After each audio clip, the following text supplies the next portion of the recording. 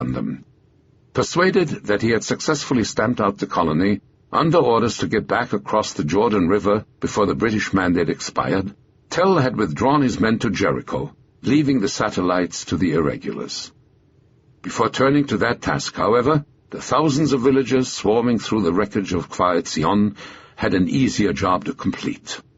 Toward late afternoon, the settlers of Masuot saw a column of trucks and farm wagons drive into the vanquished settlement. When the column left an hour later, they rushed to study it with binoculars, expecting to see their fellows being carted off to captivity in its vans. Instead, they saw the remnants of the kibbutz itself go rolling past their eyes. Spilling over with goods, the incredible column of pillage stretched on for kilometers. It seemed to one observer that Arabs were carrying away Kfar Etzion down to the last nails. There were beds, mattresses, cooking utensils, furniture, cows, mules, bales of straw, roofing. Even the Torah of the demolished Neve Ovadia was carted off to decorate some neighboring Arab village. When they had finished, Abdul Halim Shalaf, Haj Amin's principal deputy in the Hebron region, began to assemble his partisans to exterminate Kfar Etzion's 3 satellites. Determined not to fall into their vengeful hands, Ein Surim informed Shaltiel's headquarters that the survivors would try to break through the ring around them during the night and reach Jerusalem by foot. Convinced that the tactic would lead to still another massacre, Shaltiel begged the settlers to remain where they were. He began instead a race against time to save them through the intervention of the Red Cross and the consuls of Belgium, France, and the United States. From the Romanesque bell tower of the Church of the Holy Sepulchre, the resonant chimes of the Angelus told another sunset.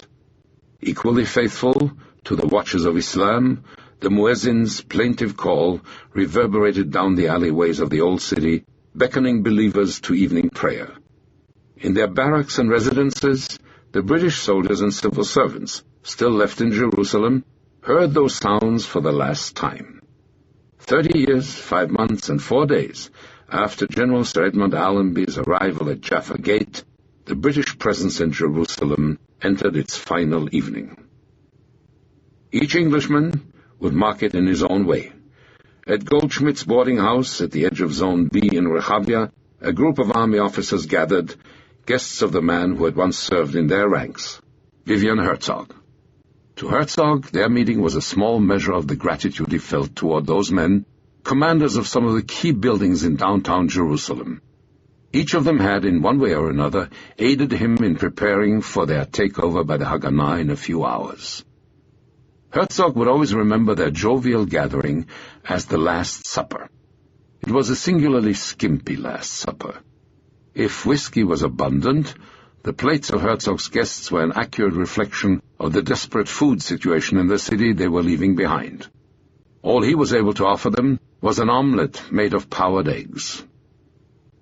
In the officers' mess of the Highland Light Infantry, in the massive old French hospice of Notre Dame, the regiment's officers donned their tartan kilts and mess jackets for a final formal dinner accompanied by their traditional drink, Athol Bros, a mixture of whiskey, honey, oatmeal, and cream. The shouts of a gigantic farewell poker game rising from a street corner in Yemin Moshe marked the final gathering in the press club. Its dreary little bar had become the last place in Jerusalem where Arabs, Jews, and Britons mingled. That bar had been the scene of not a few monumental drinking bouts in recent weeks. And huddled in its chairs, Gabe Sifroni, dean of the city's Jewish press corps, and his Arabic counterpart, Abu Said Abu Rish, had reached many a discreet agreement to help a newsman's friend or relative threatened by the Mufti's men or the Irgun and the Stern gang. Now their last emotional embraces and the cries of the poker game mingled with the noise of a radio blaring in the corner. Between martial airs and exalting Arabic odes, the Palestine Broadcasting System, now Arab-run, was informing its listeners to stand by for an important announcement from the mandatory government at 9 o'clock. The British, a few of the cynical newsmen decided, were about to announce they were not leaving after all. An intimate and elegant Last Supper in the King David Hotel united a handful of the government's senior officials, the Chief Secretary, the Attorney General, Chief Justice Sir William Fitzgerald. Offered by the hotel's Swiss manager, it was, Fitzgerald would recall, a sad and silent meal. When it was over, the little group strolled to the bay window. There, spread at their feet, its domes and spires glistening in the moonlight, was the most haunting panorama in Palestine, the rooftops of the old city of Jerusalem. Intuitively, each raised his wine glass in a silent toast to that capital of mankind, their brief reign over which was ending this night. For Assadvi, the magnificent black Great Dane of architect Dan Ben-Dor, it was a Last Supper too, and it would reward his master for all his evening walks to the British mess in the Italian hospital. After the mess sergeant had opened the final can of bully beef for the dog, he took a case of tins from the shelf. "Here," he said to Ben-Dor, "take this. It's the last time I can feed him. We're leaving tonight." "Oh, really?" said Ben-Dor as casually as possible. "What time?" 12:30, replied the cook. Half an hour later, alerted by Ben-Dor, a unit of the Haganah was in position in the streets around the hospital. In the magnificent state dining room of Government House, the chandeliers blazed over Sir Alan Cunningham's farewell dinner. Clad in dress uniforms and decorations, as though they might be staying on in Jerusalem for years to come, his senior staff officers chatted their way through a last meal together, their mood lightened by the sprightly airs of the Highland Light Infantry's regimental band. Shortly before 9 o'clock, a black Rolls-Royce escorted by a pair of armored cars drove up to the studios of the Palestine Broadcasting System. Peering from his office windows, Raji Sayoun, the station manager, understood that the man who was to make the important announcement for which he had been preparing the public had arrived. His ruddy face set in a somber mask, Sir Alan Cunningham stepped from the vehicle in which, a few minutes before, he had left his dinner guests. The Arab station manager escorted him to Studio A, a tiny broadcasting booth equipped with a microphone, a chair, and a table. At precisely 9 o'clock, Sayoun cut the recorded Arabic march the radio was playing and announced an important declaration by His Excellency the High Commissioner. Behind him, the technician flipped the switch on Sir Alan's microphone and with a sharp wave of his finger indicated to the High Commissioner that he was on the air. At his first words, Sayoun felt his throat tighten with emotion. The High Commissioner, he realized, was saying farewell to the people of Palestine. His speech was brief and poignant. When he had finished, the men in the studio watched in stunned silence as he stepped from the booth. Respectfully, Sayoun asked Sir Alan if he wished him to add a few phrases in Arabic before resuming their regular broadcasts. "No," quietly replied the High Commissioner. "Just play 'God Save the King,' please. It's perhaps the last occasion you'll have to play it."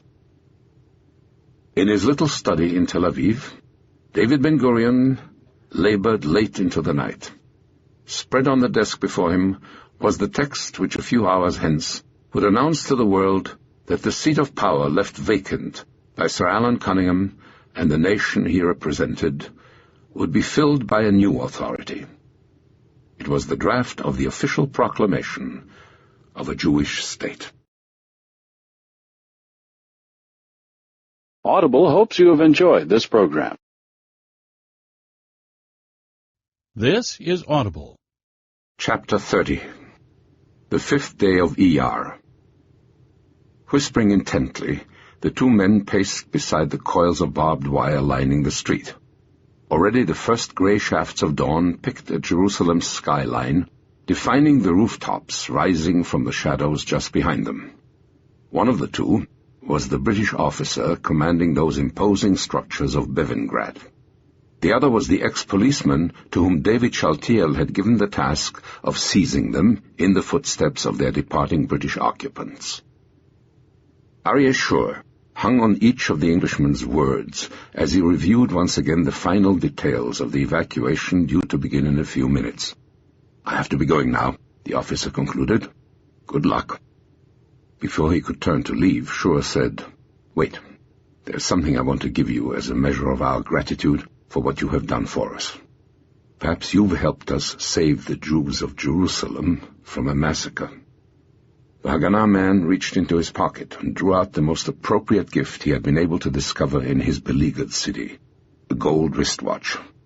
On it was inscribed the Englishman's name, the date, and one phrase to remind him in the years he would wear it of the army that had offered it to him. "With gratitude from H." With a parting handshake, Schur returned to his headquarters. In it he had assembled a self-contained telephone network.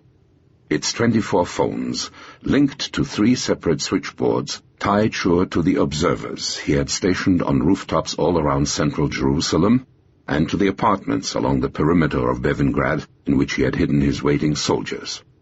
In addition, a group of post office technicians, carrying portable phones, were ready to follow his men on their advance into Bevingrad, so that Schur would be able to keep abreast of their progress almost room by room.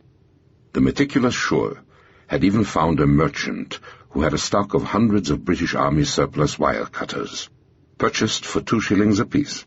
These tools would allow his men to swiftly hack their way through the dense forest of barbed wire on the Jewish side of Bevingrad. Now Schur's weeks of preparation were about to pay off. One of the lights on his switchboard lit up. It was an observer calling.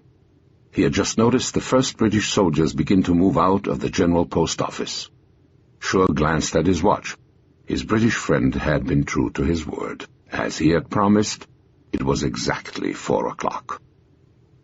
In Notre Dame and Bevingrad, in the Allenby and El Alamein barracks on the Hill of Evil Counsel, and in the nearly deserted lobby of the King David Hotel, the departing British had begun to stir to life as soon as the first shafts of sunlight fell on the city. Soldiers heaved a last duffel bag onto their trucks. Civilians packed away their last belongings and souvenirs for their trip home. All over the city, motors coughed to life, vehicles fell into columns, and men marched toward their assembly points. To Brigadier C.P. Jones, the last act of the British Army in Jerusalem would be a straightforward military movement. To designate the city during the operation, his signals officer had selected a code word, barren of even a hint of the history, the religious vocation, the prestigious nature of the community his compatriots were leaving. Jerusalem on this Friday morning, May 14th, 1948, was cod. By 7, the first columns were ready to move.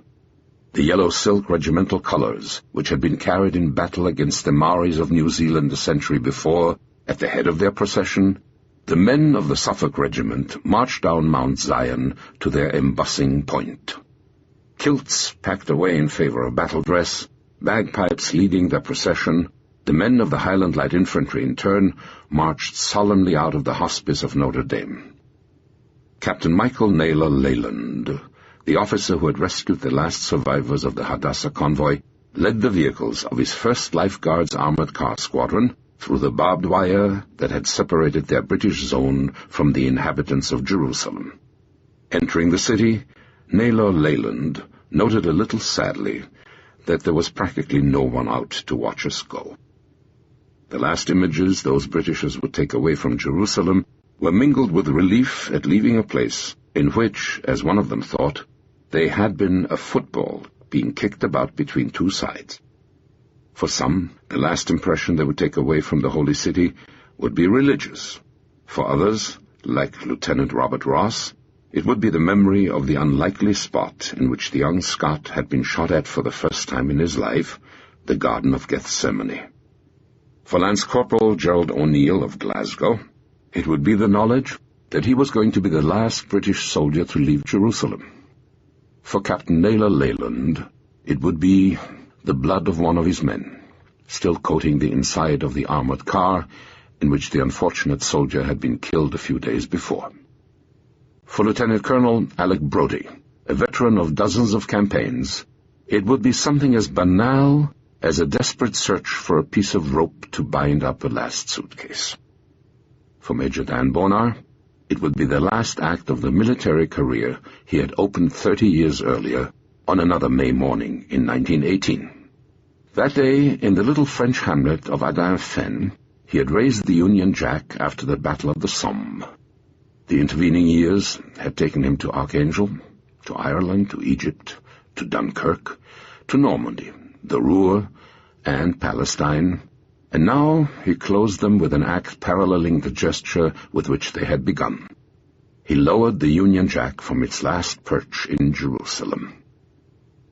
For Captain James Crawford, it was the sight of an elderly sheik, hand upraised in a perfect military salute, a gesture Crawford saw as a mark of respect to the comrades I was leaving behind, who had given their lives in a fight that was not really theirs. For General Jones, it was wandering through the empty rooms of Government House, on a last inspection, each room as neat and spare as a pin.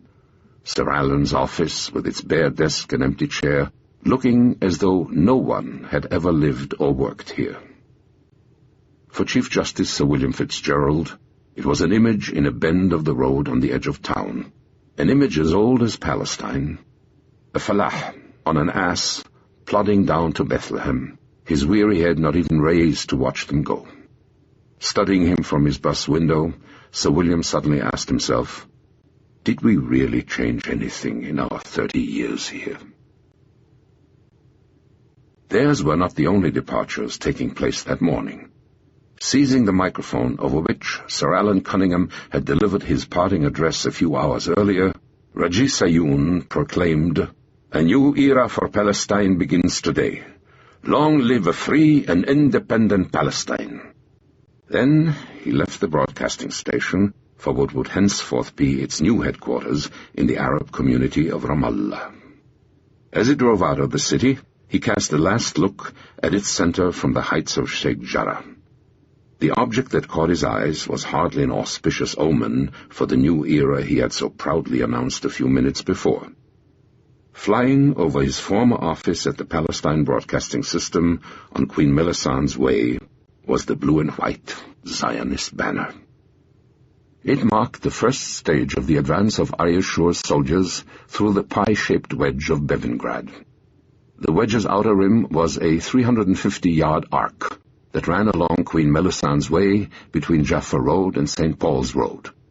Its sides, barely a quarter of a mile long, followed the narrowing course of those two roads to the point at which they met, opposite the walls of the old city, between New and Jaffa gates. Most of Shur's targets were inside that triangle. He had also to seize a strip of buildings, including the General Post Office and the Telephone Exchange, that ran like a continuous cement barrier down Jaffa Road just across the street from Bevingrad. His last major objective was the Hospice of Notre Dame, vacated by the Highland Light Infantry. Built in the shape of an E, it lay next to the point of the Bevingrad wedge opposite the old city wall. From its high wings, gunmen could control both the old city to the southeast and the heart of New Jerusalem to the west. To carry out his assignment, Shur had 400 Haganah men and 600 Home Guard volunteers. By 8 o'clock, his first units had crossed Queen Melisandre's Way and slipped into Bevingrad's northwestern perimeter, the rim of the pie-shaped wedge. At the same time, he sent some of his men with their wire cutters to cut the carpet of barbed wire coils blocking access to its buildings. Others with ladders began to scale its walls. One unpleasant surprise greeted them.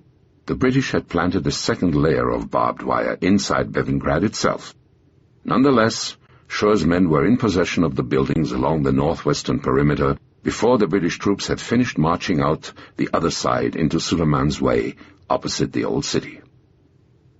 In the General Post Office building, the 40 men of Shur's Players Brigade took over the instant the British withdrew.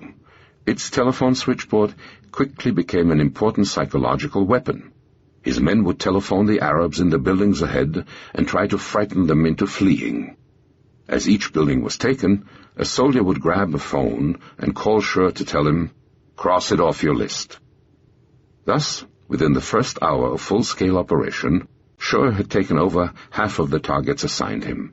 Only 2 areas gave him concern: along St. Paul's Road, bordering the Arab neighborhood of Musrara, the Arabs managed to get a thin foothold inside Bevingrad around the central prison.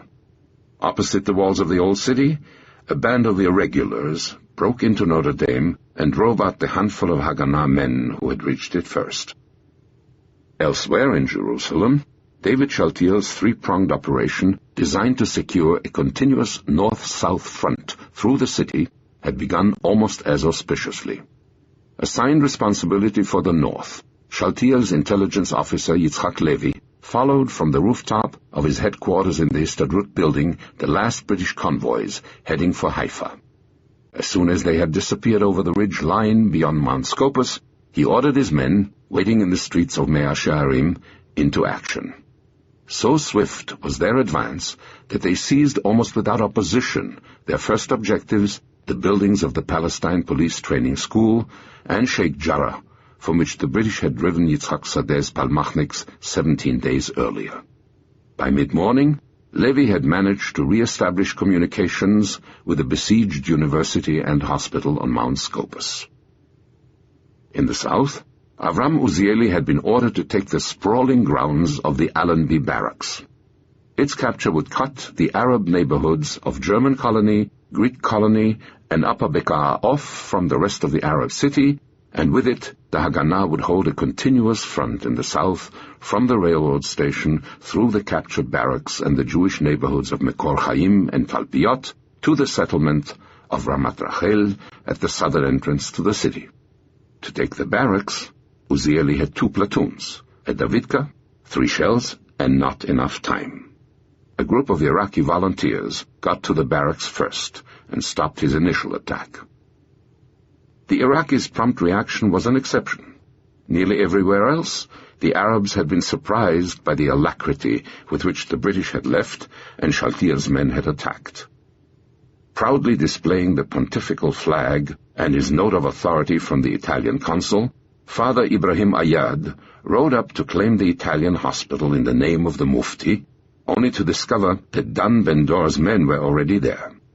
Munir Abu Fadl, the former police officer in charge of the old city's defenders, realized that the British were leaving when he saw their passing convoys as he walked his bulldog, Wolf, along the walls of the old city.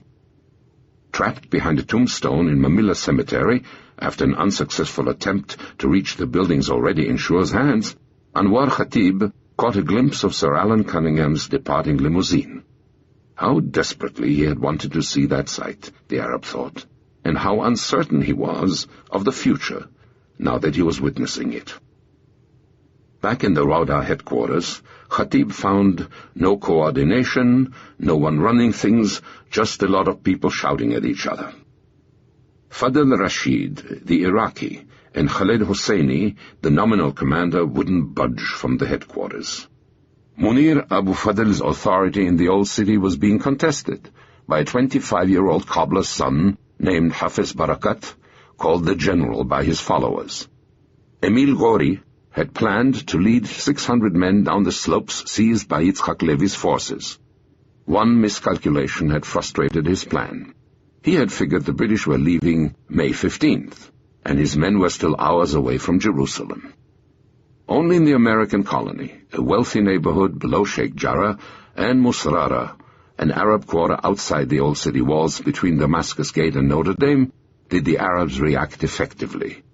There, schoolteacher Bajhat Abu Garbieh, leading a mixture of Syrian Muslim brothers, Iraqis, and Lebanese volunteers, offered Shaltiel's men their only serious opposition. If the morning had been an almost unmitigated disaster for the Arabs of Jerusalem, 10 miles south of the city, thousands of other Arabs were about to secure a victory whose repercussions would deprive the Haganah of the pleasure their successes in Jerusalem should have brought them. The 3 surviving satellites of Kfar Etzion were about to surrender. Shortly before dawn, a barely audible radio message had informed the settlers that the negotiations to save them from a massacre similar to the one that had befallen their comrades in the central kibbutz had succeeded. They too, however, were going to pay the price for having sought to cultivate the barren hills of Kfar Etzion. In a few hours, they would begin an experience familiar to generations of their people, they would be going to captivity in Amman. From the rooftop on the infirmary of Maswat, Uriel Ofek, the poet enlisted in the Palmach, had watched the Arabs swarm toward the kibbutz for hours. They were so numerous that it seemed to Ofek that all the villages between Jerusalem and Hebron must have been drained of men. A fragile ceasefire, arranged by the Red Cross, had been in effect since 4 a.m. Sensing the ease of the victory before them, the hordes clamored for the chance to submerge the 3 colonies while their tense defenders watched their growing build-up with despair. The Red Cross delegation, sent to arrange the surrender, was swamped in a sea of shouting people before they could even get near the first kibbutz. When they did, its leaders, aware of the massacre that had taken place at Kfar Etzion, insisted on surrendering to the Arab Legion. An emissary was sent to a Legion detachment left behind in Hebron in violation of the army's orders to leave Palestine before the mandate expired. It was a breach of orders for which the settlers left in Kfar Etzion would later have cause to be grateful. The detachment and its transport finally arrived at noon, and the surrender began. At each settlement, the Haganah officers refused to hand over their arms until their women and wounded were in ambulances and their men safely aboard the Legion's trucks. At Ein Surim, a settler went back to the dining hall, already filled with looting irregulars, to take the Sefer Torah from the walls. At Masuot, a rabbi began to recite the Sabbath prayers. Tears streaming down their faces, the men around him replied, "The Lord is righteous, my rock, in whom there is no evil." In the radio room, an operator tapped out a last message. "Tonight, we shall no longer be here." So ends the chapter of the Etzion block. As the trucks rolled off each hill, the prisoners caught their last glimpse of the buildings on which they had labored so hard. One by one they burst into flames. Then, like a swarm of locusts, the Arab multitudes descended on their orchards and vineyards. As if to eradicate forever the last trace of that foreign intrusion upon their ancient hills, they tore out by the roots the settlers' young trees, beginning to blossom with the fruit of their first harvest. Miles away, in Haifa harbor, a pair of greasy hawsers consummated another Haganah setback at the hands of a different enemy. As soon as the port's stevedores had firmly secured the SS Borea to a quay, a platoon of British troops marched up and formed an arc around the ship. No one, the platoon's commander informed the captain, would be allowed on or off the ship.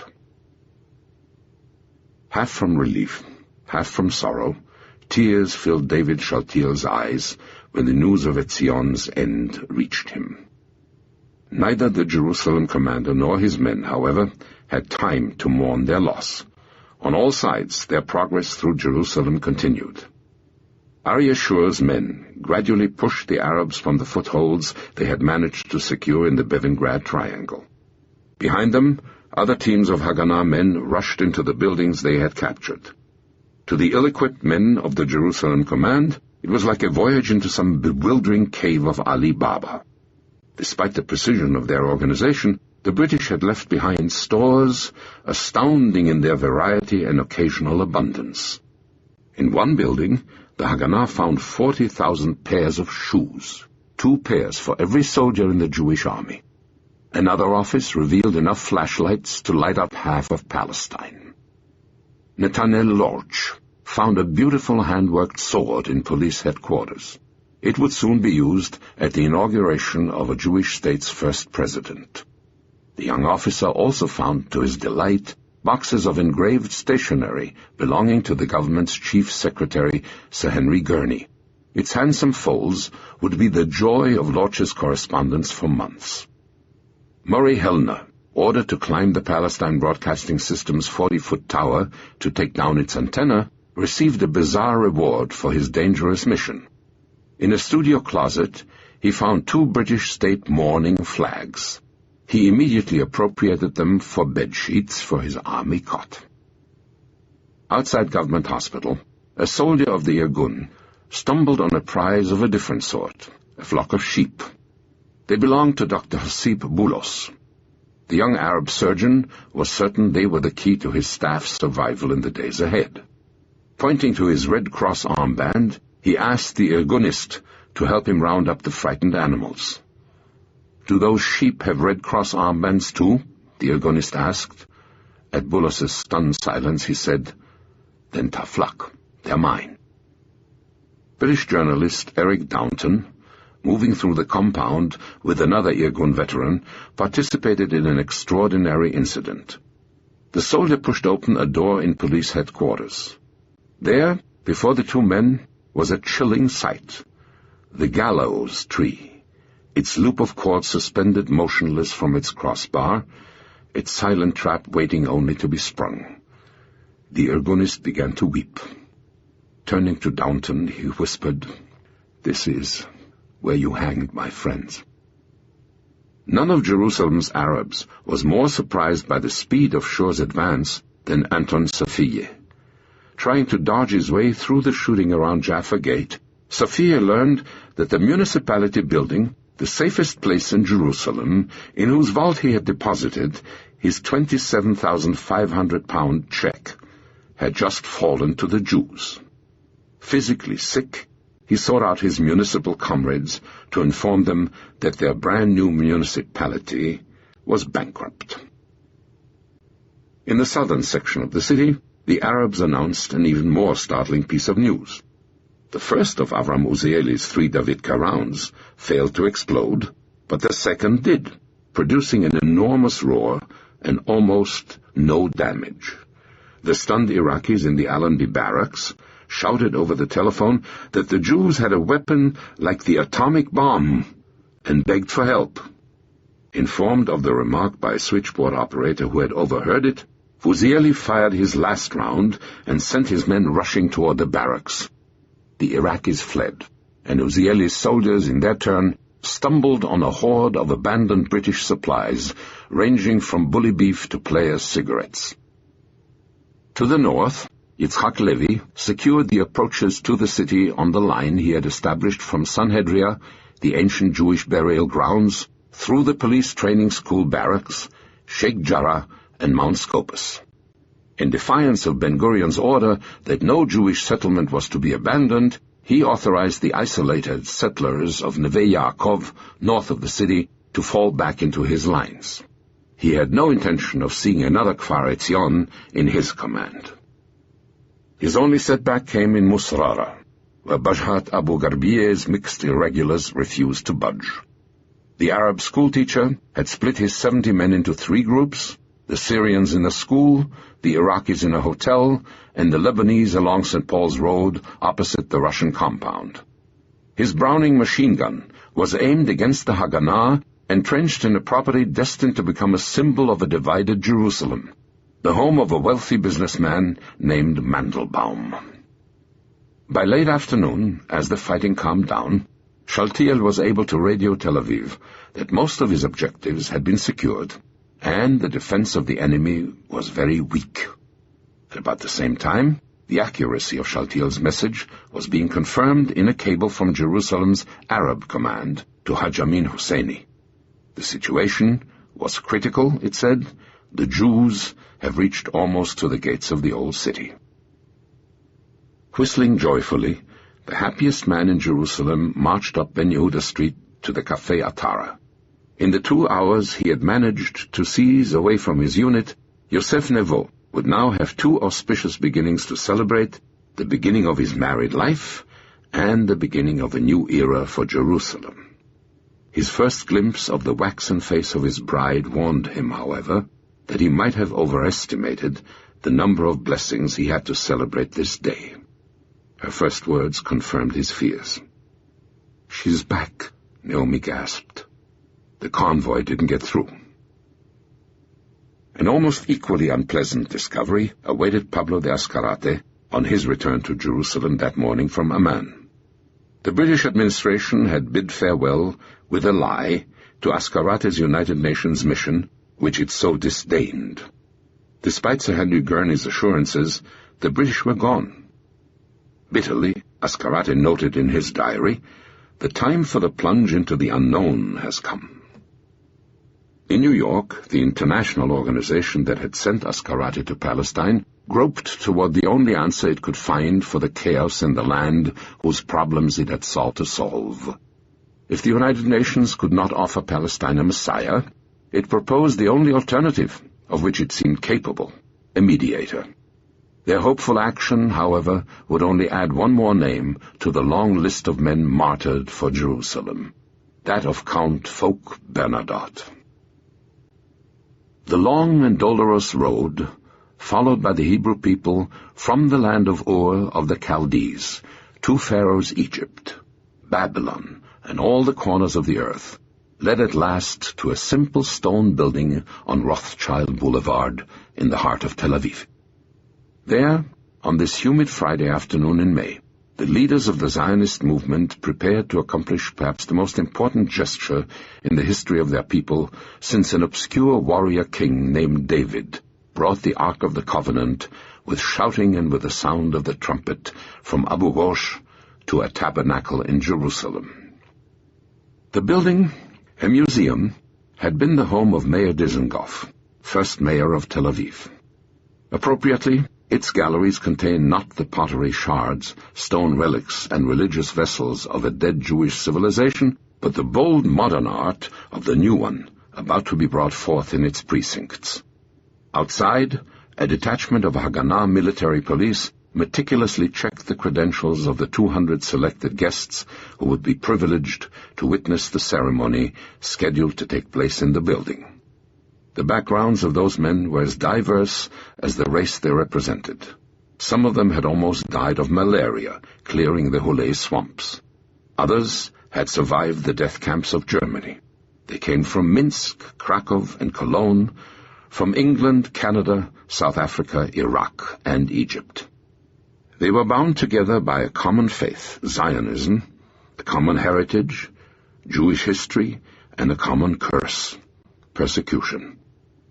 Looking down upon them as they gathered was a portrait of the black-bearded Viennese newspaperman who has founded the movement that had brought them to the Tel Aviv Museum's main gallery. Barely 53 years had passed since the January day when Theodor Herzl had witnessed the public humiliation of Alfred Dreyfus. They had been years of anguish for his people, and the most apocalyptic of the visions he could have imagined that morning on the Champ de Mars had just overwhelmed them. Yet there had been years of triumph too, and because his followers had willed it, the Jewish people were about to have a state of their own. At precisely 4 o'clock, David Ben-Gurion rose and sharply rapped a walnut gavel on the table before him. Clad in a dark suit, a white shirt, and, in deference to the solemnity of the occasion, a tie, the Jewish leader picked up a scroll of white parchment. Indicative of the haste with which this ceremony had been prepared was the fact that the Tel Aviv artist commissioned to prepare the scroll had had time to finish only the decoration. The text Ben-Gurion was about to read had been typed on a separate piece of paper and stapled to the parchment. "In the land of Israel, the Jewish people came into being," he began. "In this land was shaped their spiritual, religious, and national character. Here they lived in sovereign independence. Here they created a culture of national and universal import and gave the world the eternal book of books." He paused an instant to ensure a properly purposeful tone to his delivery. Always the realist, Ben-Gurion was not carried away by the exaltation of the moment. In a few hours he would note in his diary, as on November 29th, "I mourn among the happy ones." He had lived for 2 years with the declaration he was reading. He was saying the words, but, as he would one day recall, there was no joy in my heart. I was thinking of only one thing, the war we were going to have to fight. "Exiled from the land of Israel," he said, "the Jewish people remained faithful to it in all the countries of their dispersion, never ceasing to pray and hope for their return and the restoration of their national freedom. Impelled by this historic association, Jews strove throughout the centuries to go back to the land of their fathers and regain their statehood. In recent decades, he reminded his audience, they returned in their masses. They reclaimed the wilderness, revived their language, built cities and villages. It was, he continued, the self-evident right of the Jewish people to be a nation as all other nations in their own sovereign state. Accordingly, he said, by virtue of the natural and historic right of the Jewish people and of the resolution of the General Assembly of the United Nations, we hereby proclaim the establishment of the Jewish state in Palestine, to be called Israel. One by one, he set out the principles that would guide the new nation. Principles of liberty, justice, and peace, as conceived by the prophets of Israel. Full social and political equality for all citizens without distinction of religion, race, or sex. Freedom of religion, conscience, education, language, and culture. Safeguarding of the holy places of all religions, and the loyal upholding of the principles of the United Nations Charter. Crammed into the only space they had been able to find for their transmitters, a toilet just off the museum's main room, the technicians of the new nation's radio service felt their throats constrict with emotion. Except for the labored breathing of a handful of old men, the main gallery was silent, as though even a foot scraping on the floor might detract from the grandeur of this moment, so long awaited by so many. Later, to some of those present, the intense silence of their gathering would seem a mystic evocation of their 6 million dead. We appeal to the United Nations to assist the Jewish people in the building of its state and to admit Israel into the family of nations, Ben-Gurion read. We offer peace and amity to all the neighboring states and peoples. Our call goes out to the Jewish people all over the world to stand by us in the great struggle for the fulfillment of the dream of generations, the redemption of Israel. With trust in the Almighty, he concluded, we set our hand to this declaration at this session of the Provisional Council of State in the city of Tel Aviv on the 5th day of Iyar, 5708, the 14th day of May, 1948. When he had finished, he said, let us all stand to adopt the scroll of the establishment of the Jewish state. Choking with emotion, an elderly rabbi offered thanks to him who hath kept and sustained us and brought us unto this time. One by one, the leaders in the room put their signatures on the scroll. Then Ben-Gurion announced that the British White Paper of 1939, with its restrictions on Jewish land purchase and immigration, was annulled. Otherwise, all mandatory laws would remain in effect for the time being. It was 4:37 p.m. The entire ceremony had taken barely half an hour. Once more, Ben-Gurion picked up his gavel and rapped the table. I hereby declare this meeting adjourned, he said. The state of Israel had come into being. At almost the same time, on the banks of the Nile, another ceremony was taking place. Its focal point, too, was a scroll, the diploma of the Royal Egyptian Army Staff College. Few men's lives would be affected as much by the declaration that had been read in Tel Aviv as that of a distinguished 30-year-old graduate of that course. The cataclysm it would produce would drive him to the forefront of world politics and lead his fellow Arabs to hail him as their people's greatest leader since Saladin. For the moment, a simple joy filled the heart of Captain Gamal Abdel Nasser. He had just received his first major assignment. Within 48 hours, he was to report for duty as staff officer of the 6th Battalion on its march to Tel Aviv and the destruction of the state proclaimed by David Ben-Gurion. Dusk was beginning to fall. Away to the south, caught between the mountains of Moab and Judea, the motionless waters of the Dead Sea cast back the sun's light like a silver mirror. 5 miles to the east of the assembly area that John Glubb had chosen for his Arab legion, in the rhododendrons and rushes of the perennially green Wadi Shuaib, lay the Allenby Bridge and the Jordan River. On the other side of the river, Glubb could see the brown stone rooftops of Jericho, and beyond them the imposing 4,000-foot-high wall of the Palestine mountains. Just behind Jericho, between the Mount of Temptation and Kerith Brook, where the ravens had fed Elijah, a little spur ran up that mountain wall. Glubb studied it intently. It was his secret pride. For 4,000 pounds, the villagers beyond Jericho had turned it into a track capable of taking his armored cars and vehicles, and unmarked on his foes' maps. At midnight, the 4,500 men of his Arab legion, now lined up before him in parade formation, would begin moving into Palestine over that mountain spur, along which, 25 centuries before, Joshua had led the children of Israel in the invasion of the Promised Land. Glubb looked at that line of troops before him with pride and a broken heart. He had known some of those men since they were infants, placed in his arms by their proud fathers. The Arab Legion was Glubb's life, and he despaired at the thought of its being torn apart in a war. Yet he understood the terrible pressures building up in the Arab capitals.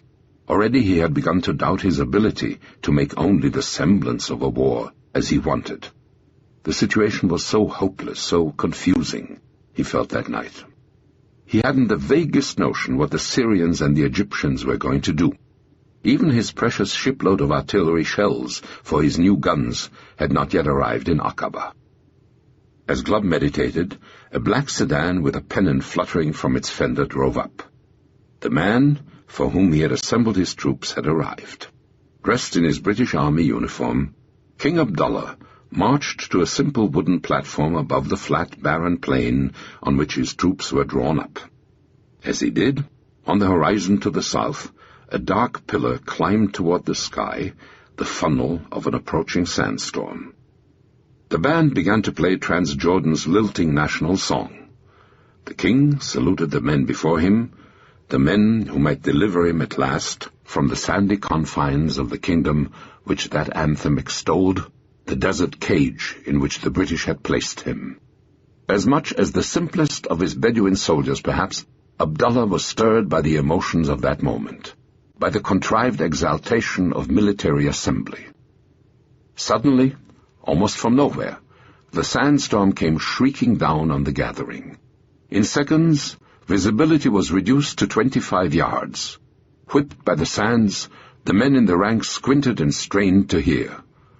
Months later, Major Abdullah Tell would think the sandstorm was a protest from God against the conspiracy that was sending us into Palestine, not to fight, but to add land to Abdullah's kingdom. Tell himself heard only the first 3 words the king uttered. "My dear sons." The rest was lost in the wind. The king finally abandoned his efforts to speak. Instead, he pulled his pistol from his holster and fired it into the air.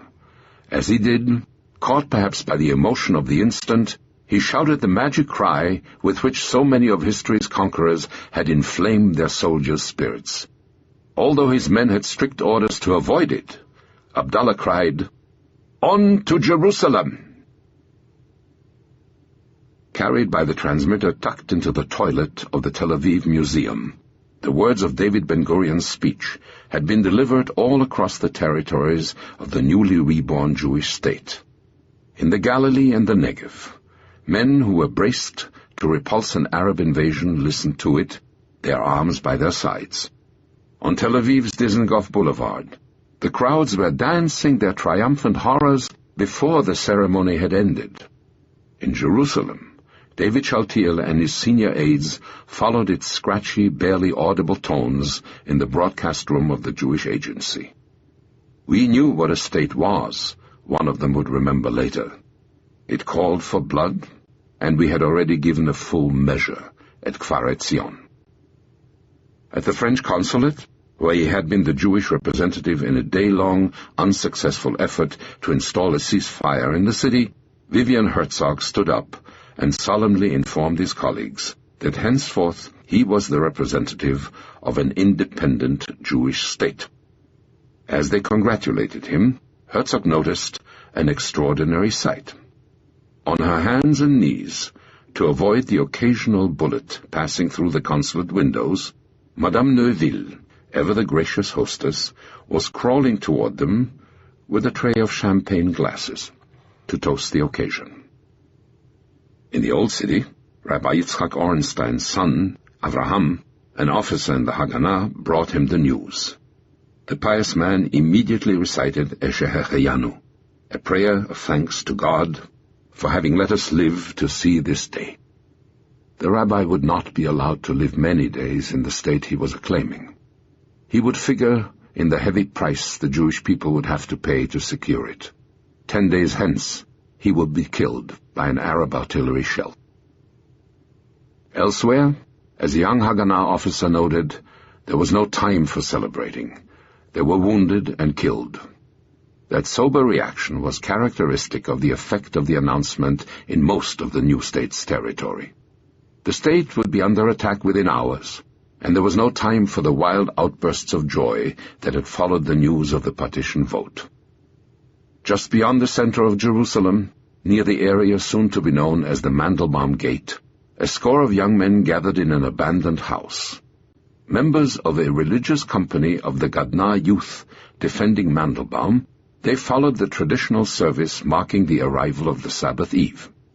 Without religious candles to illuminate the room that was their improvised house of worship, they huddled together in the semi-darkness. They had only a couple of prayer shawls and 2 or 3 prayer books which they passed from hand to hand. Yet for their leader, Yaakov ben-Ur, their impoverished service would always be the most memorable religious ceremony of his life. Their rifles stacked at the door, the sound of gunfire ringing through their half-ruined building, the news of Ben-Gurion's declaration still fresh in their minds, Ben-Ur and his teenage soldiers began to chant the ancient words, "Blessed art thou, O Lord, who spreadest the shelter of peace over us, and over all thy people Israel, and over Jerusalem." For the 359 survivors of the Etzion block, the Sabbath Eve that marked the rebirth of the land to which they had dedicated their lives would be a painful memory. Covered with insults, spit, and an occasional blow, they were marched through the streets of Hebron, its angry populace screaming for their blood. Only the vigilance of their Arab Legion guards prevented a new massacre from marring this historic Sabbath Eve. And for those men and women, many with flesh still scarred by the numbers of Auschwitz, Dachau, and Buchenwald, that interminable corridor of hate would lead not to the freedom they had sought here, but to the barbed wire of still another camp. Just outside Bethlehem, a bus bore their seriously wounded in the opposite direction, back to Jerusalem. Abras Tamir, who had commanded the settlement from a stretcher, saw an Arab Legion sergeant leap into the bus during a momentary pause. Half conscious from the blood he had lost, Tamir watched as the man shouted to them in Arabic, "Your Ben-Gurion has just declared a Jewish state, but we will finish you in 7 days." It was Tamir's first news of the state. He tried to sit up to cry his joy, but too weak he fell back exhausted. As he did, he felt tears of pride and pleasure fill his eyes, and his mouth twist into a sob. An immaculately uniformed British naval officer climbed up to the bridge of the SS Borea in Haifa harbor and smartly saluted her captain. With a glance at his watch, he announced, "It's 10 o'clock. In exactly 2 hours' time, His Majesty's government mandate in Palestine is due to expire. I've been requested to inform you that at that time your guard will be withdrawn, and this vessel and all she contains returned to your custody." While the Borea's stunned captain struggled to assimilate this final gesture of the dying administration, the officer saluted once again. "Good luck," he said, and marched off the bridge. At the end of a promontory pointing into Haifa harbor from under the shadows of Mount Carmel, a solitary figure stood looking out to sea. On a rainy November night in 1917, wrapped in a poncho on a hilltop above Jerusalem, James Pollock had witnessed the opening act of Great Britain's Palestine drama. Tonight, Jerusalem's last district commissioner had come to this lonely outcropping to witness the last act of the regime to which he had devoted his adult life. In the harbor, on board the cruiser Euralias, Sir Alan Cunningham climbed slowly up the passageway leading to the bridge. There the ship's captain motioned him to a large wooden platform in its center. As Cunningham mounted it, the ship's crew cast off the ropes holding her to the shore. Slowly the ship moved into the channel, where an aircraft carrier and half a dozen destroyers of the British Mediterranean Squadron lined her passage out to sea. On their decks, in dress whites, their crews moved to a salute. At a signal, all their searchlights fell on the lonely man on the bridge of the Euralias. Gathering speed, the cruiser slipped along the majestic line of ships. As she drew abreast of the aircraft carrier, a band on the quarterdeck played God Save the King. Listening to the strains of his nation's anthem filled the night, hearing the swish of the water sliding under the Euralias's keel, Cunningham thought, "It's the end of the show." Overwhelmed by the poignancy of the moment, he kept his regard fixed on the magnificent bulk of Mount Carmel slowly receding behind him. As the hymn finished, the band, in honor of Cunningham's Scottish blood, began to play him out of the harbor to the Highland Lament. Hearing its melancholy strains come drifting across the water, the departing High Commissioner felt tears fill his eyes. How fitting, he thought, that he should be going home to the sad notes of that tune. It had all begun so well, and ended so badly. What a world of squandered hopes between Lord Allenby's magnificent gesture, dismounting his horse at Jaffa Gate because he would not ride over the stones on which his Saviour had carried his cross, and his own hurried departure from Jerusalem this morning. How much had gone into this land? How many Britons had died to conquer it, to govern it, in the name of an impossibly contradictory set of promises? And now, after all those disappointments, after all those years, after so many efforts, it had all been a failure. We're leaving, and the end is war and misery. As Sir Alan's cruiser finally reached the 3-mile limit, she hove to for the act that would officially mark the end of Great Britain's Palestine mandate. From one end of the ship to the other, an enormous spray of fireworks arched into the Mediterranean sky, sprinkling the dark night with ribbons of orange, red, and yellow. When the last spark tumbled hissing into the sea, Sir Alan thought, "That's the end. It's all over." He glanced at his watch. Then he gasped. It was only 11 o'clock. Britain's star-crossed Palestine mandate had not been able to end without one final error. It had been terminated 1 hour too soon. The ship's captain had forgotten to take into account the difference between British summer time and Palestine time. Part 4. Jerusalem, a City Divided. May 15th, 1948 to July 17th, 1948. Chapter 31. These Shall Stand. The shriek of a locomotive whistle swept down the ill-lit station platform. With a series of metallic clangs, the long line of cars lurched forward. All along the platform, the wives, parents, friends, and children of the departing troops cheered and clapped. Leaning from the train's windows, the men of Egypt's 6th Infantry Battalion laughed and waved back. They were heading to the Sinai, to war, but their mood was as gay as that of the crowd seeing them off in Cairo's Abbasiyah station. Lieutenant Mohammed Rafat, the battalion's 26-year-old intelligence officer, was certain they were off on a promenade. In a month, he had assured his fellows, they would be back to a reception even gayer than the one marking their departure. Everywhere in the Egyptian capital, other rituals of war were being performed. At midnight, after playing the march from Aida, Egypt's national anthem, Cairo radio announced the imposition of martial law, and the Sheikh of Al-Azhar proclaimed, "The hour of the holy war has struck." All Arab fighters, he said, must look upon the struggle for Palestine as a religious duty. Prime Minister Nokrashi Pasha announced that the nation was invading Palestine to save it from Zionism and bring peace back to its borders. A few minutes later, the Egyptian Foreign Ministry officially informed the United Nations Security Council that with the termination of the British mandate, Egyptian armed forces have started to enter Palestine. At Al-Mazar airport, crews were already loading the bays of Egypt's half-dozen bombers for their first air raids of the war. A discordant reminder of the conflict marred even the candlelit roof garden of the Semiramis Hotel overlooking the waters of the Nile. A group of uniformed men in capes clustered around a table in one corner of the music-filled terrace. Proudly attired in his field marshal's uniform, a pretty girl by his side, King Farouk studied with his operations staff the first moves of his army's triumphant march to Tel Aviv on the map spread before him.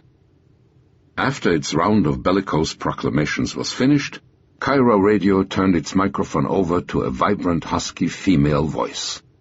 No speech, no martial air, no heroic poem could move the masses of the Arab world as that voice did. It belonged to a plump, middle-aged balladeer named Khalsoom. In every corner of the Arab world, radio switched on in the early morning of May 15th to hear her sing. Appropriately, the long and plaintive ballad she had chosen to perform extolled a sight as universal in its appeal to her audience as her legendary voice. Jerusalem. In his home in Beirut, the Prime Minister of Lebanon woke his sleeping daughters so that they could hear the tremulous accents spilling from the radio. When Khalsoom had finished her evocation of the Prophet's ascent to heaven from the Dome of the Rock, Riyad Sal's eldest daughter Alia saw tears in her father's eyes. My God, he murmured, let the rock remain in our hands always." Across the mountains in Damascus, the Syrian government closed its frontiers, proclaimed martial law, and gave its radio over to the non-stop broadcast of military marches. In Baghdad, Nouri as-Said, the man whose aides had vowed that his army would take Haifa in 2 weeks, had thus far dispatched only 2,000 troops to Palestine. Sir Alec Kirkbride scathingly denounced their commander as an incompetent idiot, incapable of commanding a squad of infantry. Nouri, however, vowed that between 2 and 3 million tribesmen were ready to march on Palestine. Even the Arab League's Azam Pasha, who privately abhorred the turn events had taken, was swept up by the emotion of the hour. "This will be a war of extermination and a momentous massacre," he predicted in a phrase that would haunt him for years, "which will be spoken of like the Mongolian massacres and the Crusades." Haj Amin Hosseini's spokesman, Ahmed Shukeri, announced the Arabs' goal as the elimination of the Jewish state. The foreign press was not immune to the spell cast by the Arab orators. Reuters from Cairo referred to an Egyptian army of 200,000 men. The New York Times correspondent in Damascus described a Syrian brigade speeding toward the Galilee after a lightning feint toward the Mediterranean. At exactly 5 minutes after midnight, the advance party of the Arab Legion left the staging area in which a few hours before a sandstorm had drowned out the final exhortation of King Abdullah. Riding at the head of the main column in an open jeep was the adjutant of the 4th Regiment, Captain Mahmoud Roussan. There was almost no moon, and the column moved without headlights. The only sound Roussan could hear was the low rumble of the engines.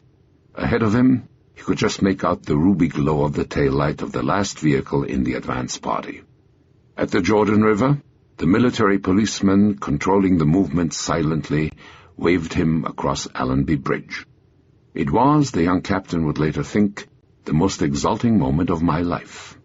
He was certain that within 15 days they would be coming back across that bridge, a triumphant army, having undone the wrong of partition. As he had on partition night, David Ben-Gurion went to sleep early on May 14th to conserve his energies for the trials ahead. Once again he was awakened by a messenger, bringing him news from the New World. Shortly after 1 o'clock, a telephone call informed him that the United States had officially recognized the new state. He understood at once that the gesture would be a great moral encouragement to our people. That announcement, greeted by Ben-Gurion with so much pleasure, was the culmination of 5 days of intensive activity in Washington to alter the decision taken in President Truman's office May 9th. Largely through the efforts of Clark Clifford, Secretary of State Marshall had been persuaded to reconsider his stand and recommend to the President that the United States recognize the new state. Delighted, Truman had ordered Clifford to set the machinery of recognition in motion.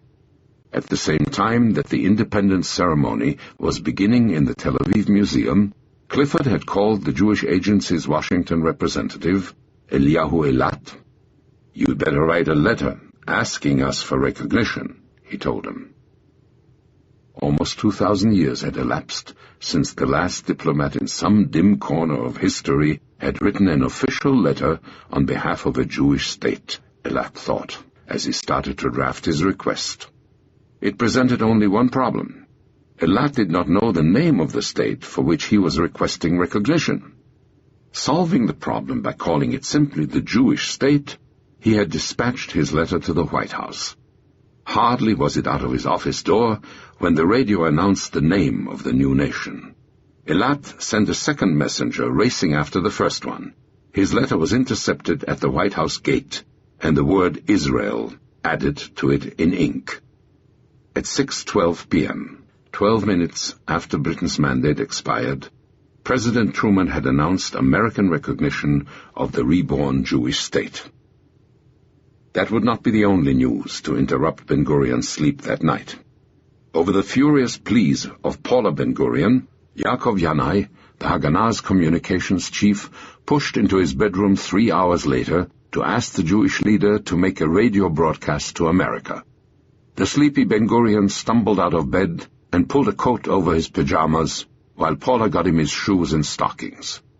He had barely begun his broadcast from a secret Haganah transmitter when the planes being loaded in Cairo a few hours before arrived over Tel Aviv.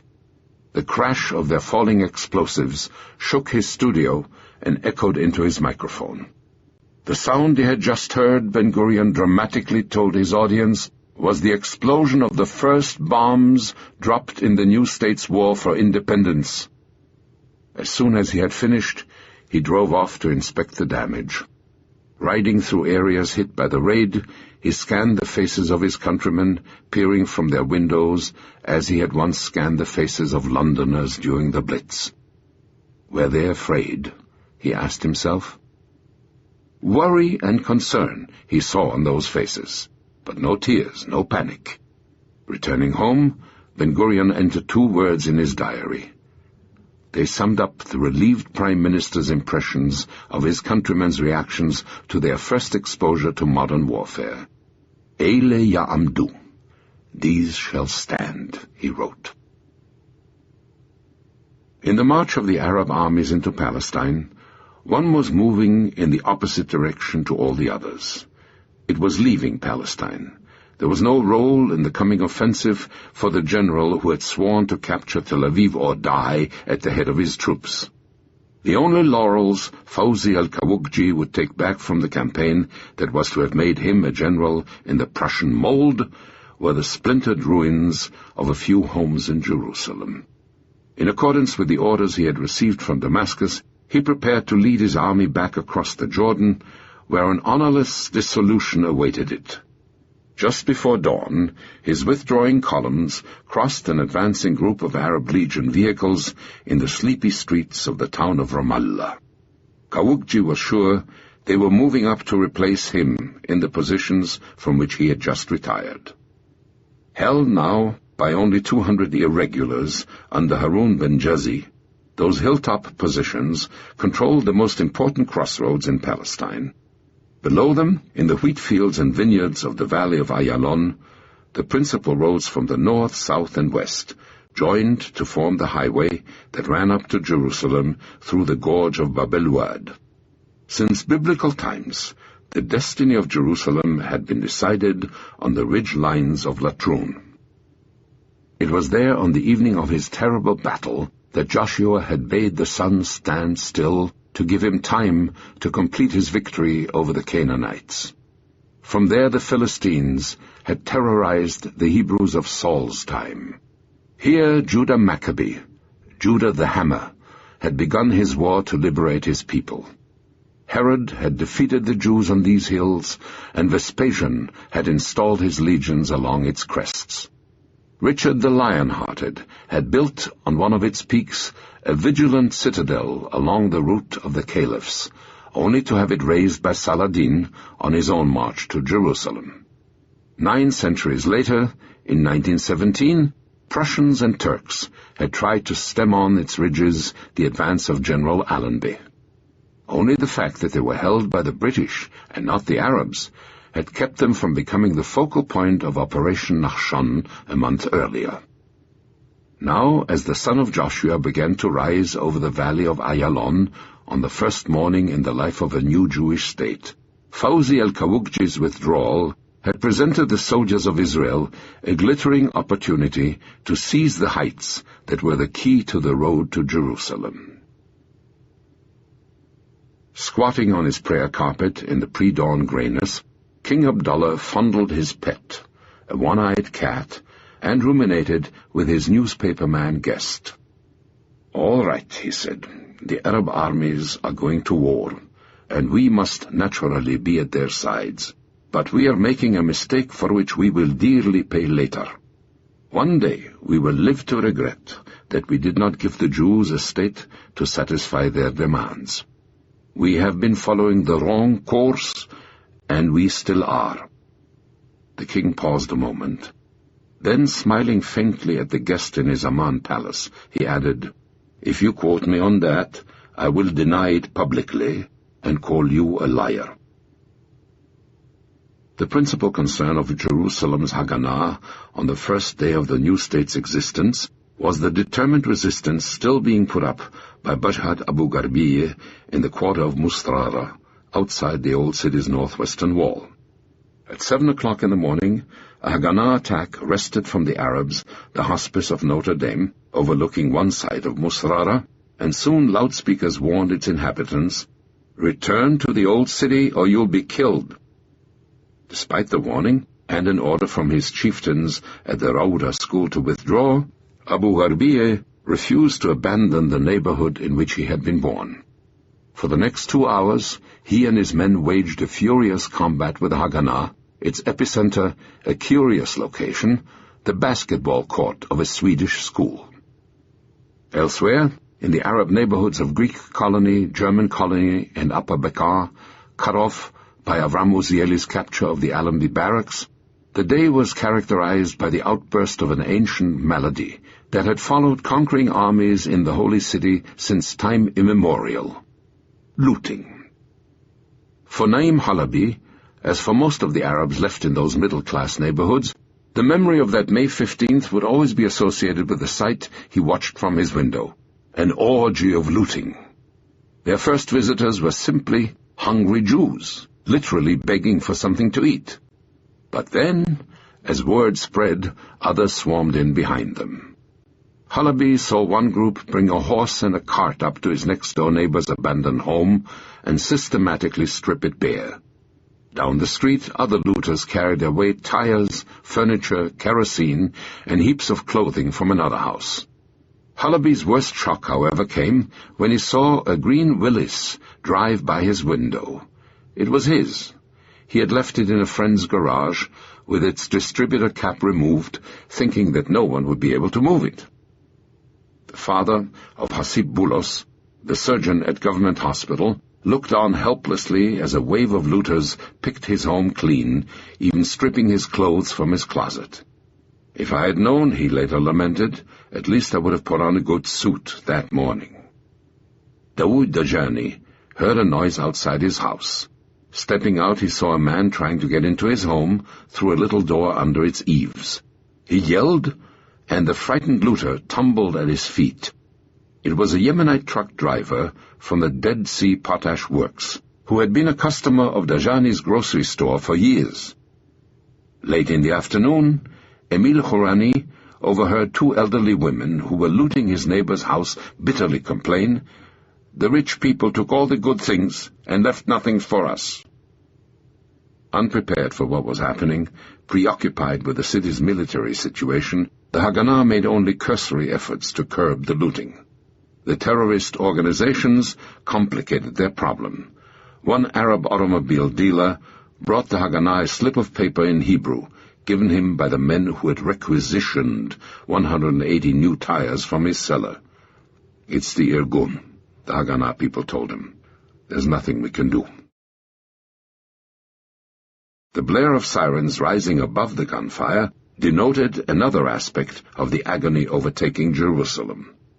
On both sides of the city, her inhabitants, Arab and Jew alike, were paying with blood for their attachment to Jerusalem. The emergency clinics and operating theaters established in the new city by the Magen David Adom were already overflowing. Deprived of their facilities in Mount Scopus, the Jewish medical establishment had converted their neighborhood clinics into military hospitals. They had even rented the classrooms of the St. Joseph Convent School to supplement their limited hospital space. Bandages, plasma, antibiotics, and 2,000 flasks of blood had been divided among the clinics. Water was desperately short. What had been used to scrub wounds was meticulously saved to wash the floors. Since laundries couldn't work, sheets were taken from the dead to welcome the wounded.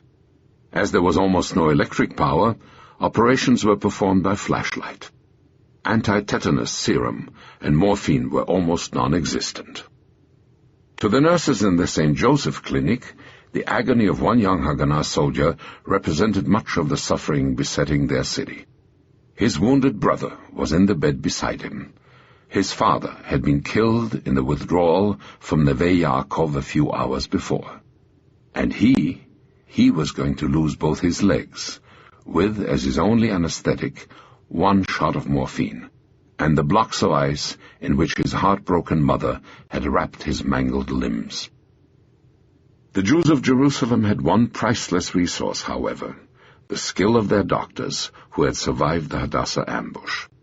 They were men like Dr. Edward Joseph, a brilliant abdominal surgeon in the clinic of the Street of the Prophet. Twice, in 1929 and 1936, the grey-haired graduate of the University of Edinburgh Medical School had cared for his fellows wounded defending their city. Almost speechless with fatigue, he labored hour after hour on the battered bodies of the Haganah wounded. A few hundred yards away, an Arab doctor struggled to imitate the movements that had made Dr. Joseph world-famous. Dr. Ibrahim Talil had never operated on the abdomen. He had no assistants, and his only nurse was busy somewhere else. As in so many other domains, the confusion and disorder in his improvised hospital were part of the price the Arabs were paying for their failure to organize their society. Only after repeated warnings from the British and the Red Cross had they established an emergency clinic in the Austrian hospice on the Via Dolorosa by the 4th station of the cross. It lacked almost everything: fuel, electricity, water, bandages, blood, penicillin, anesthetics, plaster, even food. Volunteers were going from door to door in the old city begging for a jar of kerosene, a box of sugar, a sheet, or a mattress. Its equipment, brought in haste by the young Dr. Tlil 3 days earlier, consisted of an antiquated sterilizer, one old operating table, some plasma, penicillin, and morphine. Cut off from government hospital and the other institutions on which they had relied in the new city, the Arabs could offer their wounded little more than a stopping-off place on the way to the grave. Even the men on whom they had counted were absent. Dr. Hasib Boulos, who could have performed the operation haunting Dr. Talil, was trapped in government hospital. Despairing, the young Palestinian took the only course open to him. He ran up the stairs to his bedroom and grabbed one of the 6 enormous volumes on his bookshelf. Talil had bought them in London for 6 guineas. Frantically he plunged into the pages of Love and Bailey's Emergency Surgery, in search of the knowledge that would save the man dying on his operating table. His patient, suffering from a perforated colon, was saved.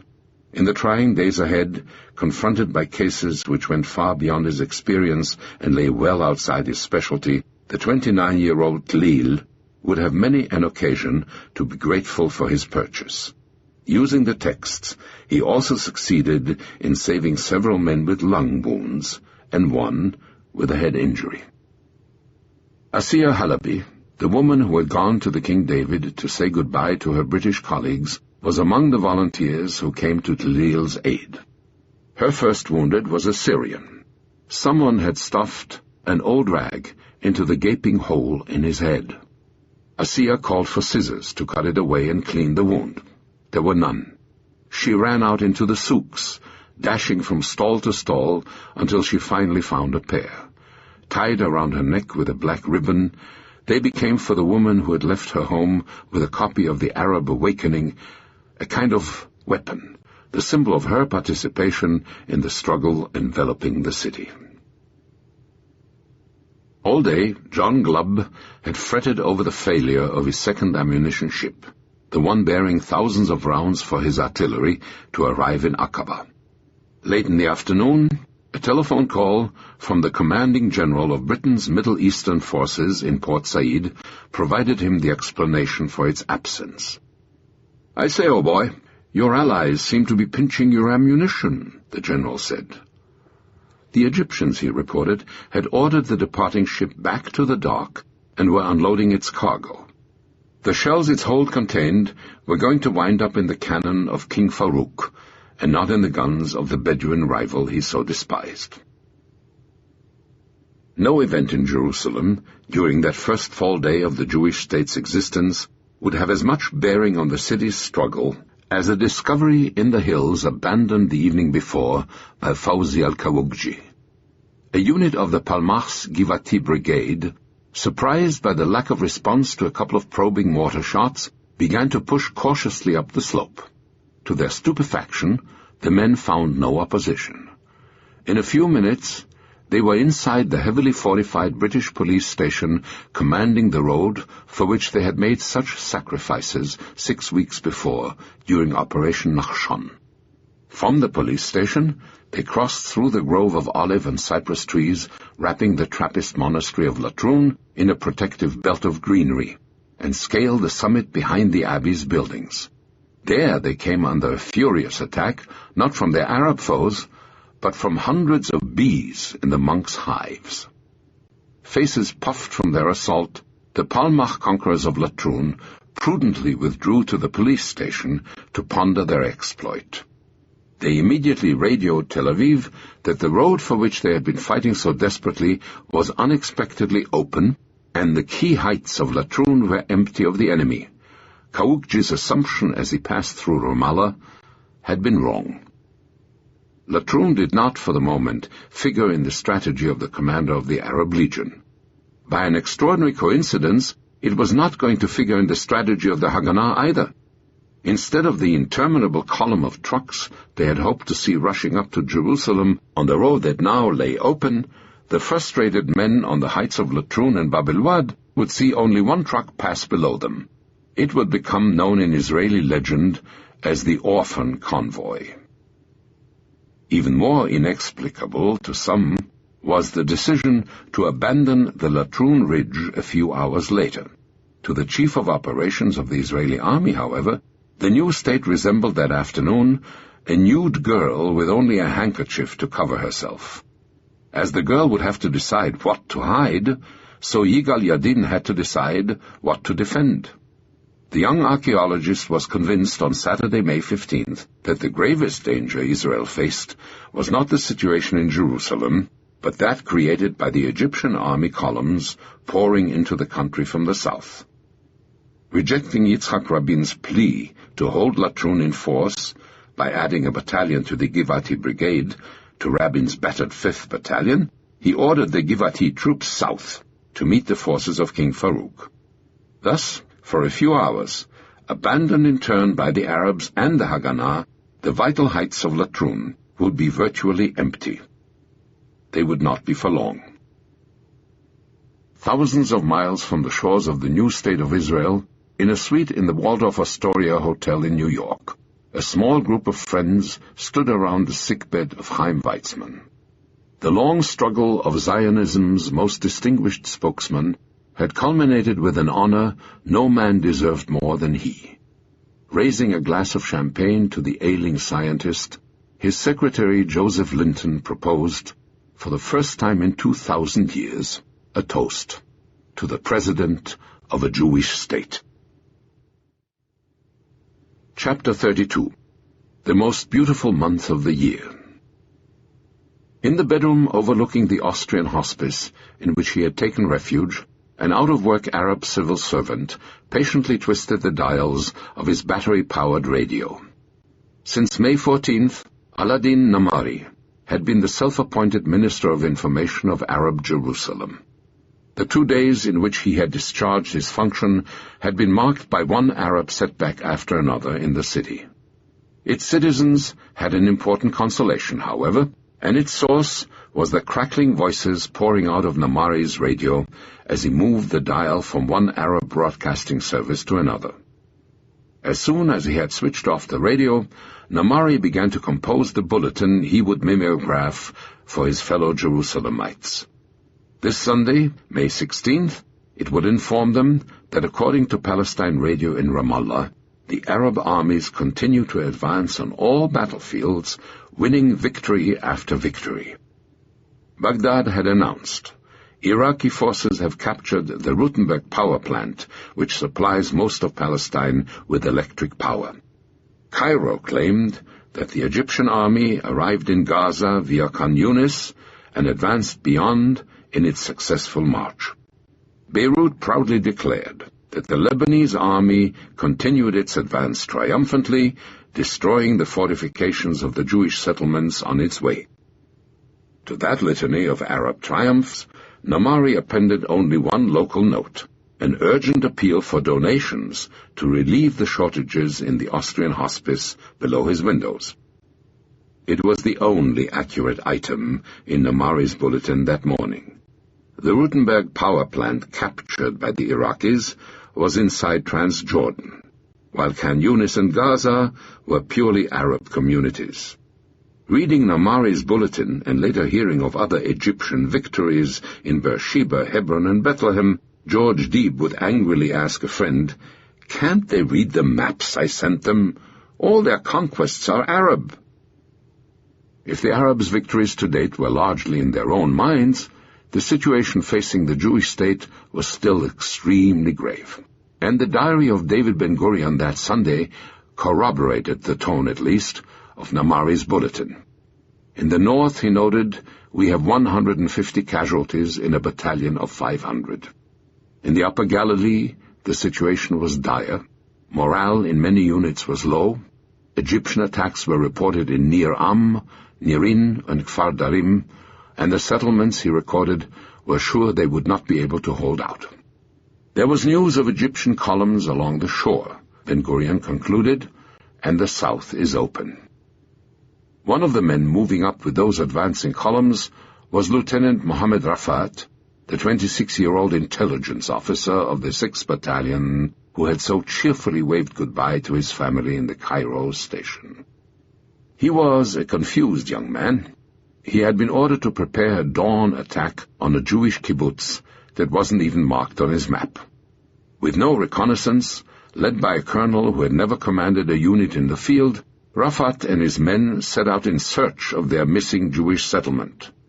After walking 9 miles through the desert, they stumbled on it just after dawn. That example of the helpless Jewish colonies that were supposed to line their route to Tel Aviv was surrounded by barbed wire, and sandbagged strong points. A devastating wave of fire swept out from its trenches, causing the Egyptians heavy losses.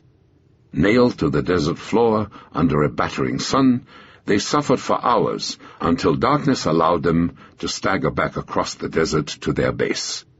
There, one final shock awaited them. There was no water in the camp. Exhausted, racked with thirst, the embittered young Raphad realized that his promenade to Tel Aviv was over.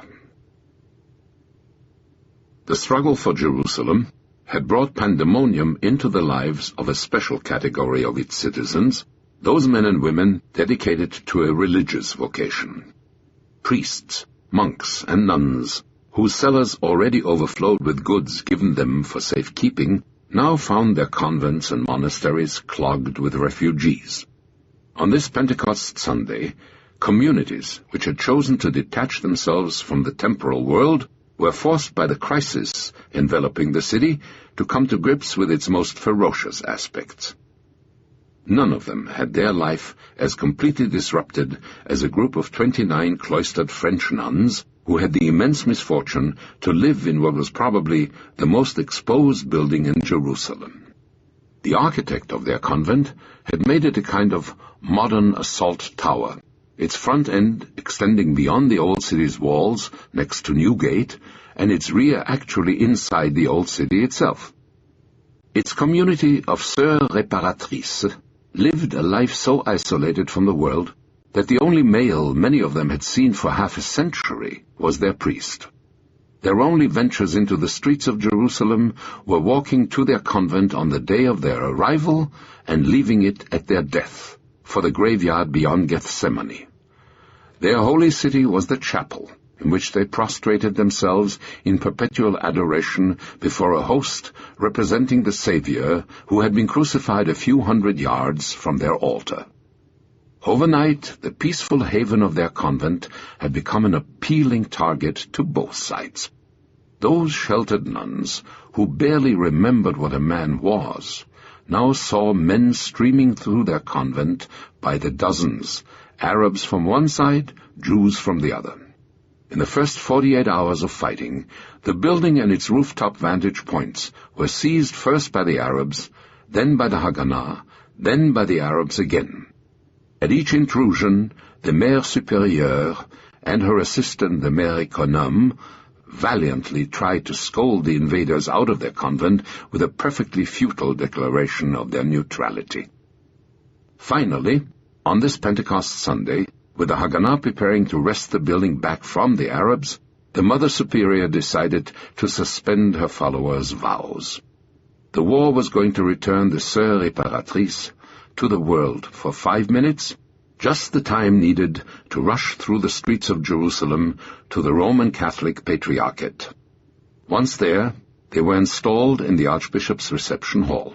Each of the nuns was assigned a huge red velvet chair, which he turned to the wall to form a temporary cell in which to practice the meditations of her order. That evening, in the Patriarchate's chapel, they resumed their rigid routine. Arms extended in a cross, they recited the Rosary. Then, in unfeigned joyfulness, they sang an old French hymn. It is May, it is the month of Mary, it is the most beautiful month of the year. Fawzi al-Qutb was ready to launch his personal crusade against the Jewish quarter of the old city. Behind the Arabs' explosives expert was the bomb he had prepared for his assault at his headquarters in a Turkish bath, 25 homemade mines. Each consisted of 35 pounds of dynamite, stuffed into metal cans and armed with one of the detonators he had purchased in the souks of Damascus. Qutb was going to blow his way into the quarter, building by building. His first target was the Haganah position in the Warsaw buildings, barely 100 yards from the spot where he had been born. To set an example for the 25 volunteers he had recruited for his Tadmir unit, Qutb lit a cigarette, stuck it into his mouth, and raced forward with the first mine. As he did, the metal scraps of an exploding booby trap peppered his face. Qutb lit the mine with his cigarette. heaved it at its target, and sprinted to cover. His face smeared with blood, seized by an almost hysterical frenzy, he grabbed a second bomb and thrust it at Kadur Mansour, El Tunsi, his whiskey-drinking truck driver. Pulling out his pistol, he pointed it at the trembling Tunisian's temple and ordered him to run. The bomb balanced on his head like a safari porter's load.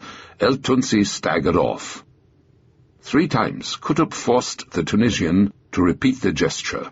After the third, the man told him, "Shoot me, I don't give a damn.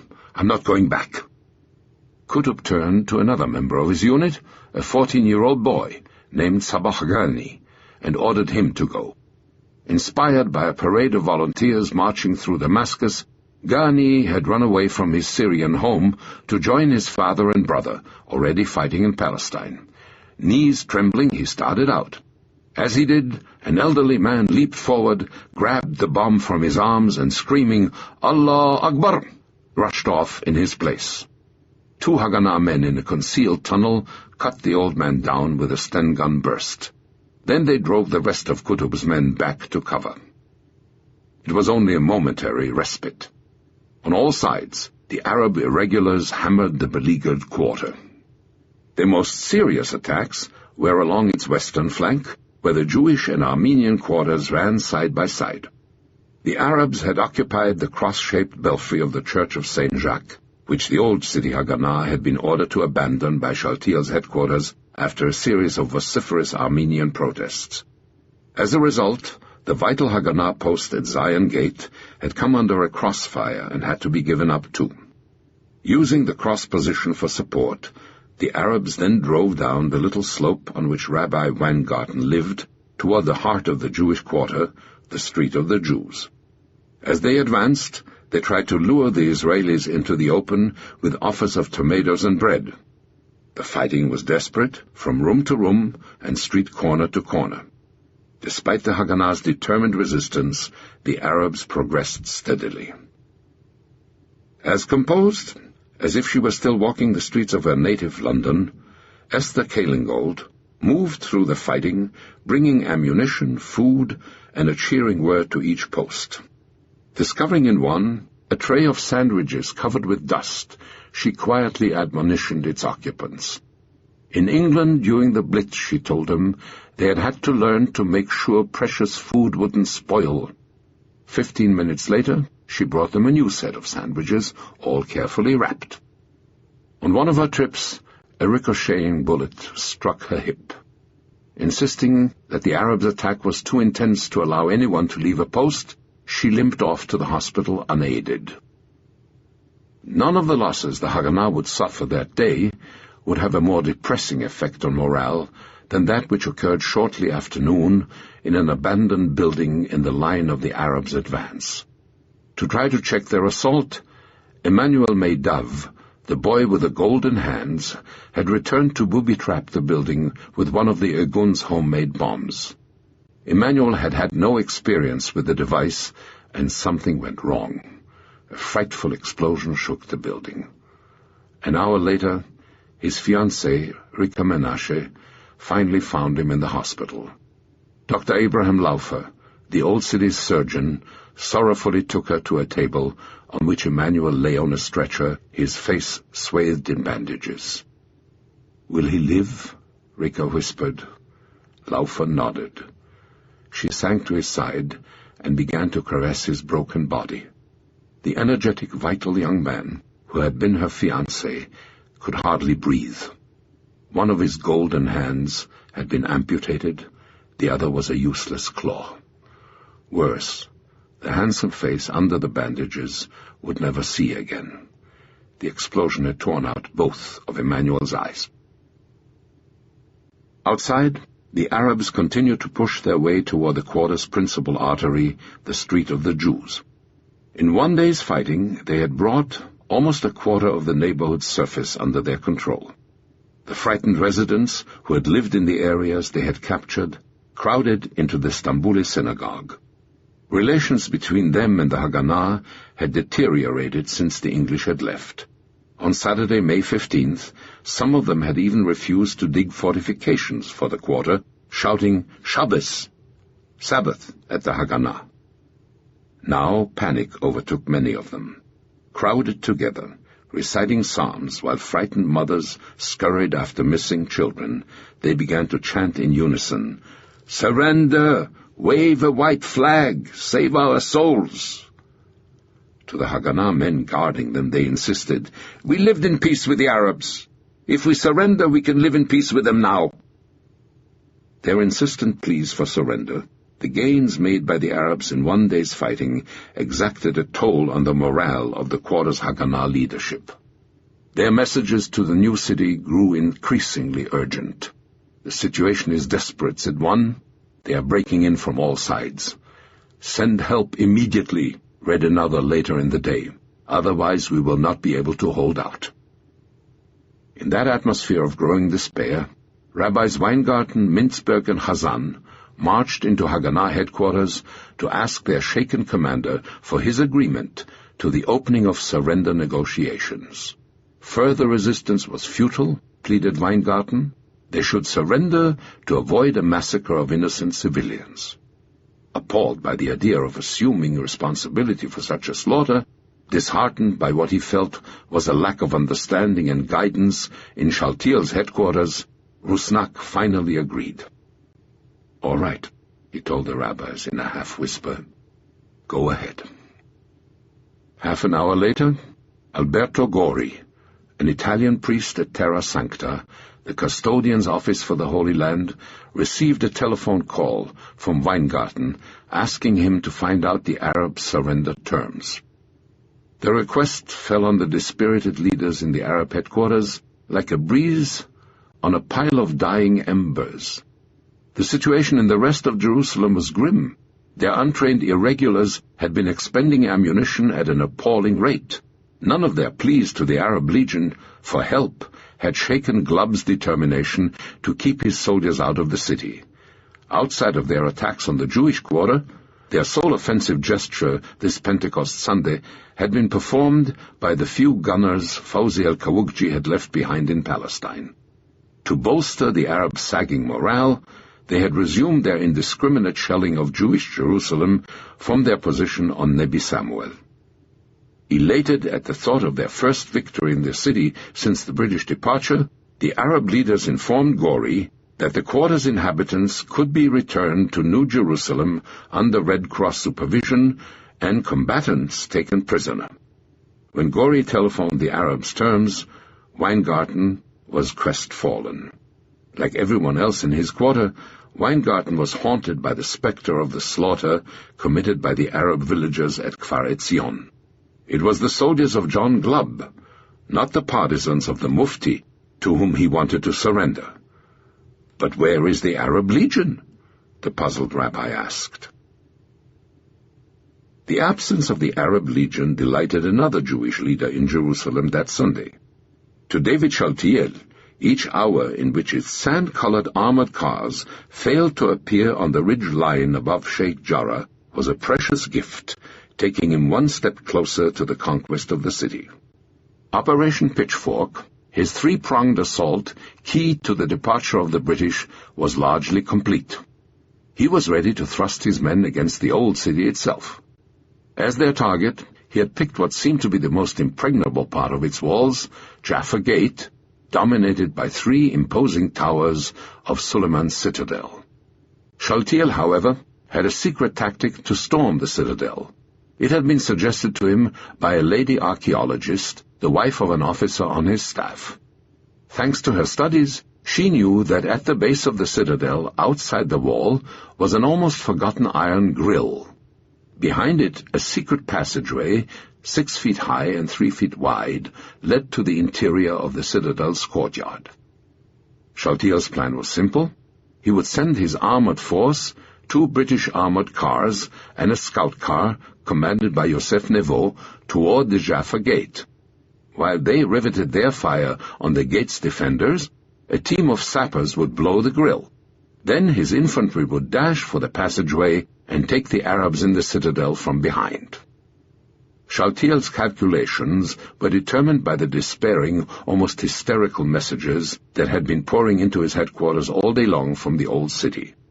One had even warned that the Jewish quarter could not hold out more than a quarter of an hour. Still unaware of the rabbi's surrender negotiations, persuaded that he was involved in a race with time, Shaltiel had given up the more logical but time-consuming scheme of trying to surround the entire old city. Once his men had secured the citadel, they would have a relatively easy job moving through the Armenian areas to relieve the Jewish quarter. To keep the Arabs from grouping at Jaffa Gate, Shaltiel planned 2 diversionary assaults, one on the left at Newgate by the Irgun and the Stern Gang, the other on the right, on Mount Zion by the Palmach. From the outset, Shaltiel ran into difficulties. The Irgun, the Stern Gang, and the Palmach all suspected that he had assigned them to diversionary attacks to keep the glory of seizing the old city for his own forces. The Palmach's Yitzhak Rabin and Yosef Tabenkin didn't believe his plan would work. To Rabin, attacking Jaffa Gate was like banging your head against a stone wall. He and Tabenkin urged instead that they put all their forces into an assault from the Mandelbaum house to the northeastern corner of the old city, which would give them control of the principal access routes to Jerusalem. "I don't want your advice on how to conduct this war," Shaltiel told them. "All I asked was, are you ready to make a diversion or not?" Even the members of his own staff did not share Shaltiel's confidence in his scheme. Yitzhak Levi warned him that one Arab machine gun on David's tower of the citadel would stop the attack. The first officer he asked to command the operation, Zalman Mart, refused, saying the plan wouldn't work. None of their criticisms, however, shook Shaltiel's resolve. So confident was he of the operation's outcome that he had already prepared 2 elements essential to celebrating its success. One was a flag of the new Jewish state, which Shaltiel intended to have raised on the top of David's tower. The other was a baby lamb, secreted in the back of Shaltiel's Jewish agency quarters. A far more exalted destiny than that originally intended for it by its Arab shepherd awaited the animal. Shaltiel was going to sacrifice it at the base of David's tower as soon as he had returned the ramparts of Jerusalem to Jewish hands. Chapter 33. Go Save Jerusalem. It was a tranquil, moonless night. Somewhere in the silence, in a building perched on one of Amman's 7 hills, a man rose from the mattress spread on the floor on which he slept and unfolded his prayer rug. It was 4 a.m., Monday, May 17th. As he always did, King Abdullah of Transjordan began a new day by resuming his solitary dialogue with the God of whom one of his distant ancestors had been the messenger. His dialogue was interrupted by his aide-de-camp, Hazza el-Majali, bursting into the bedroom. He had just received a telephone call from Jerusalem. Weeping, Ahmed Hilmi Pasha, one of the 2 members of Haj Amin Husseini's Arab Higher Committee still in the city, had begged for the Legion to come to our assistance and save Jerusalem and its people from a certain fall. It was the second call Majali had received that night from Hilmi, begging for help. The climax of a series of pleas that had been pouring in for the past 24 hours. "The Jewish flag will fly over the tomb of your father if you do not send troops," one distraught Jerusalemite had warned the king. Those words had not left the little sovereign unmoved. Though he had resigned himself to the partition of Palestine, the internationalization of Jerusalem was a project which pained him no less than it did Ben-Gurion. Only the constant pressure of Great Britain, the nation whose support and subsidy were vital to his throne, had kept him from sending his Bedouin soldiers to El-Quds, the holy city. Jerusalem's fall would be a bitter blow to him personally and would have a disastrous effect on his prestige. What good, after all, was the best army in the Arab world if its soldiers were not to defend the 3rd city of Islam? Abdullah's palace was not the only place where Jerusalem's fate was being debated that night. In the army camp of Zerqa, just outside Amman, the worried leaders of the Arab League had been summoned from their sleep by the cry for help from the holy city. An Egyptian volunteer, fighting in Jerusalem, had come to Azam Pasha to tell him it would fall if the Arab Legion did not intervene. the city was desperately short of ammunition, and the loss of most of the new city had been devastating to morale. One concerted Jewish attack, he warned, and all Jerusalem will be theirs. In pajamas, occasionally shouting at each other in the heat of their exchanges, the League leaders debated his message in the sitting room of Azam's cottage. Finally exasperated, Azam turned to Iraq's crown prince, Abdullah.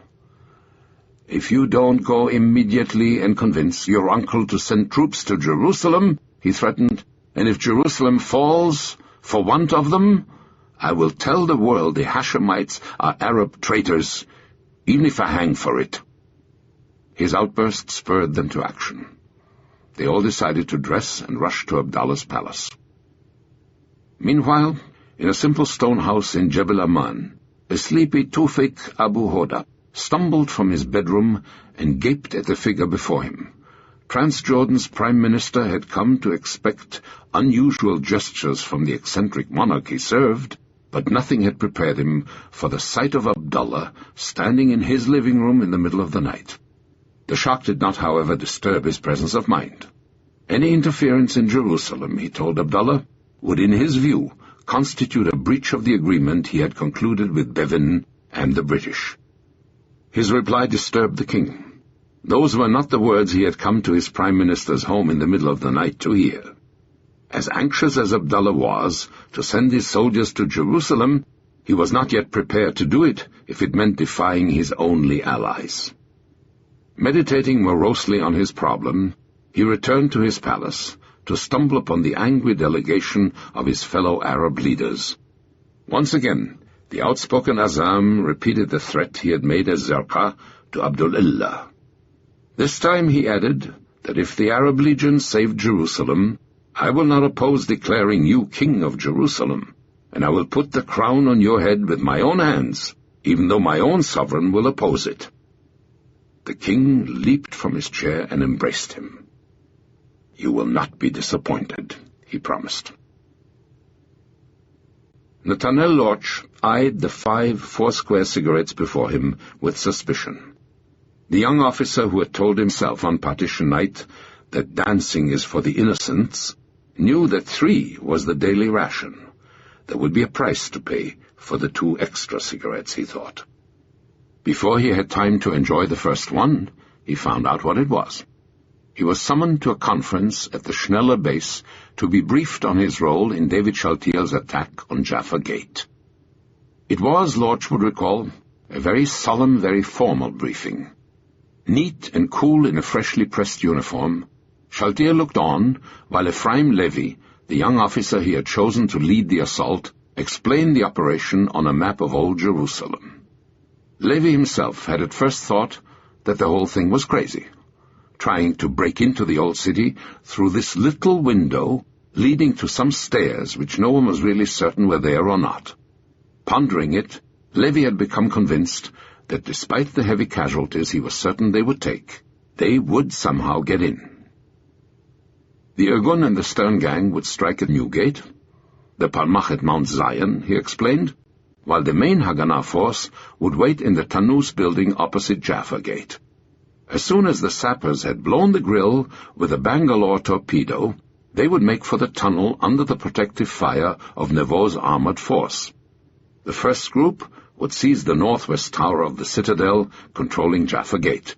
The second, Lorch's, would take the southeast tower, then the police headquarters just beyond it. When Levy had finished, David Amiran, the man whose archaeologist wife had furnished the idea for the attack, gave them a lecture on the citadel's architecture, stirring in Lorch an unexpectedly passionate interest in archaeology. Then Shaltiel presented them a flag of their new state. Tomorrow morning, he promised his young officers, this flag of Zion will fly from the Tower of David. John Glubb scrutinized the slip of red paper reserved in the Arab Legion for urgent communications. His Majesty the King orders an advance toward Jerusalem from Ramallah, it said. He intends by this action to threaten the Jews in order that they may accept a truce in Jerusalem. Half an hour later, at noon, A still more explicit cable reached Glub, stressing that the king was extremely anxious to ease the pressure on the Arabs and incline the Jews to accept a truce for Jerusalem. His Majesty, the cable concluded, is awaiting swift action. Report quickly that the operation has commenced. Those two cables were as far as Abdallah dared go in manifesting to his English troop commander his growing desire to get his soldiers into Jerusalem. For 48 hours, Glub had been opposing both the king and the government on Jerusalem for reasons that were partly political, partly military. He did not believe the situation in the city was as desperate as its leaders claimed. To Glub, with his ingrained dislike of city Arabs, they were incompetent, semi-hysterical men, more adept at overestimating their foe's strength than at using theirs. Elsewhere, his hopes of waging only a semblance of a war had been notably successful. His legion had been inside Palestine for over 48 hours without a single engagement of any consequence. Some of his regiments had not even fired one round of ammunition. But they were paying a price for their inactivity, and it was growing with each passing hour. In Amman, the city crowds, spurred by the non-stop triumphant bulletins emanating from their neighbors' radio stations, were beginning to scream for victories of their own. The Arab officers and soldiers to whom Abdallah had cried, "On to Jerusalem," added their protests to the crowds. The proud Bedouins who had ridden down the Jordan through a cheering crowd now found their campsites surrounded by jeering women calling them cowards. There had been a significant number of desertions to the ranks of the irregulars. At least one unit was close to mutiny, and everywhere relations between British and Arab officers were strained. When Colonel T.L. Ashton invoked the example of India in an argument with his subordinates, his adjutant Captain Ali Abu Nawar replied with a curt phrase that summed up the sentiments beginning to rise in many of his fellows. "India was not your country, and this is ours." Despite those pressures, Glub remained steadfast in his determination to stay out of Jerusalem. He clung to the hope that the consular commission might still arrange for a ceasefire in the city and save the internationalization scheme from collapse. More than ever, he was haunted by the idea of using his precious troops in an urban conflict. But he could not ignore the king's cables. He would send Jerusalem's population a reminder of the force that lay just beyond the Judean hills ringing their city, one of the 25-pounder guns purchased with the subsidy he had received in London. Perhaps, as Abdallah hoped, a few shells from that field piece would sober the city's Haganah command and spare him the need of sending his army to Jerusalem. Nathanael Lorch was furious. The good Jewish mothers of Jerusalem, his own at their head, had, at an enormous sacrifice of their own skimpy rations, prepared hundreds of sandwiches for their hungry compatriots in the Jewish quarter of the old city. In addition to the ammunition, water and first-aid kits already weighing down the men of his platoon, Lorch was ordered to give each man a sack of sandwiches to carry. The first preparations for the attack that was going to deliver those sandwiches were hardly auspicious. Moving up to their positions, Lorch's men came under a withering enfilade fire from an Arab machine gun. Headquarters said, "The Arabs have no automatic weapons," and they're never wrong. One of his men yelled from the back of the bus in which they were being transported. "That's not a machine gun, it's 10 Arabs firing in order." With that, his men leaped from their buses into the burnt-out ruins of the commercial center. Then they began to blow their way from shop to shop up to the Tanus building, their assigned jump-off point. There, an Arab sniper killed one of Lorch's men. Afraid of the effect his death might have on the inexperienced platoon's morale, Lorch propped the dead man up in the corner of a room, and pretending he was only wounded, began a running conversation with his corpse. Looking at the city spread below the crest of Nebi Samuel, Mohammed Ma'ata felt an extraordinary emotion seize him. The only time the artillery officer of the Arab Legion had seen Jerusalem, he had been on his white horse, Sabha, riding through its cheering crowds in a parade to celebrate Britain's victory at El Alamein. Now, on Glubb's orders, he was going to open the Arab Legion's war on the city with a 25-pounder behind him. Shouting, "Fire!" he told himself, "I am the first." As his shells screamed into Jerusalem, another Arab officer of the Legion appeared at the Arab radio station in Ramallah. He handed Raji Sayoun a communique. "The artillery of the Arab Legion has just begun to shell the Jewish positions in Jerusalem," it read. "Our shelling will not cease until the four-color flag of Palestine floats over the entire city." 8 artillery shells on Jewish Jerusalem were not, despite Glubb's and Abdullah's hopes, going to influence the thinking of the Haganah. Shaltiel's command had far more pressing problems to deal with that day. Early in the morning, Rabbi Weingarten had informed Terra Sancta that the Jewish quarter would surrender to the Arab Legion only, and the furious irregulars had reopened their attacks with new energy. Meanwhile, through the Belgian consul, the Jewish agency got its first indication that the quarter Shaltiel was planning to save was already negotiating its end. For the quarter, the day was, as one leader would observe, an unrelieved disaster. Only their shortage of ammunition and their failure to press their attacks, instead of looting and burning each building as they captured it, prevented the Arabs from penetrating into the very heart of the quarter. Its exhausted defenders fought bitterly for each room they yielded up. The unfulfilled promises of help, which arrived almost hourly from Shaltiel's headquarters, did little to raise their morale. One, the evening before, had even promised relief in an hour and a half. Late in the afternoon, the quarter's defenders angrily informed the new city, "Help will soon be useless. The need is now. The hour and a half has already continued 36 hours.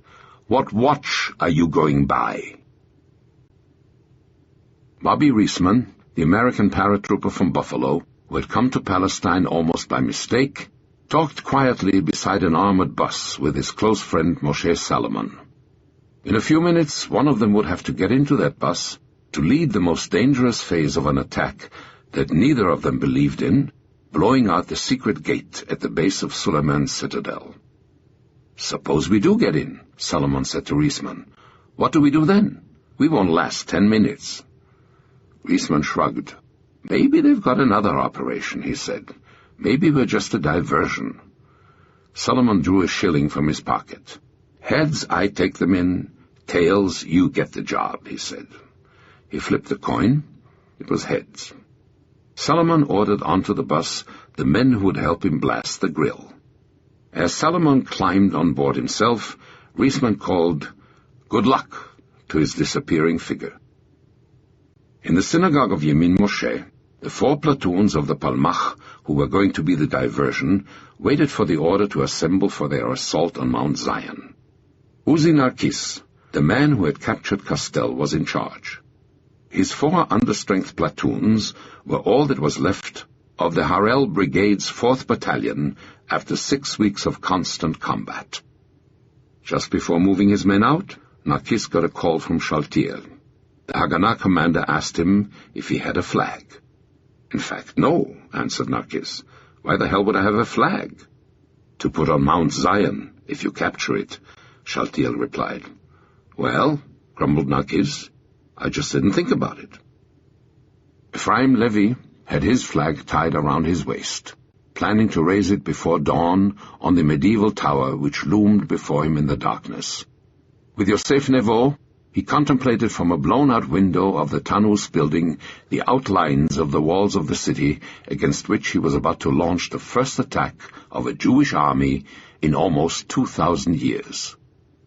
There was no moon, and in the almost perfect blackness they could see nothing moving. They would have the advantage of surprise.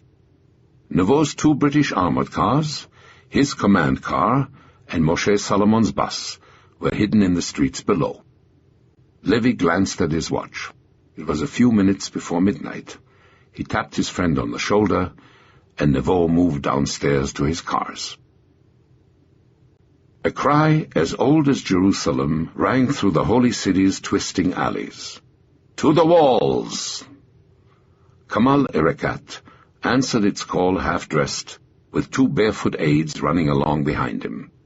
As he reached the Jaffa gate, someone yelled, "The Jews are coming! The gate is open!" Erekat ran up to the entry, the widest in the old city. Only a few sandbags lined its mouth, not enough to stop a truck.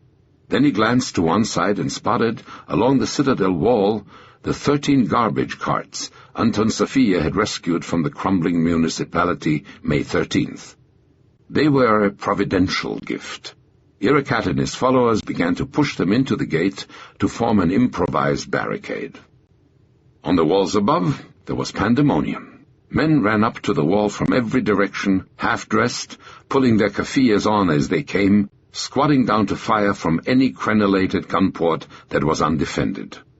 As their ancestors had spilled boiling oil on the crusaders of Godfrey de Bouillon, they rolled up wads of paper, set them on fire, and dropped them over the wall to illuminate the moonless night. Their principal firearm was a grenade, made by Fawzi al-Qutb out of a clump of dynamite sticks, which could be flung a great distance by whirling them from the end of a cord. Already a relay of women and children were rushing them to the wall as fast as Qutb could manufacture them in his Turkish bath. Crouched in his window in the Tanus building, Ephraim Levy watched the outlines of Neveu's car move toward the gate.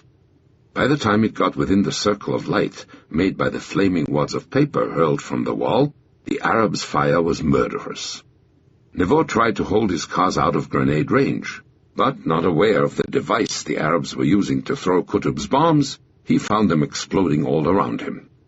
Ahead of him, his armored cars opened fire on the walls with the 21 shells they held between them. Neveu saw a bazooka round zip past his car. Suddenly he realized his Bren wasn't firing. Turning around, he saw his gunner slide onto the floor of the car. The wireless operator crawled to him. With a puzzled regard he looked back at Neveu. "I think he's dead," he said. He had barely uttered those words when he himself gasped and started to cough. He too had been badly hit. Neveu's driver chose that instant to slam shut the slit through which he saw outside. Terrified, he refused to open it. Up ahead, the young officer saw his lead armored car stop well short of its assigned position, almost on the spot to which Solomon's bus was supposed to move. The car was blocking the column's advance. It had to be moved forward. Solomon and his sappers would have no chance of getting to their iron grill alive, in the fire pouring down on them, if their bus was forced to pull up short of their jump-off point. To his anger, Neveu discovered that a bullet had put his wireless out of action. Looking back, he saw Solomon's bus grind to a halt. The whole column was stalled now and heading to disaster if it didn't get moving again. Cursing, he forced his driver, who still refused to open his slit, to move blindly up to the lead car. Crouched behind a gun port on the wall above, Peter Saleh saw Neveu's car start its move. The wall was a confused hurly-burly of shouting, shooting men. The wounded lay propped up on the floor, moaning softly or begging for help. The old stone runway was covered with blood and spent cartridges. Men were stationed every 6 or 7 feet, pumping fire into the Israelis below. Ammunition was desperately short. A ramp had been set up so a jeep could climb part way to the wall with crates of ammunition rushed up from Rauda headquarters. An old man with his abaya clutched in his hand like a housewife carrying an apron full of apples moved from man to man distributing bullets. Some of Saleh's companions had old Italian rifles that lit up like a flare each time they were fired, providing the enemy a perfect indication of their position. Down the line, a Molotov cocktail splattered on the pavement. As its flames rolled toward Solomon's stalled bus, the Arabs on the walls cheered. The Rauda school headquarters was on the verge of collapse. Yelling, shouting men rushed in and out, screaming for arms and help. Its leaders shrieked angrily at each other, and a growing state of panic gradually paralyzed their effectiveness. At a switchboard, Convinced that the Jews would soon be inside the walls, Nimrat Tammuz personally called the royal palace in Amman. To her astonishment, she was able to get the king. "Your Majesty," she cried, "the Jews are at the gates. In a few minutes Jerusalem will be theirs." The Jews were indeed at the gates, but their assault was in trouble. Yosef Nevo had managed to get his command car abreast of the stalled armored car. Opening his door, he saw that the car's turret was shut and 3 of his tires shot out. There was no sign of life inside. He screamed over the din of fire. There was still no answer. He leaned out and beat on the car's panels. Still no reaction. The only course open was to try to save the car by pushing it out of the line of fire with his own vehicle. Solomon, meanwhile, radioed Levi he was taking heavy casualties in his bus. The Arabs' fire was slicing through its thinly armored roof. Then, as they talked, Levi heard his old friend gasp. "I am hit." Seconds later, Solomon's radio operator told Levi that his friend was dying. On the walls, the situation was desperate too. Dozens of dead or wounded littered the citadel and Jaffa Gate. One of the dead was the irregular, manning the gun port next to Peter Saleh's. Watching a pool of blood form at the base of his skull, Saleh thought how strange it was. He did not know the man or even where he came from. They had barely exchanged 2 words in all the time they had stood next to each other on the firing line. A sense of despair had spread like a disease along the walls. This time, Saleh thought, they'll break in. Behind him, Irakat raced from gunport to gunport, begging his men to save their ammunition, with little effect. His untrained followers fired off their rounds as fast as they could get them, as if, it seemed to Saleh, by firing hard we could keep their shots away from us. Below Saleh, Yosef Nevo saw men spilling out of Solomon's bus and fleeing back to Tammuz. The attack, he told himself, was collapsing. By this time, Levi too had decided their assault was failing. He had 2 urgent tasks on hand: getting the wounded men out of Solomon's bus, and bringing Nevo's armored force to cover. In the stalled attack, only one operation was going according to plan. Uzi Narcissus Palmachniks had rapidly swarmed up the hilltop, whose name had symbolized their lost homeland to 20 generations of Jews. Huddled on Mount Zion, behind the graves of the Armenian cemetery, yards from the tomb of Jerusalem's founder, King David, they and the Arabs threw grenades at each other, the metallic bombs bouncing around the tombstones in the midst of the wounded. "Jerusalem is falling! Where is the son of the prophet?" screamed the frightened group of men bursting into the Jericho police station where Abdullah Tell was sleeping. The officer who had conquered Kfar Etzion leaped from his bed. One of his visitors was weeping. All of them were shaking. Jerusalem, they told Tell, was in a horrible state, its irregulars exhausted, its ammunition gone, its population close to panic. Tell told his orderly to make them coffee, and urged them to rush to Amman. Picking up his phone, he warned the palace they were on their way.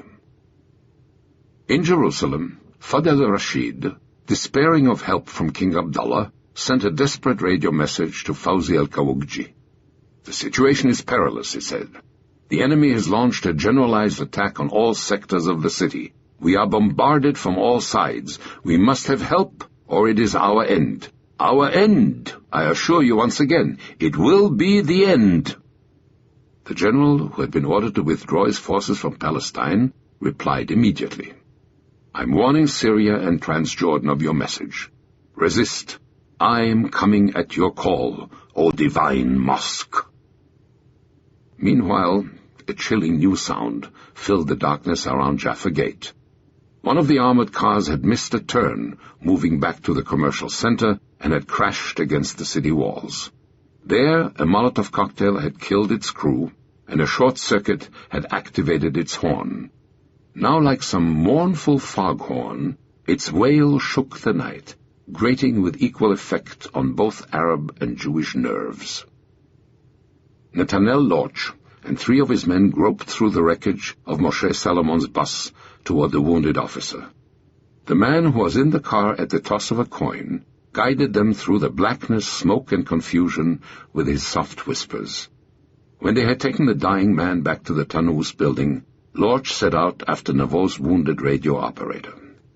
He found the wounded man by groping through the darkness, refusing to use his flashlight so as not to draw Arab fire. Lorch felt the man's body with his fingers until he located his head wound.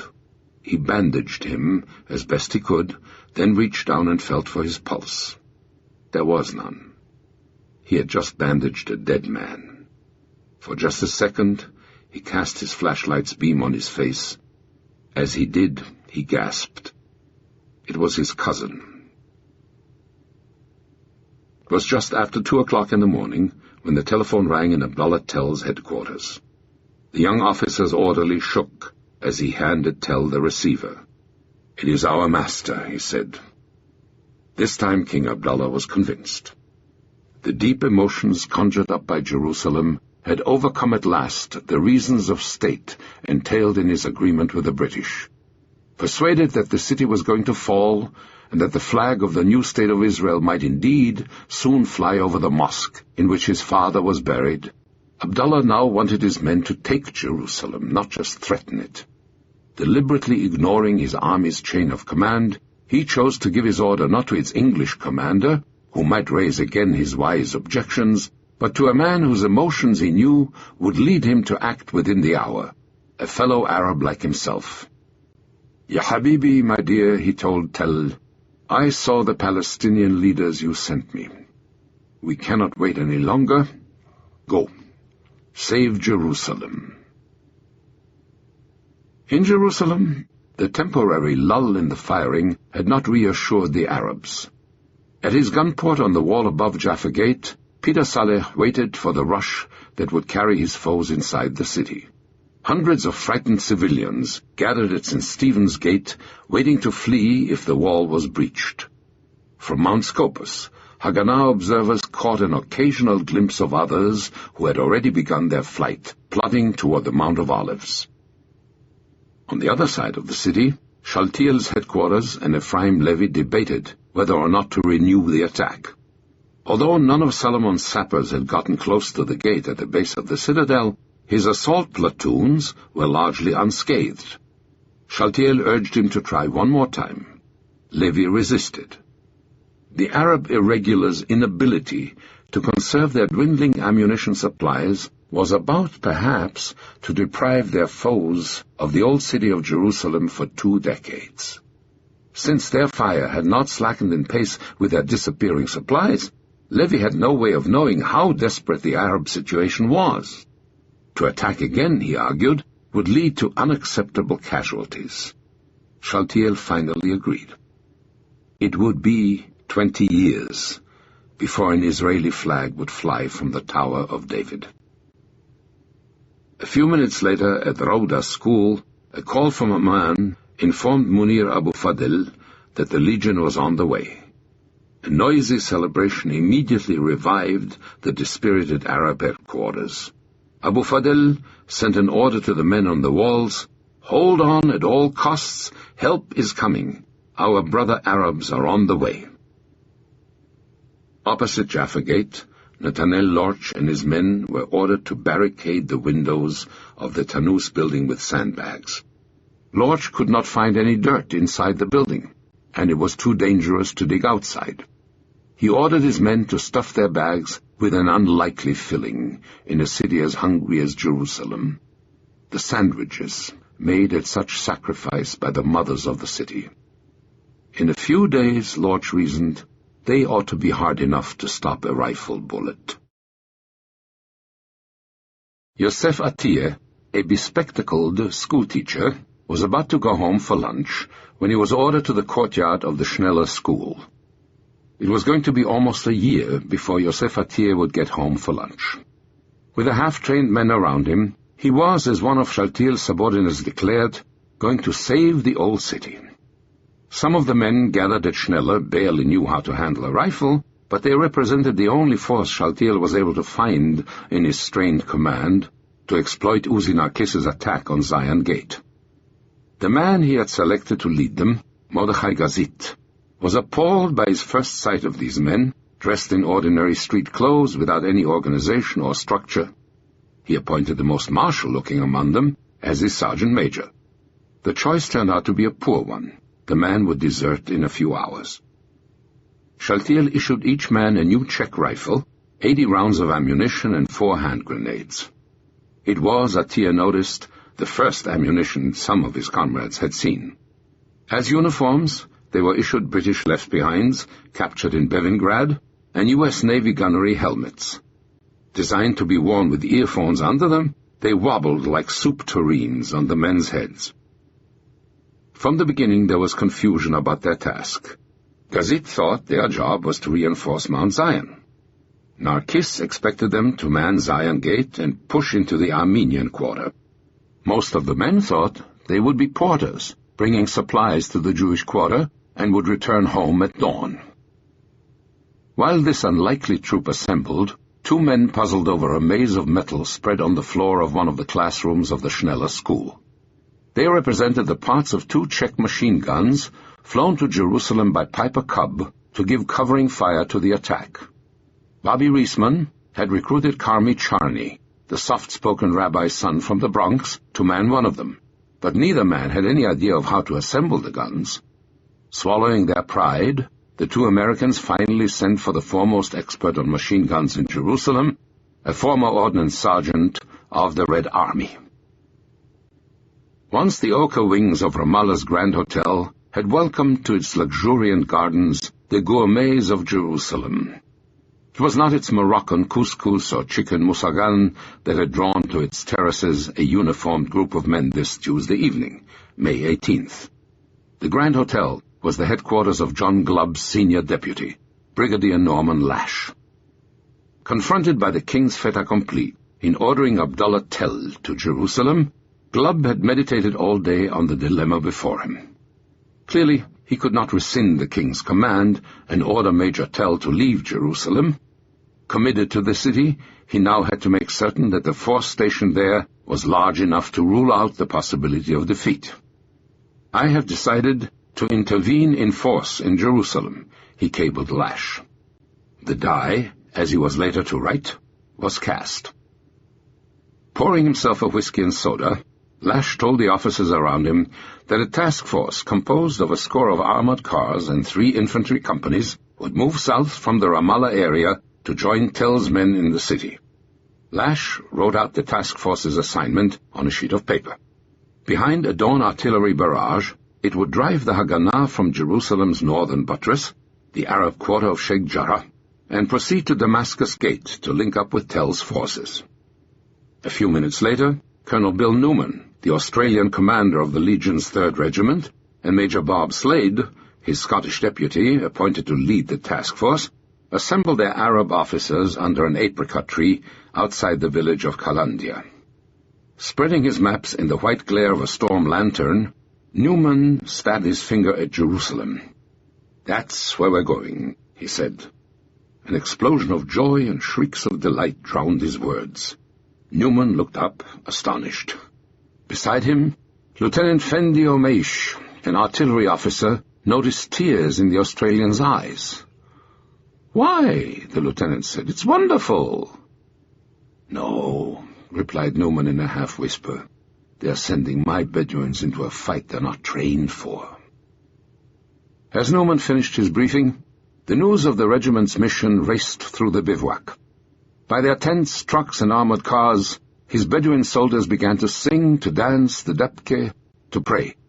The villagers, who a few hours before had jeers at their inactivity, rushed up with fruit, flowers, and sweets for these men whom Allah had chosen to defend the holy city. In less than 24 hours, there would be over 1,000 of these soldiers in the city with their armored cars and artillery. The assault that a score of exhausted Palmachniks were preparing to launch on Zion Gate was going to be David Chaltier's last chance to seize Jerusalem. By nightfall tomorrow, the Haganah's hopes of capturing its ancient ramparts would have disappeared. Then the situation would be reversed, and it would be Chaltier who, with dwindling ammunition supply and a half-starved city behind him, would have to cling to the stones of Jerusalem until help could reach him. A tightly rolled map of Palestine, pinned like a swagger stick under his arm, John Glubb gravely walked into the residence of Sir Alec Kirkbride, Britain's resident minister in Amman. The two men were close friends. Defying the snide remarks of detractors who were certain he came to receive orders from His Majesty's government, Glubb frequently called on the diplomat, whose wisdom and experience he appreciated. Tonight, Glubb needed all the consolation he could get. His hopes of offering his soldiers only the semblance of a war were collapsing. Carefully he unrolled his meticulously drafted British Army map on Kirkbride's dining-room table. Traced upon it was a sweeping curve joining Bethlehem, Ramallah, and Nablus, its arc passing well outside Jerusalem. It indicated the limited objectives he had assigned to his forces on their entry into Palestine, and it was well inside the area assigned to an Arab state by the partition plan. As he had secretly informed the Haganah a fortnight earlier, he had hoped to wait out a diplomatic agreement between the warring parties in those positions. Now the crisis in Jerusalem had confronted him with a new situation. He had committed his men to the city. He would have to fight for it. As Abdul Khader Husseini's guerrilla campaign had shown, the key to Jerusalem lay in the gorges of Bab el-Wad. Morosely, Glubb asked Kirkbride what he thought of the situation. Kirkbride leaned over Glubb's map. "Well," he said after a brief reflection, "you've had to go into Jerusalem, and it seems to me what happens in Jerusalem is going to be decided in Latrun. You'll have to go down there." Glubb hesitated a moment. Placing his legion in strength on the historic hills would pose a challenge that the Jewish army could not ignore. It would have to drive him off those heights, or lose Jerusalem. "You're right," he said quietly. "But you realize that if I move into Latrun, that means we are going to have a real war on our hands." A strangely peaceful carillon rolled down the darkened hills that were the center of Glubb's and Kirkbride's preoccupations. As they did every night, the church bells of the Trappist monastery of the Seven Agonies of Latrun summoned the community's 40 monks to herald the birth of a new day with the mournful mutter of their Latin matins. Those monks and their predecessors had built with their own hands the imposing array of buildings whose arched windows looked down upon the strategic crossroads of Latrun. Just 3 miles from their monastery, after cutting across the fringe of their 600-acre domain, the road to Jerusalem entered the treacherous gorge of Bab el-Wad. Kaugji's troops had dug into the crest line above their buildings, and it was through their wheat fields and vineyards that the soldiers of the Givati Brigade had moved to their brief conquest of the abandoned British police station at the limit of their estate. From October 31st, 1890, when 17 French monks had reached that hilltop over the valley of Ayalon to found their monastery on its historic slopes, the sleep of Latrun's Trappist community had been regularly marred by that nightly summons to prayer. It marked the ritual beginning point in a life dedicated to silence, prayer, and labor on the land. With half a century of effort, Latrun's monks had turned their fields into an agricultural enterprise as flourishing as any of Palestine's kibbutzim. Their 20 Dutch cows, and the bees whose angry attack had startled the men of the Palmach, had helped return their valley to its biblical promise as a land of milk and honey. The monastery owed its real renown to yet another product of its domain, a product sought after by the connoisseurs of the Middle East. Swollen by the sun that had stood still for Joshua, the grapes of Latrun's vineyards were transformed into Pommard, Chablis, or Cognac by a Belgian theologian whose 2 passions were the dogma of the Incarnation and the mysteries of enology. The caves of Father Martin Godard stretched for dozens of yards below Latrun's vital crossroads. In that troubled May of 1948, when the valley of Ayalon was about to revert to its ancient calling as a battleground, Father Godard's cellars harbored a treasure that could have reconciled all the claimants to Latrun's crossroads in a common alcoholic euphoria. 78,200 liters of Pommard and Chablis, 26,000 liters of Cognac, and 12,000 liters of vermouth, Curaçao, and crème de menthe. His back bent under 40 pounds of plasma and ammunition, Yosef Atiyeh stumbled through the darkness toward the crest of Mount Zion. Breathing heavily from the unaccustomed exertion, the 80 middle-aged men and young recruits, who with Atiyeh were supposed to save the old city, struggled along behind him. Uzi Narkis exploded with fury when they reached the top. Was this sorrowful troop the company of men Shaltiel had promised him? He asked Gazit. Seething with anger, he called Shaltiel. To the Jerusalem commander's pleas that he too was short of men, Narkis replied, "Don't bring me your bloody troubles. I've got enough of my own. You damn well organize your men yourself." "What the hell?" he told Gazit. "Take your men inside as reinforcements." Gazit protested that his men weren't prepared, that they had been promised they wouldn't be away from their families for more than 24 hours. Narkis shrugged. It was too late for that now. "Take over Mount Zion," he ordered Gazit, so that he could assemble his exhausted Palmachniks for the assault. There were 40 of them, all that remained of the 400 who had set out for Jerusalem in Operation Nachshon 6 weeks before. David Dado Elazar, the young officer who had led the assault on the monastery in Katamon, had to call for volunteers for the first time in his career. He picked 22, 20 men and 2 girls. Like everyone else in the Palmach, they had been living for days on Novodrin pep pills and had reached a state of such total exhaustion that a pill now had no more effect than an aspirin. At 20 minutes past 2, a Davidka and 3 2-inch mortars opened fire on Zion Gate. One of the Davidka shells fell short, and its explosion deprived the attacking force of 2 of its members. As the barrage lifted, 2 sappers ran forward and placed 165 pounds of explosive at the base of the gate. They exploded in a whistling blast of stone and shattered masonry. Dado sprang up. "Follow me," he shouted to the men, hunched along the wall of the Armenian cemetery behind him. As he raced forward, he suddenly made a disconcerting discovery. No one was following him. He looked back, and through the darkness saw his men still slumped against the wall. He ran to the first one. A strange sound was rising from the line of soldiers. It was snoring. They were all sound asleep. He went down the line, kicking them awake one by one. Then, with 20 grumpy half-sleeping soldiers, he charged Zion Gate for a second time. From a window in the Armenian convent, Lieutenant Nawaf Jabr el-Hamoud saw half a dozen of his men scramble toward him from the tower of Zion Gate.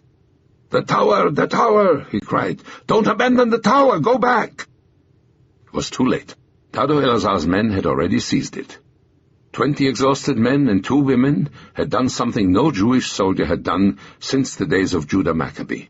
They had breached the walls of Jerusalem.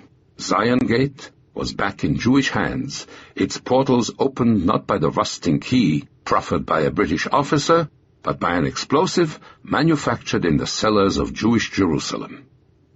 In small groups, Elazar's men leapfrogged down the line of Armenian shops to the Street of the Jews. Just after 3, they radioed Narkis, "We're in." Lieutenant El-Hamoud debated whether to launch a counterattack. Captain Musa, after suffering 3 flesh wounds, had withdrawn to the Mount of Olives, leaving him in charge. Troubled, Hamoud decided to remain in his positions until Musa returned. The passage into the besieged Jewish quarter was secured. The quarter's elated inhabitants swarmed over the Palmach men. Hundreds of depressed and homeless people, packed into the Rabbi Yochanan ben Zakkai synagogue, began to weep and embrace them. The company's garrulous political officer, Benny Marshak, thought he had never gotten so many kisses. Some of the quarter's defenders, assured that they were about to be relieved, began to pack their suitcases. Outside, on Mount Zion, Gazit was ordered to get your people and get in quickly. Carrying their loads of plasma and ammunition, their bulky U.S. Navy helmets giving them a grotesque look, Gazit's protesting men were driven in as fast as they could round them up. At Zion Gate, some of them refused to go in, claiming that they were their parents' only sons, and thus exempt from combat. The Palmachnik at the gate forced them ahead, with a wave of his Sten gun. Shmuel Bazak was greeted on arriving by Esther Kalingold, who offered him a glass of warm milk. Yosef Atiyeh, sent to relieve the guard at the Porat Yosef synagogue, where his father had been the head of the yeshiva, found himself deluged by his father's former pupils. The excitement of the Palmach's breakthrough brought everyone rushing out of the hospital.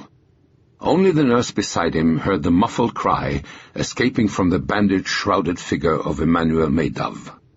She shook awake his fiancée, sleeping at the feet of the handsome young officer who had been so admired in the quarter.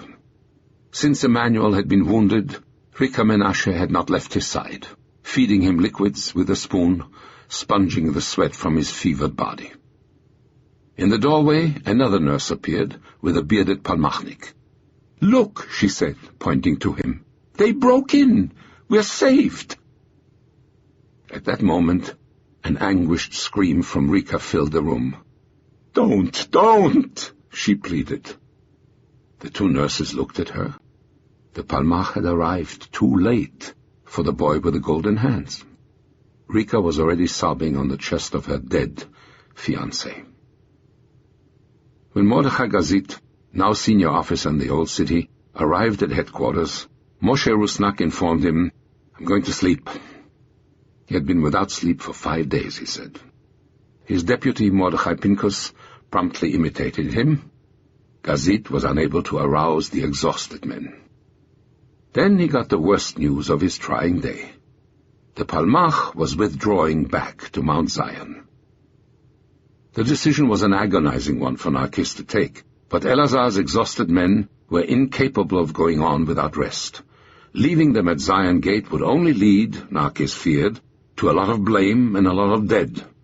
Shaltiel had failed to send him the men who could hold the gate. He felt he had no choice.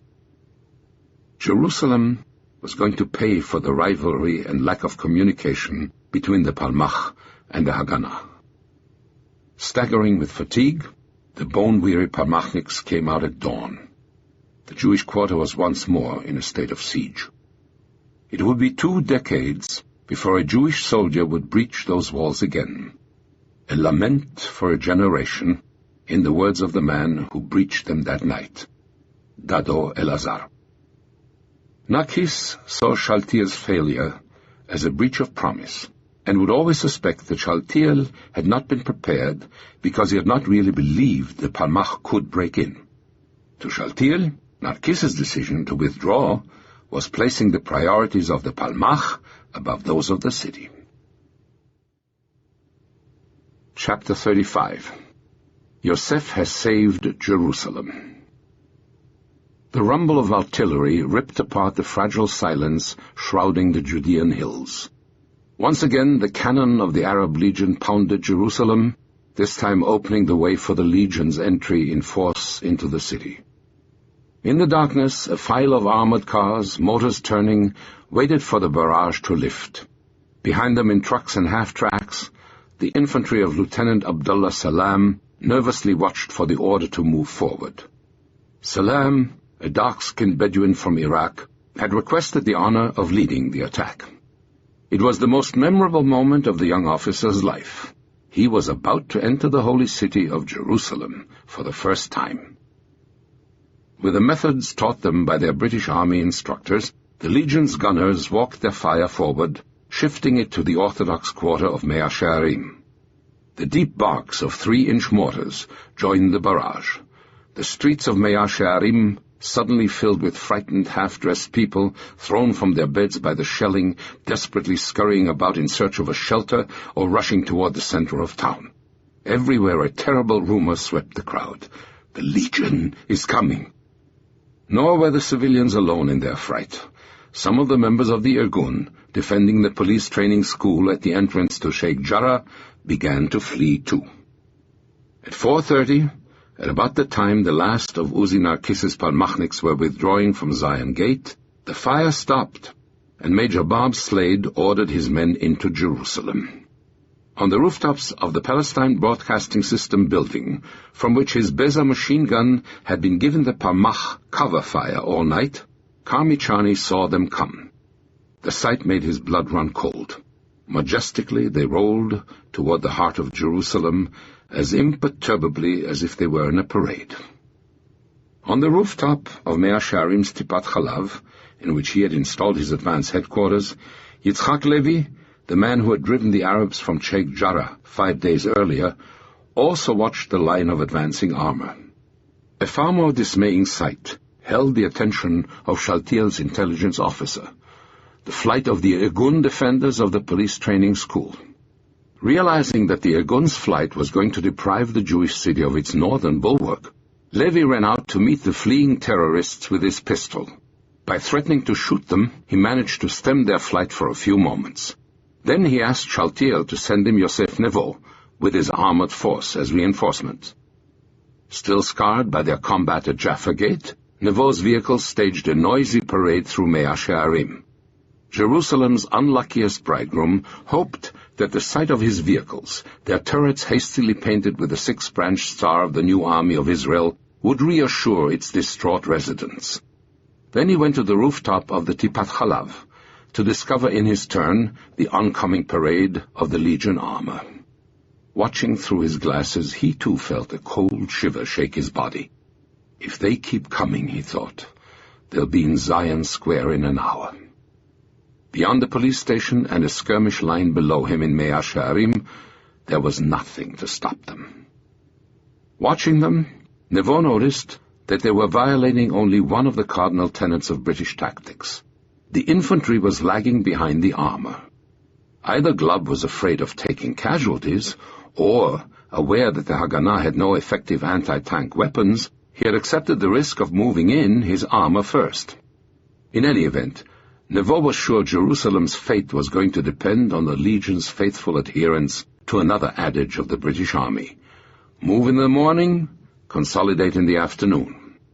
If the Legionnaires followed that principle and consolidated their hold on Sheikh Jarrah before thrusting into the heart of the city, the Haganah would have a few hours in which to throw up a defense to save Jerusalem. If they didn't, then Nevo knew they would not be able to stop them. All New Jerusalem would be open to them. Nevo telephoned his conclusions to Shaltiel. The city commander's response was straightforward. He put Nevo in charge of the sector with orders to stop the Legion. Nevo hung up and announced to the men in the confused and disorganized headquarters that he was in charge. He named the most military-looking man in the room as his adjutant and ordered him to throw everyone who had no urgent business there out of headquarters. Then he ran back to his command car to survey for himself the slender resources with which he was supposed to check Glubb's armored cars. Huddled in the garden of an American seminary, Bajhat Abu Gharbiye, the schoolteacher whose disparate horde of Syrians and Iraqis had been the only Arab force to effectively resist the Haganah in Jerusalem, wondered if the shells dropping around him were Arab or Jewish. Looking back toward Sheikh Jarrah, he too discovered the imposing column of armored cars grinding toward the city. He snorted his satisfaction. Then, as he lowered his weary eyes, his gaze fell on a rose. The ferocious little warrior leaned over, plucked it, stuffed it into the muzzle of his submachine gun, and lay down to sleep. Jerusalem's fate, he thought with relief, was now in better armed hands than his. On the hilltop above Sheikh Jarrah, Lieutenant Abdullah Salam threw himself on the ground at his first glimpse of Jerusalem's skyline. The devout Bedouin kissed the earth 3 times in fervent thanks to his one and merciful God. The same mystic sense of mission ran through the Arab soldiers behind him. Inspired by those beckoning rooftops of the holy city, the column plunged forward. Major Slade's men encountered little opposition from the police training school, and soon he would recall, we were having ourselves a fine little attack. At the first turning in Sheikh Jarrah, Slade came upon an imposing barricade of stones, logs, and barbed wire. He jumped out of his car to help his men dismantle the roadblock.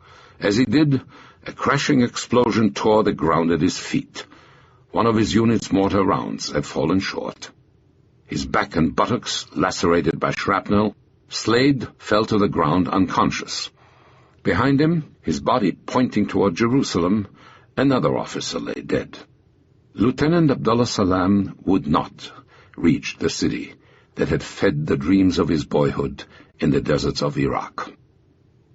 From a rooftop in Mea Shearim, Yosef Nevo watched in astonishment as the advancing chain of cars ground to a halt, then began to pull back toward the ridge above Sheikh Jarrah.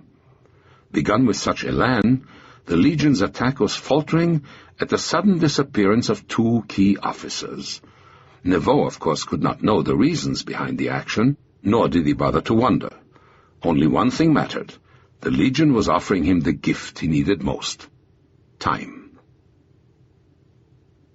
Pinchas the Strong peeped cautiously from his trench at the southern end of the Street of the Jews, the Jewish quarter's main street. Ahead was the tower of Zion Gate. To his astonishment, Pinchas caught a glimpse of a red and white keffiyeh fluttering between the crags of the tower. Like most of the quarter's defenders, he didn't know that the Palmach had pulled back to Mount Zion. "Hey, man," he whispered, "are the Arabs up there?" The reply was the slap of a sniper's bullet smacking into the wall above his head. Captain Mahmoud Musa, his wounds treated, had returned to the city at sunup with the rest of his company.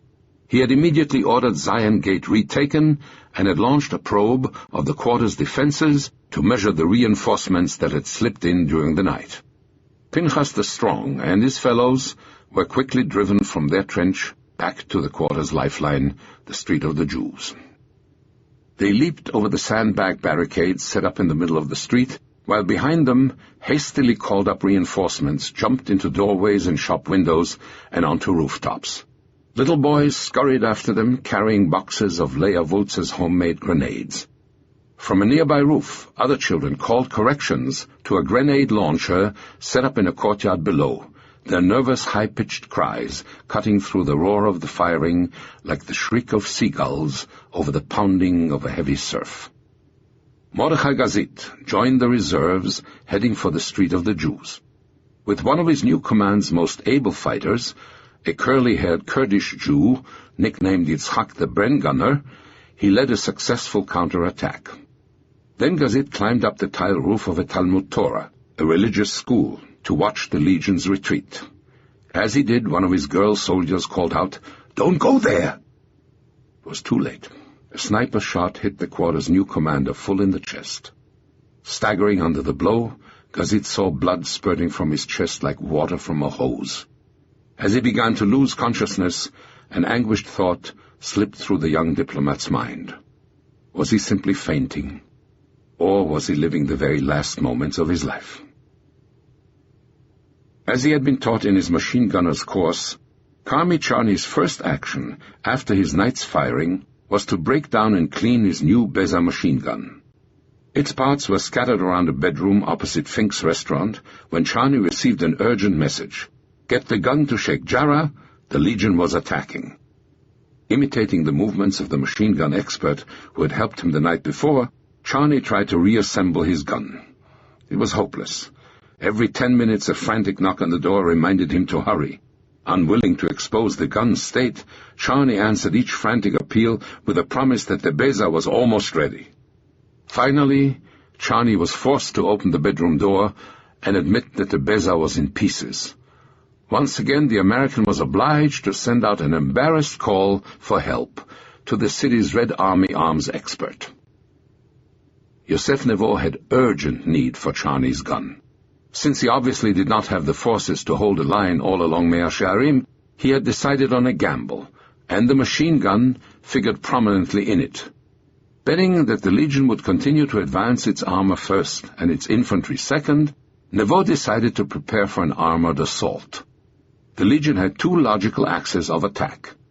One was across an open field from the police training school to the neighborhood of Sanhedria, at the northern end of Mea Shearim. It was the shortest route, and the one that would lead most directly to the heart of Jewish Jerusalem. The other was through Sheikh Jarrah, up to the vital intersection commanded by the Mandelbaum house, leading into Mea Shearim. Over that route, the advancing Legion would have only one exposed flank, and it was there that Nevo guessed they would attack. He decided to divide his forces between Sanhedria and Mandelbaum, with his best weapons at the second position.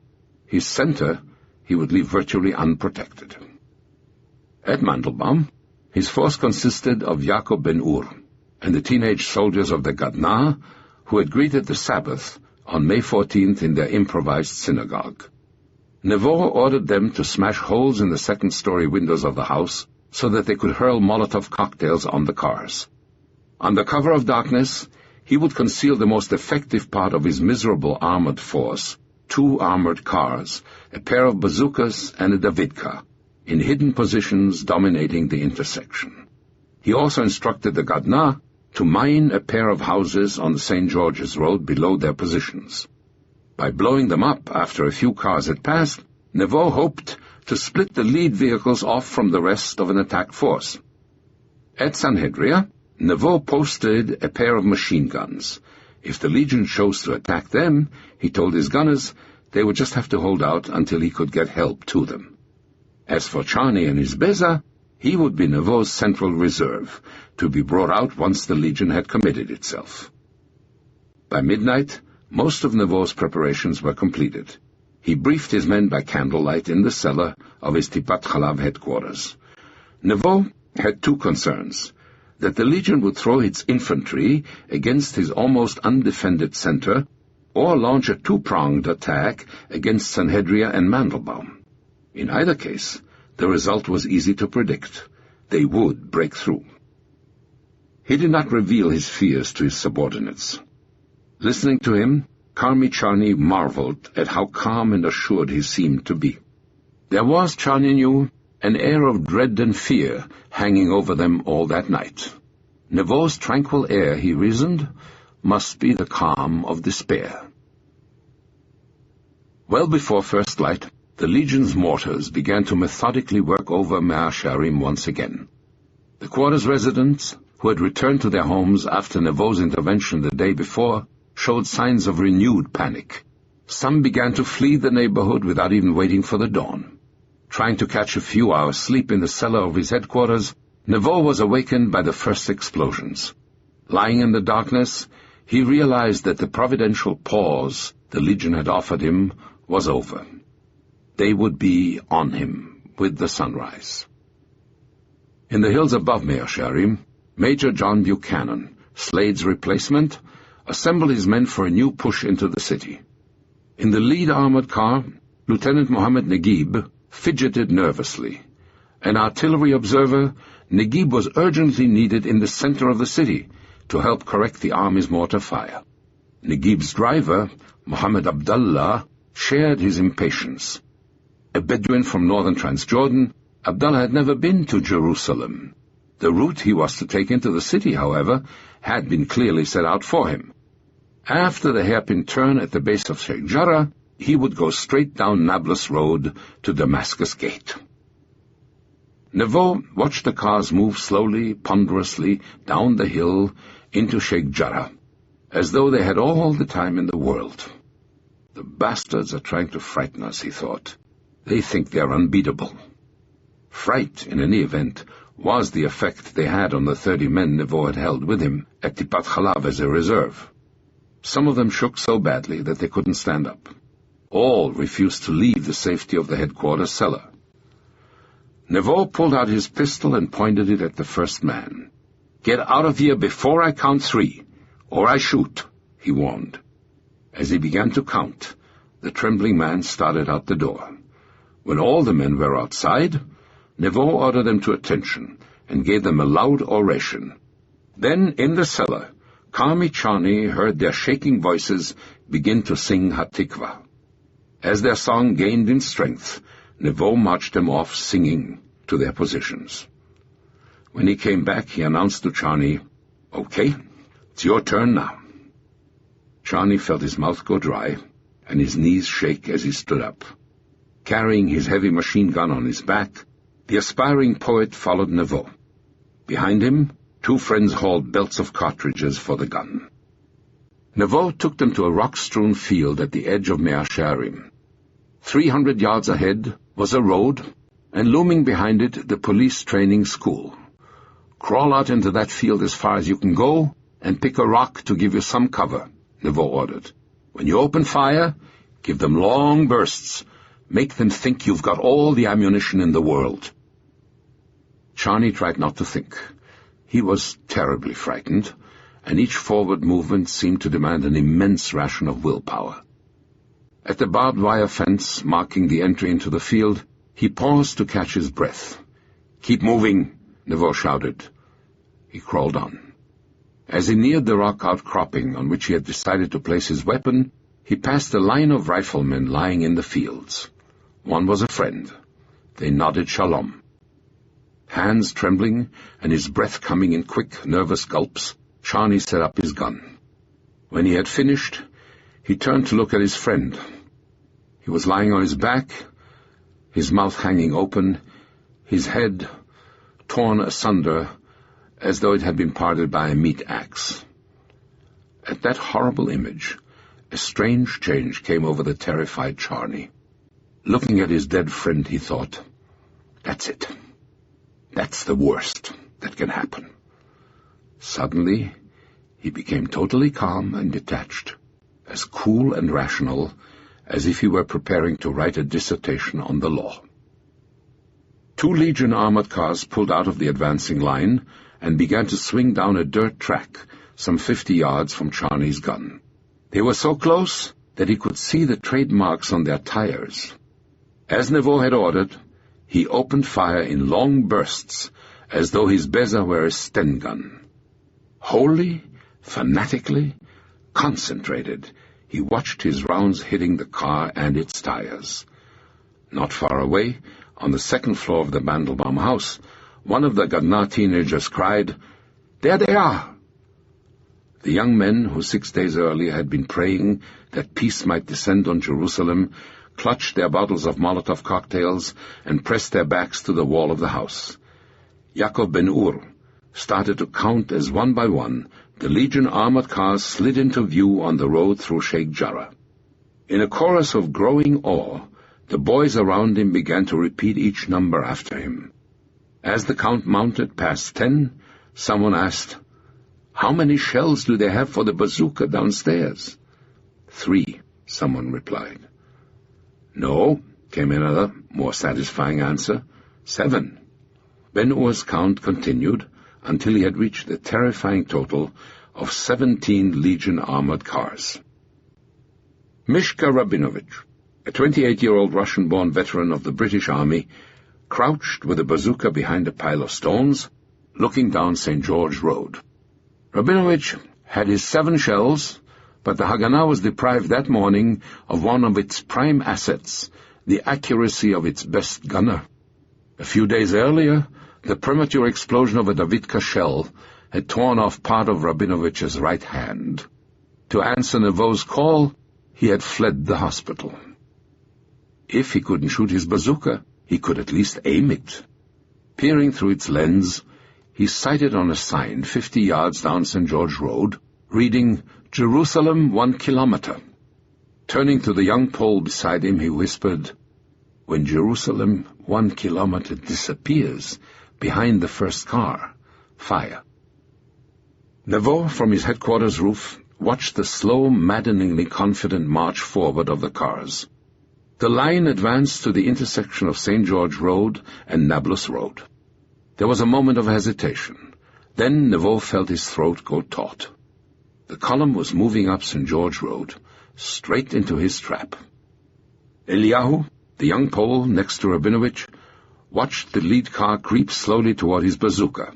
The car should not in fact have been in the gun sight of his weapon.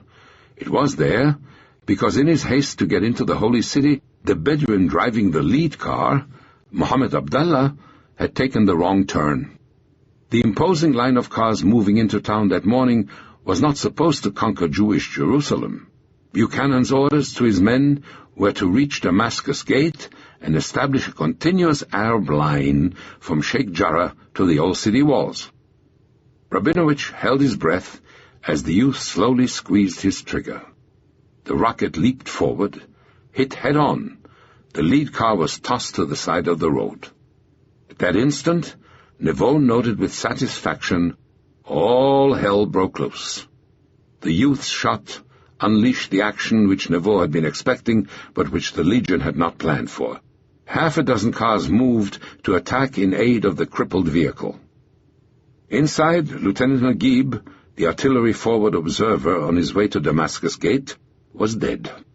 Mohammed Abdallah, too, had paid a terrible price for turning right instead of heading straight down Nablus Road. He pulled himself from his car and huddled for an instant behind his turret. From a nearby hotel window, British journalist Eric Downton watched his mates calling to him to jump to the ground and run. Then Abdallah, a grotesque dwarf, with both legs reduced to bloody stumps by the bazooka shell, slid down the car to die in the street. In the British Daimler armored car he had helped to steal a few weeks earlier, Reuven Tamir watched the other Legion cars moving up behind the smoking vehicle. He closed his eyes and fired his cannon. When he opened them, he saw only a hole in the house down the street. He fired again with no more luck. With a third shot, he shouted in triumph. Flames were gushing from the turret of a second armored car.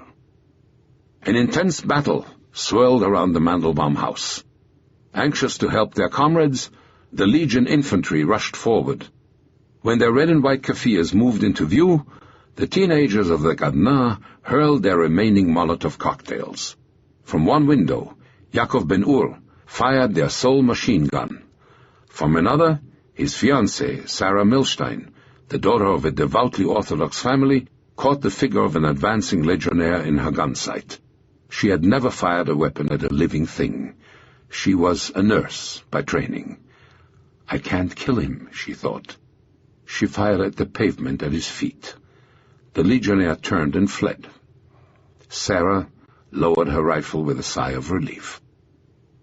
Surprised by the ferocity of the resistance to an attack they had not planned to make, the legionnaires drew back to regroup and resume their original line of advance. At the sight of their cars withdrawing, a series of triumphant shouts echoed from the Mandelbaum house. Neveu, too, watched with satisfaction. John Glubb's army had paid dearly for stumbling into his trap. 2 cars were knocked out near Neveu's positions at Mandelbaum. A third, crippled by Karmi Charney's fire, lay farther down the road. The news of the victory spread through Jerusalem in minutes. Its psychological importance was enormous. A group of Gadna teenagers had turned back the enemy the city feared most, the armored cars of the Arab Legion. The relief, the reassurance their action brought the city would be of incalculable importance in the days ahead. Its impact could be measured in the manner in which Naomi Neveu heard the news. A friend rushed up to her, weeping for joy, and threw her arms around Naomi's neck. "Naomi, Naomi," she cried, "Yosef has saved Jerusalem." Chapter 36. Take Latrun. Studiously ignoring the crash of the Arab Legion artillery fire in the streets outside, Dov Joseph continued his sermon to the men around him in one of the Jewish Agency's conference rooms. Idleness is the source of depression, he warned. People should be encouraged to lead normal lives insofar as possible. He wanted civilians to continue going to their offices, shopping, and otherwise living as they usually did. Despite the fact that Jerusalem was now under daily shell fire and they had nothing to sell anyway, Joseph decreed that food shops would remain open every day from 8 to 4. To keep people informed, they should publish a daily news bulletin. It would be called the Voice of the Defender.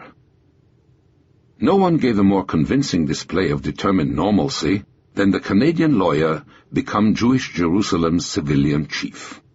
His cufflinks were fastened, his shoes were brushed, his tie was precisely knotted. Only his soiled shirt betrayed the strain under which they all lived. In a Jerusalem short of water, it had not been laundered for a fortnight. Tenacious, taciturn, as sparing of his words as he was unsparing of his energies, Joseph was a dedicated, demanding leader who set an example he expected all around him to follow. He was, as one of his subordinates would observe, a man who truly put Jerusalem above his highest joys. Nothing escaped him. If a truck driver wanted 5 gallons of gasoline, Joseph wanted to know why. If a bakery was 10 loaves short in its day's production, Joseph demanded an explanation. His day began with a phone call from Avraham Picker, his food expert, at 4 a.m. At 7 o'clock, Joseph was in his office. His staff consisted of a personal assistant and 2 secretaries. Keeping up with him, one of them recalled, was terribly hard. He never showed a sign of weakness, and he tolerated none in his subordinates. Once, one of his exhausted secretaries began to doze as he dictated. "Mr. Joseph," she begged, "if you don't give me a little rest, I'll faint." "If you do," he replied, "I'll throw water on you, and we'll go on." Half an hour after the daily food distribution was completed, Joseph entered the day's outlay himself on the chart in the orange folder he kept locked in his desk. There was no identifying label on its cover. No one else had access to the grim knowledge it contained, and Joseph had arranged his organization so that very few people knew the real state of the city's food supply. Like his employees, Joseph lived on the daily ration furnished by the agency canteen, a sandwich of marmalade and halva, and a cup of weak tea. The working day, which began at 4 in the morning, ended close to midnight, with Joseph working alone in his office by the light of a single battery-powered bulb. Whenever he had a free moment, Joseph would walk through the city, repeating over and over again a phrase that had become his personal psalm: "Yeh tov." It will be all right. Above all, in his dedicated pursuit of normalcy, he urged his fellows to sit down 3 times a day in front of an unwashed plate and go through at least the motions of eating a meal. The little that Joseph was able to put on those plates was an indication of how abnormal, in fact, the situation in Jerusalem was.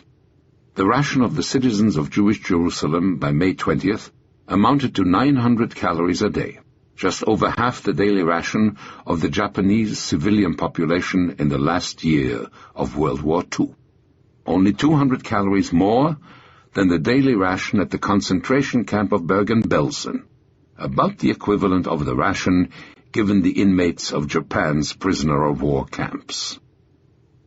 The Arab shelling and the surge for food were the city's preoccupations. By day the streets were deserted, and as Joseph observed, a great stillness pervaded the city. Without electric current, its nights were dark and gloomy. To minimize both the effects of the Arab shelling and evaporation, the water ration was distributed in the middle of the night. Nevertheless, 6 volunteer water carriers would be killed by shell fire during the siege. There was even a black market in water, at $2.65 a quart. The Café Vienna was the city's trading exchange.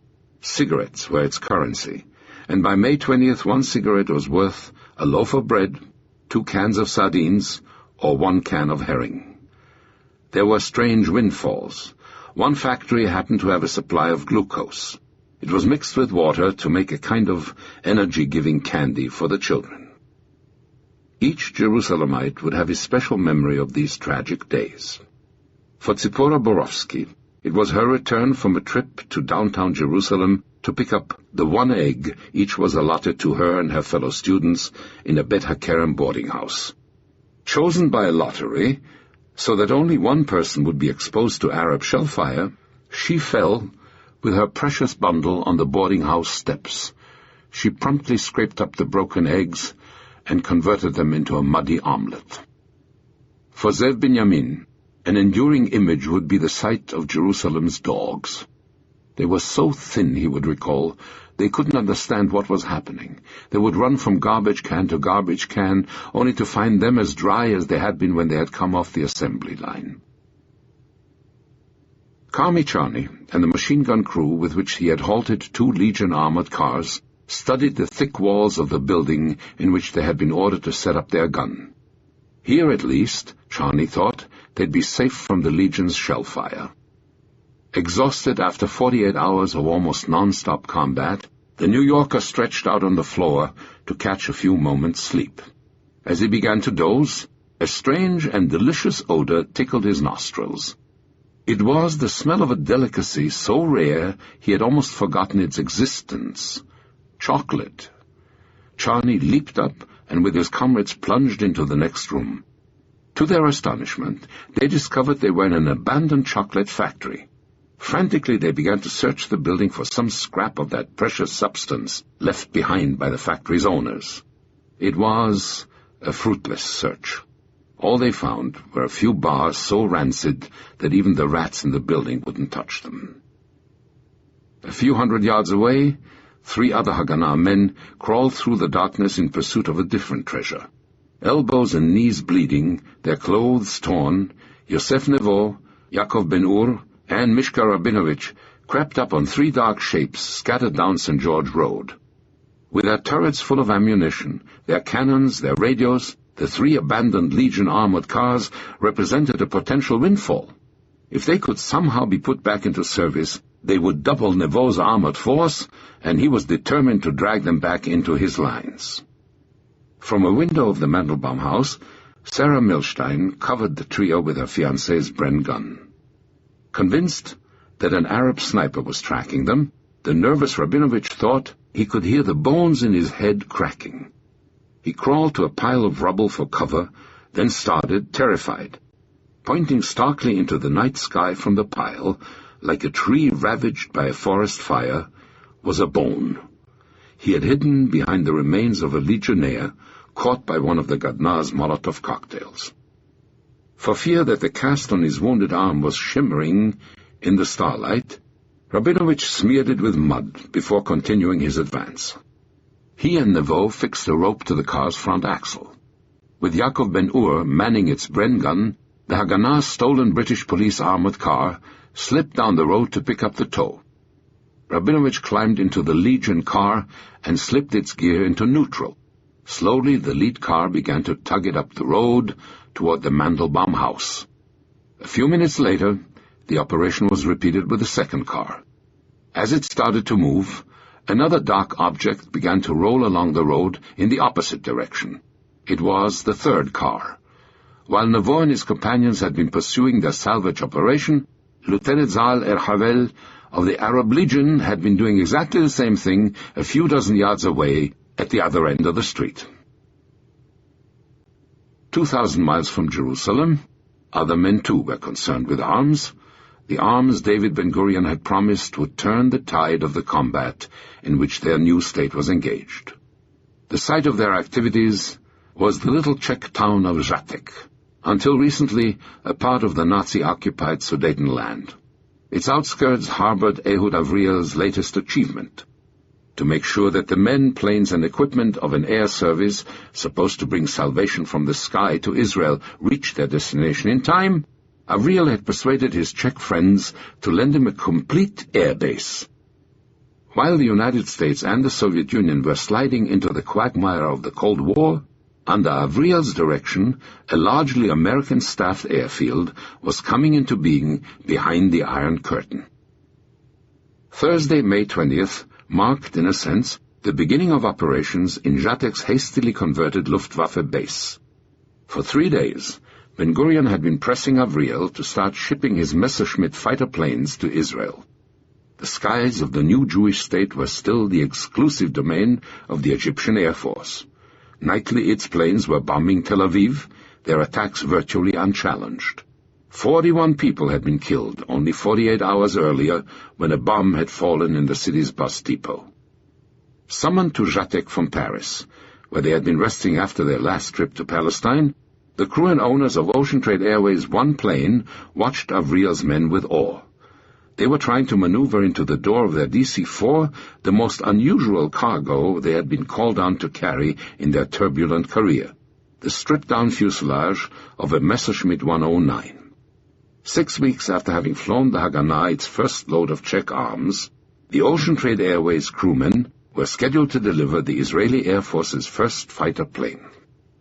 They were, that is, if a way could be found to force it into their DC-4.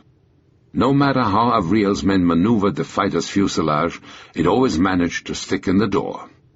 Petrified by the thought that his precious Messerschmitts might remain grounded on his little airstrip 2,000 miles from the country in which their appearance was so anxiously awaited, Avriel followed the work with anguished eyes. Maneuvering their cranes with the precision of a watchmaker's drill, his men slipped, pushed, pulled on the bulky fuselage until, without anyone quite knowing how, It slid into the hold of the DC-4.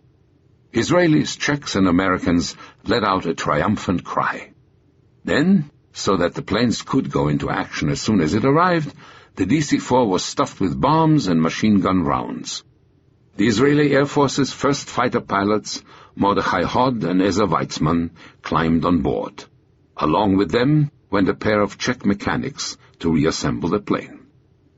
8 hours later, as it approached the Israeli coastline, the DC-4 got an astonishing welcome. A salvo of tracer shells, fired by the Hispano-Suiza anti-aircraft guns of Don José Arazi, suddenly bracketed it. Egypt's mastery of the skies over Tel Aviv was so complete that no Jewish anti-aircraft gunner could imagine that the plane approaching was anything but Arab. Twisting through the shell bursts, the pilot set course for the former RAF field of Akir, not far from the airfield where he had landed during the night of March 31st. No one on board was more anxious to see this historic flight end than the DC-4's pilot.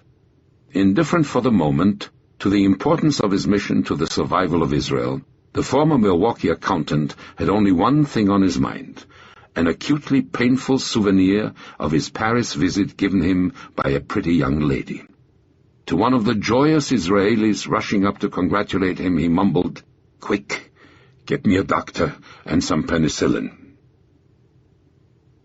The dockers of the port of Haifa looked with rising incredulity at the pile of pack racks they had pulled from the cargo hold of the SS Isgo, and wondered what contribution they could possibly make to the country's war effort. Purchased almost as an afterthought on Christmas Day in Antwerp by Giel Featherman, they had arrived along with a more substantial product of his activities, 24 half-tracks. The half-tracks of the SS Isgo, 3 other boatloads of auxiliary equipment, and Ocean Trade Airways Messerschmitt represented the only elements of the Haganah's overseas stockpile to reach Israeli ports in the first week of Israel's existence. The problem of getting their arms from one end of the Mediterranean to the other was even more difficult than the Haganah's planners had imagined. Wary of the conflict raging in the Middle East, shippers, insurers, and captains were proving extremely reluctant to handle cargoes bound for the new state. In some countries, particularly the United States, strictly enforced embargoes on arms deliveries to the belligerents had forced the Haganah into complicated and time-consuming transshipments. The result, despite a daily stream of angry cables from Ben-Gurion's office, had been an agonizing series of delays. Yet as each day passed, the need for those arms grew more desperate. Despite the Haganah's tenacious resistance, the Arabs' superior firepower and armor were inexorably turning the balance against the Jewish army. 48 hours after the war had begun, Ben-Gurion had asked his young chief of operations if the Haganah could hold out for 2 more weeks, without further arms. Yigal Yadin had bluntly replied that it was not certain. The most serious situation was in the south, where 2 Egyptian columns pushed steadily northward. They were composed of over 10,000 men, supported by 15 fighter planes, a regiment of Sherman and British Matilda tanks, and 25-pounder field guns. Only 5 of the 27 Jewish settlements in their area of operations contained more than 30 defenders. The army defending them consisted of just 2 Haganah brigades. The first, the Negev Brigade, contained 800 men with 2 20mm guns and 2 Davidkas with 10 shells. The second, on the sea coast, had 2,700 men, but not a single anti-tank weapon except mines and Molotov cocktails. After encountering furious opposition at the first 2 settlements he had attacked, the commander of the column heading for Tel Aviv had decided to bypass the kibbutzim along his way if their locations did not menace the coastal road. By the time the Haganah's first Messerschmitt reached Israel, his column was assaulting the one kibbutz it could not bypass, Yad Mordechai, one of the oldest settlements in the Negev. Named for the leader of the Warsaw Ghetto Uprising in 1943, the settlement stood right alongside the coastal road. Once the Egyptians had overwhelmed it, they would be able to advance all the way north to Ashkelon, only 30 miles from Tel Aviv. The second Egyptian column, composed mainly of Muslim Brotherhood volunteers, under Colonel Ahmed Abdulaziz, had been advancing through purely Arab territory. Ironically, his forces were following almost the same route taken by the children of Israel in their flight from Pharaoh's Egypt to the Promised Land. The natural lack of opposition had not prevented Abdulaziz from announcing a victory with each Arab town he entered. Now his men had passed through Hebron. With Kfar Etzion in Arab hands, not a single Jewish soldier stood between Abdulaziz's forces and the settlement of Ramat Rachel, barely 2 miles from the heart of New Jerusalem. That the Jewish situation was not yet desperate was due to the relative inactivity of the other Arab forces. The Arab legions thrust into Sheikh Jarrah, May 19th, had been the only real action of the legion so far. The Iraqi army that was supposed to have reached Haifa in a fortnight had confined itself to sporadic artillery and air attacks on its foes. However, in the north, the Syrian army, led by 30 armored vehicles, including French Renault tanks, had captured 3 Jewish settlements and was in the process of assaulting 2 more, Degania A and B. This attack led to one of the most anguished moments in David Ben-Gurion's life. The leader of Degania B, one of his oldest friends, came to him to beg for just 1 field gun to turn back the Syrians' armor. Almost sick with sorrow, Ben-Gurion told him, "We have no guns. If I had one, I'd give it to you. Maybe tomorrow we'll have one, but today there are none. You'll have to go back and tell your people to fight with what they've got." Ben-Gurion knew his words meant that men would die in a hopeless fight. Watching his friend's figure disappear, he felt for the first time in his adult life tears on his cheeks. It would be almost 2 decades before he would shed tears again, on the day when he would announce to his people his retirement from public life. The exploit of Yosef Nevo and his Gadna youngsters had stopped the first rush of the Arab Legion, but other grave problems were accumulating for David Shaltiel. The most important was in the south, where Abdulaziz's armor had reached Bethlehem. Foreshadowing the storm about to break in that sector, the Egyptians' artillery began to shell the kibbutz of Ramat Rachel on the afternoon of Friday, May 21st. The second critical area was the Jewish quarter of the Old City. Arrayed against it was Major Abdullah Tell's battalion and 50 guerrillas led by 10 Yugoslav, English, and German volunteers, whose commander was a former SS lieutenant named Robert Brandenburg. In addition, Tell could call on Fawzi al-Qutub's explosives units and dozens of Haj Amin's irregulars. The Arab Legion commander had taken over the Rauda school headquarters upon his arrival, quietly but firmly inviting its disorganized occupants to get out. On the wall of his office, Tell had installed a huge map of the old city. Around the Jewish quarter was a chain of red pins indicating the positions held by his men. Instead of the haphazard attacks of the irregulars, Tell decided to squeeze the quarter methodically from all sides. And as each Jewish strongpoint was captured, he ordered it destroyed.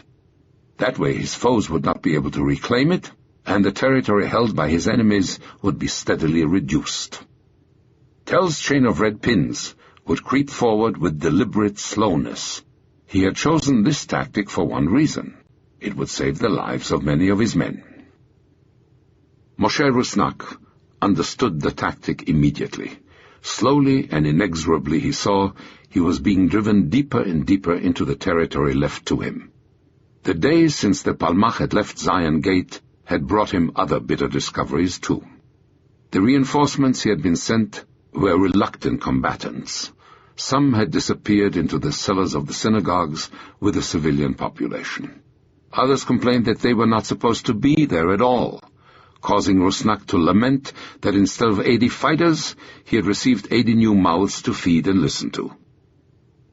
The third target of the Arab Legion was the most massive building in Jerusalem, the 3-story hospice of Notre-Dame de France. With its 546 cells, named for French saints and the philanthropic Frenchmen who had provided the funds to build it, Notre-Dame was a honeycomb of rooms and windows, a kind of pilgrim's Hilton in the heart of Jerusalem. Above all, its great granite wings were a superb manifestation of the material and political considerations underlying much of 19th century Christian Europe's spiritual attachment to the Holy City. The building had been launched with a collection taken on a homeward-bound steamer after one of the pilgrimage of penitence undertaken by French Catholics following the Franco-Prussian War. It is not simply a question of building a pied-à-terre for pilgrims, noted the first fundraising appeal, but of opposing to those of our rivals our own national monument, vast in its proportions, grandiose in its architecture, a colossal witness to our solicitude for Jerusalem and for the secular rights we possess there. In every parish in France, Catholics were urged to donate a franc, sacrifice a gold Napoleon, so that France in Jerusalem would no longer be a nomad camped under a tent, but ensconced in her own palace, equal to her rivals, represented not only by spiritual but by material interests. Its crowning glory was a 20-foot, 6-ton statue of the Virgin offering her infant son to the Jerusalem skyline, and by no accident towering over the 3 onion domes of the nearby Russian church. On Notre Dame's inauguration in 1888, so that no one would misunderstand its significance, the French consul had proclaimed the building a great monument to Catholic France, here where Russia has crushed us under her millions and her buildings. It was indeed a prodigious monument to the glories of France, and each stone of Notre Dame was going to pay for its grandeur. The building had been retaken by the Haganah on the night of May 19th after a bitter struggle. Since then, its defenders, as at Mandelbaum, had been a unit of Haganah teenagers. They were supplemented by middle-aged home guardsmen, doctors, lawyers, businessmen, many of whom had to be taught how to shoot by their 17-year-old comrades. To John Glubb, Notre Dame was the pivot on which Jerusalem turned. He was persuaded that his men could not move into the new city so long as it was in Jewish hands. Indeed, the armored cars which had stumbled by error into Yosef Nevo's trap at Mandelbaum should have led an assault on the building. If his Bedouin soldiers could capture Notre Dame without heavy casualties, Glubb would feel confident enough to unleash them in a house-to-house drive to seize the new city. If they could not, he would have to find other tactics to subdue Jerusalem.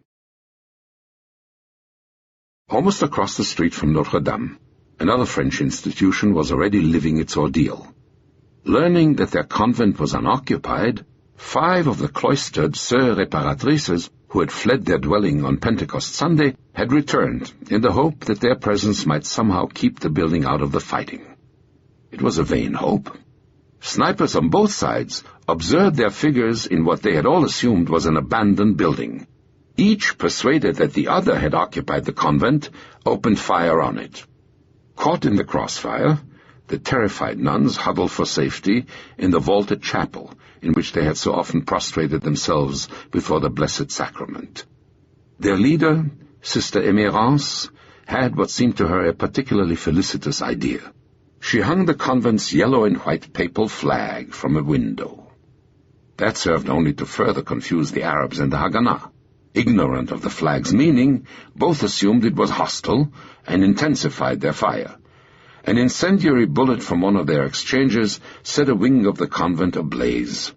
Desperately, the nuns gestured from the convent window until Dr. René Bauer, director of the French hospital across the street, saw them and opened his door. Gathering up their skirts, they rushed under fire to the hospital. Their anguish was not quite ended, however. The next day, Sister Emérance noticed that the Haganah had strung a net of cables from Dr. Bauer's office to the convent. Over the French physician's protest, the army had occupied the hospital. What, asked Sister Emérance, were the cables for? Bauer shrugged. The Haganah was probably putting in a telephone in their convent, he said. Not quite. Short of mines, without anti-tank weapons, the Haganah had to use any tactic it could to close Jerusalem's main streets to the Arabs' armor. Before Sister Emérance's horrified eyes, the convent in which she and her colleagues had planned to spend the rest of their lives exploded. From it, A cascade of masonry, stones, and timber spilled out into Suleiman Street, a firm and blessed barrier to the free movement of John Glubb's armored cars. David Ben-Gurion pondered with distress the pile of cables littering his glass-topped desk. All day long, the front, which claimed priority in his preoccupations, had been sending him a series of urgent warnings. Between its growing shortage of food and ammunition, the menace of the Legion from the north, and that of the Egyptians from the south, the situation in Jerusalem was so alarming that a disaster was inevitable if some way was not found to get help to the city. Ben-Gurion was determined to find a way. At last we had a state, he would later write, but we were about to lose our capital. He was irked by what he felt was the Haganah's underestimation of the danger to Jerusalem. They don't see the importance of Jerusalem, Ben-Gurion thought.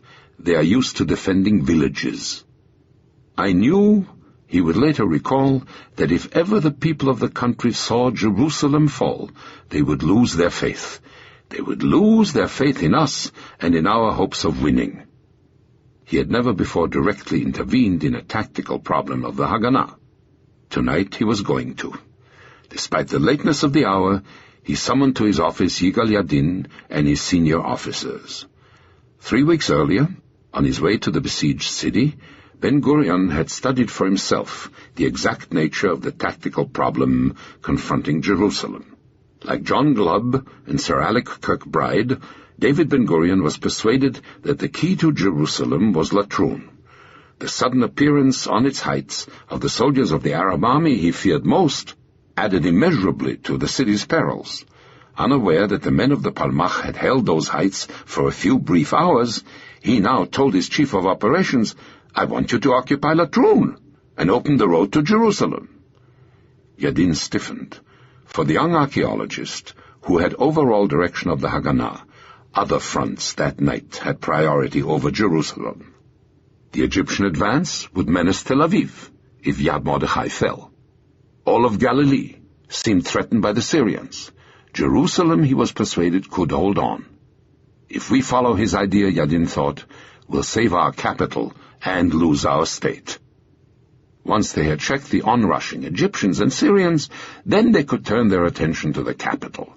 In any event, he told Ben-Gurion, you simply cannot take Latrun by a frontal attack. We have to take a longer period and hit them by the flanks. Ben-Gurion insisted. Yadin's timetable was not his, and their clash was violent and acrimonious. Jerusalem can't hold out, the Jewish leader said. By the time we capture Latrun under your plan, there won't be any Jerusalem left to save. At those words, Ben-Gurion saw his young subordinate's face pale. With a sweep of his arm, Yadin crashed his fist down on the desk, shattering its glass cover. The young man wiped a few flecks of blood from his fist and stared at his leader.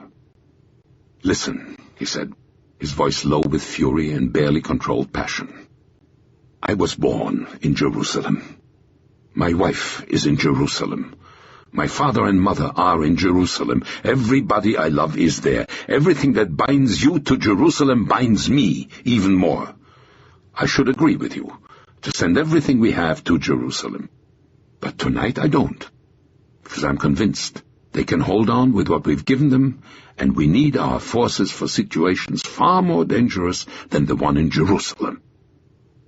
Shaken by Yadin's unexpected outburst, Ben-Gurion drew his head down into his shoulders like a wrestler, the certain sign of his unshaken determination. Pushing aside the shards of glass on his desk, he sat back in his chair and quietly studied Yadin. Then he gave him a straightforward, unequivocal order. Take Latrun. Chapter 37. Ticket to a Promised Land. The task of carrying out Ben-Gurion's order was given to the phlegmatic Haganah veteran who had earlier received the secret messenger of Glubb Pasha at the kibbutz of Naharaim. Shlomo Shamir, to whom Colonel Desmond Goldie had hinted of Glubb's hopes for a peaceful division of Palestine, was now to lead the first military formation raised by the new state of Israel against the entrenched forces of Glub's legion. The 33-year-old Russian-born Shamir had been a shopkeeper, a printer, an artist, an electrician, and a globetrotter before undertaking full-time service with the Haganah. What had led Ben-Gurion to appoint him commander of the 7th Brigade was not his Haganah background, however, but his service in the British Army. Before attacking the Legion, the newly appointed commander of the 7th Brigade first had to assemble his brigade. Half of it was to be made up of companies assigned to him from existing units. The rest would have to be recruited from training depots and reserve headquarters, or simply, as Shamir observed, on the sidewalks of Tel Aviv. With a few £100 issued by the Haganah's paymaster to set up his headquarters, Shamir requisitioned 3 rooms in the Hotel Bristol in the center of Tel Aviv. Using the telephone, prowling the sidewalk cafes of Dizengoff Street, sending scouts north and south, he managed to recruit a skeleton force of officers for his brigade. Since the best men were already taken, he had to dig through his memory for the names of friends he had met and admired during the war. The first was that of Vivian Herzog, the elegant former Guards officer who had been the Haganah Intelligence Service's liaison with the British in Jerusalem. Rushed to Tel Aviv by Piper Cub, Herzog became Shamir's chief of operations. The atmosphere he discovered in the 3 rooms of the Bristol Hotel bore little resemblance to the British headquarters he had known. It had an air of happy chaos, he remembered, with men without rank hitting each other on the shoulder, trying to get done in 2 days what the British would have taken 9 months to do. To lead 2 of his battalions, Shamir managed to get his hands on a pair of fellow Russians. The first was Chaim Laskov, 29, a former captain in the Jewish Brigade and an assiduous student of Clausewitz. He had discovered his taste for the military as a boy, collecting buttons that had fallen from the uniforms of Napoleon's soldiers by the banks of the Berezina. The battalion he was assigned to lead was a former Palmach unit, whose non-commissioned officers, preferring to stick with their Palmach brothers fighting in the south, had disappeared. His armor was a heteroclite assembly of 20 vehicles, hastily plated up in Joseph Avida's workshops, and a dozen of the half-tracks which had just arrived on the first boat, sent by Giel Federman, the Santa Claus of the Haganah. His vehicles lacked light machine guns, munitions, radios, and toolkits. His drivers didn't know how to drive with their lights out or their armored slits down. Some of them, Laskov noted, didn't even know how much air to put in their front tires. Pompously designated as the 79th Motorized Battalion, his command was, in Laskov's own words, a parody of an armored force. Even more difficult was the task assigned Shamir's 2nd Battalion commander, 29-year-old Zvi Hurevitz, a veteran of Ord Wingate's specially created night assault units. His 72nd Infantry Battalion existed only in the hopeful imagination of its planners. He would have 100 recruits in various stages of training as the nucleus of the battalion. To get them, Hurevitz rushed to Tel HaShomer, a hospital outside Tel Aviv, used as a training center.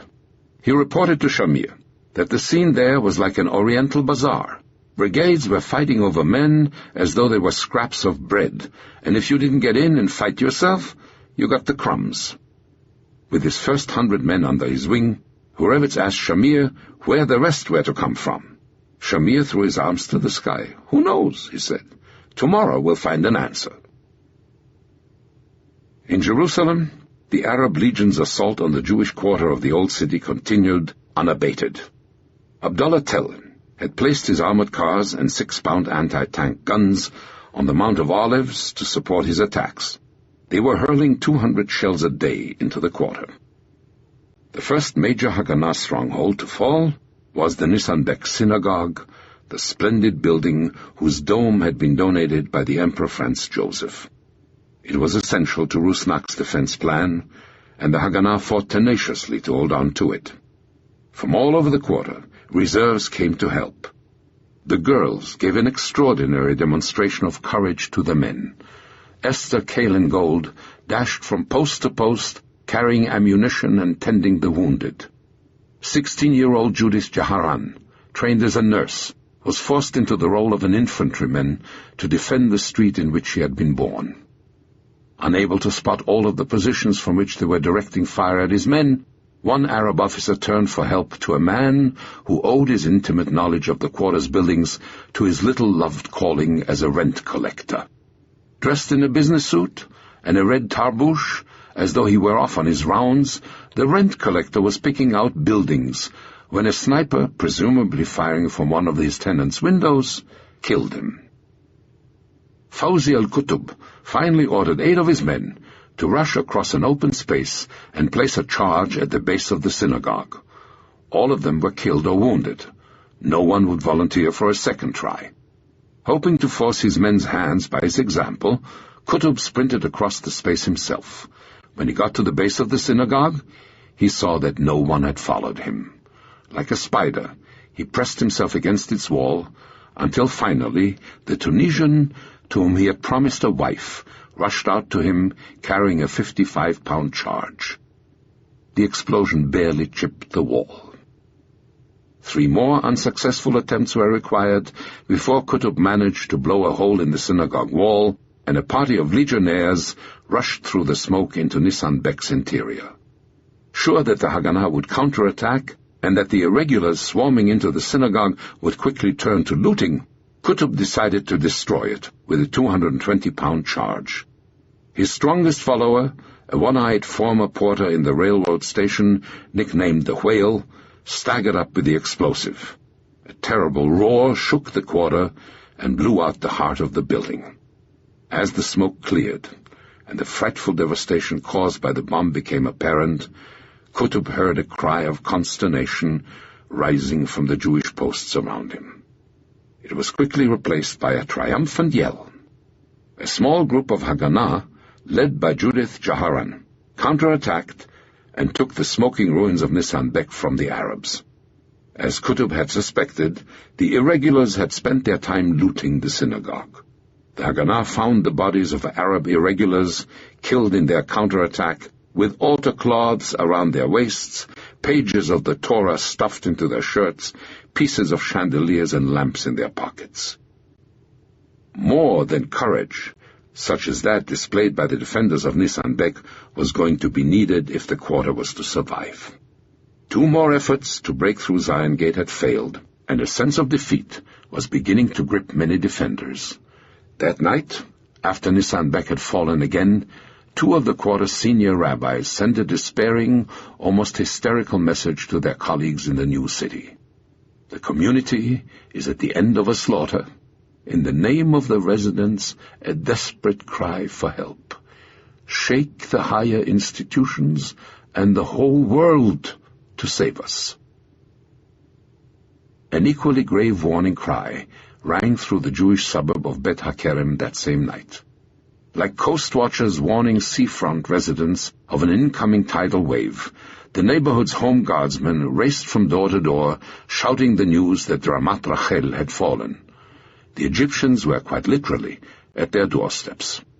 After his long chain of Arab conquests, Colonel Abdulaziz had finally added a Jewish one to his laurels. With almost 24 hours of continuous shelling to pave the way, his men had swept through the ruins of the settlement at nightfall. Now his armor was reported heading for Bet HaKerem.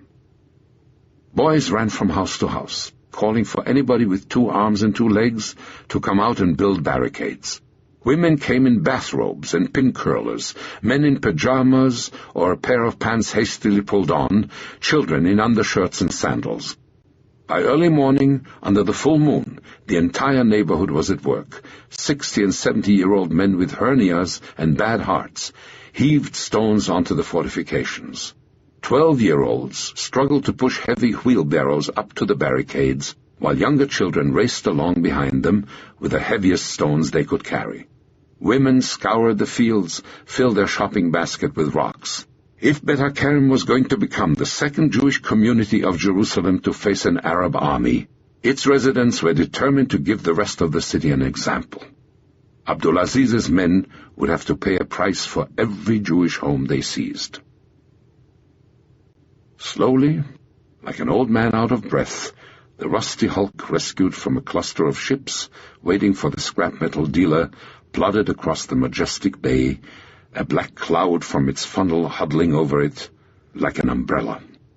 Built long before the war to carry 800 first-class passengers, the decks, the passageways, and holds of the SS Kalanit crawled today with 2,000 men contemplating in awe and silence the spectacle before them, the port of Haifa, and beyond it the green slopes of Mount Carmel. For those men the port culminated a dream of years and a voyage begun somewhere in Central Europe 7, 8, 9 years earlier in the wake of Hitler's drive east. Some of them had managed to flee to the forests, where like hunted animals they had fought alongside the partisans until the hour of liberation. Others, swept into the death camps of Nazi Germany, had awaited their liberation at the portals of the gas chambers in which 6 million of their kind had perished before their eyes. The Allied victory they had so desperately awaited had delivered them from one barbed wire camp to another, and it was in the displaced persons' centers that the Haganah had found most of them, Zionist and non-Zionist, Orthodox and atheist, communist and capitalist. They were animated by the desire to join their fellow Jews outside a Europe in which they no longer had confidence, in which they had been so consistently betrayed to their Nazi oppressors. The Haganah had offered them that opportunity, demanding only one thing in return for their passage to Israel, that they fight. Organized by the networks of the underground army's illegal immigration service, they were secretly directed to assembly areas where some of them received a rudimentary military training, then shipped to their ports of embarkation. The most important was Sète, near Marseille. From its wharves, some of the men aboard the Kalanit this morning had set out for Haifa 7 months earlier on another equally overcrowded vessel. The prow of the Exodus, however, had never anchored in the waters below Mount Carmel, and its unhappy human cargo had been returned to Europe to be dispersed again in a new set of camps. On the high seas, the immigrants of the Kalanit had shouted cries of triumph at the news that the country toward which their old steamer was bearing them had conquered the right to receive them openly, legally. No fanfare, no speeches, no pretty girls with bouquets of flowers were on hand to welcome them on the docks of Haifa. The only sight that greeted them, as they stared down from their decks, was the line of yellow roofs of the column of old buses waiting for them. Mati Megid, the young officer of the Haganah, who had accompanied the immigrants from Germany and Romania, noticed a black Oldsmobile slide up to the quay and heard someone calling his name. 2 hours later, in a pinkish building by the Tel Aviv seafront, Megid was hurried into an office filled with people and noise. At one end of the room, behind a table, Megid saw the disorderly white tufts of hair of a familiar head poring over a list of names, the passenger list of the Kalanit. Without looking up, the white-haired man began to question Megid. "How many are they?" Ben-Gurion asked. Ben-Gurion wanted to know everything: who they were, where they came from, how old they were, what kind of military training they had. The old leader suddenly lifted his massive head and looked at Megid. "Do you know why they're here?" he asked. As Megid nodded, Ben-Gurion added, "Because we need them." "But not right away?" questioned the young officer, concerned for the first time by the turn the conversation was taking. The Jewish leader gazed at Megid, somewhat surprised by his remark. "That's not your concern," he replied. Suddenly realizing that the immigrants he had brought to Israel were going to have to buy their right to enter their new country by risking their lives in a conflict for which they were not yet prepared, Megid begged Ben-Gurion not to throw his men into combat too quickly. His comment clearly disturbed Ben-Gurion. "You can't judge," Ben-Gurion said. "You don't know how serious the situation is." Then sadly he added, "We need them all." As Shlomo Shamir had predicted, the new day had brought an answer to Tzvi Horevitz's manpower problems. Taken directly from the docks of Haifa to Tel HaShomer, 450 immigrants of the Kolonit were to constitute the rank and file of Horevitz's 72nd Battalion. The Russian-born officer studied them as they scrambled down from their yellow buses and lined up before him. They were all young. Those who had spent time in the British detention camps in Cyprus were tanned. The others were grey and pale. They clutched in their arms everything they owned, stuffed into a little cloth sack or a frail valise. There were blue-eyed Poles, Hungarians, Romanians, Czechs, Dur Bulgars, Yugoslavs, Russians, with hair as blonde as sun-bleached straw. They were uniformly thin, and a certain furtiveness in their regard betrayed the painful pasts which had preceded their arrival in Haifa. Horowitz lined his 450 recruits up in the hospital courtyard and decided to mark their arrival in this new camp with an attention that had rarely honored their unhappy lives at their other earlier destinations. He bade them welcome.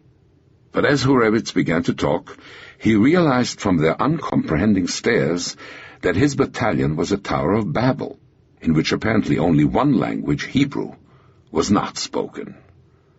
He sent for the Polish sergeant, who was his clerk, and had him translate his words into Polish and Yiddish. "Welcome to the ranks of the army of Israel," Horowitz began again. "We have been impatiently awaiting your arrival. Time is short, and Jerusalem is in danger.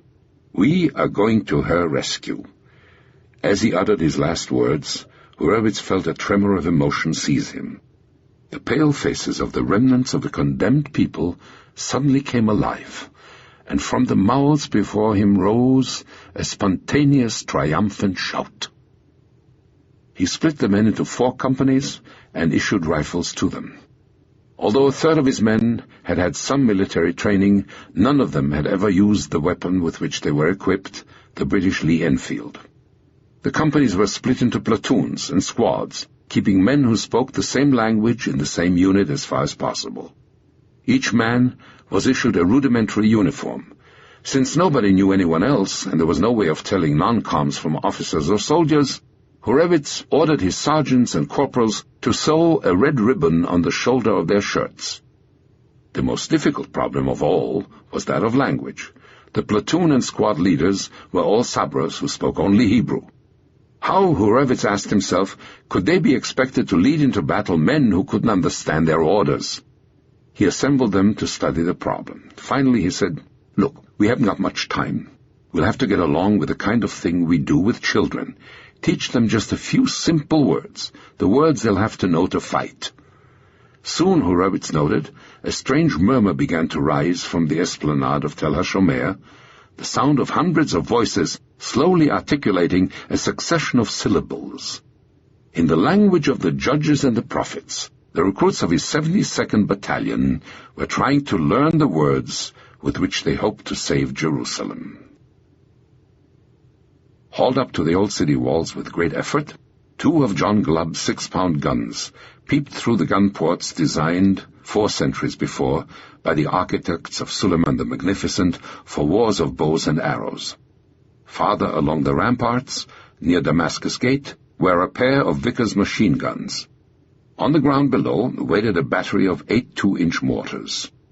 In front of Herod's Gate, protected by a natural depression, was the most important piece of all, a 25-pounder field gun. It was noon, Sunday, May 23rd, and without exception every muzzle of that array of artillery was fixed on one target. Notre-Dame de France, built by the Pilgrims of Penitence, was about to do penance for the grandiose ambitions of its founders. Lieutenant Fendi Omeish took a last look through the 25-pounder's gun sight. It was pointed straight at the center of Notre Dame's facade, right at the statue of the Virgin. He adjusted its aim to the left.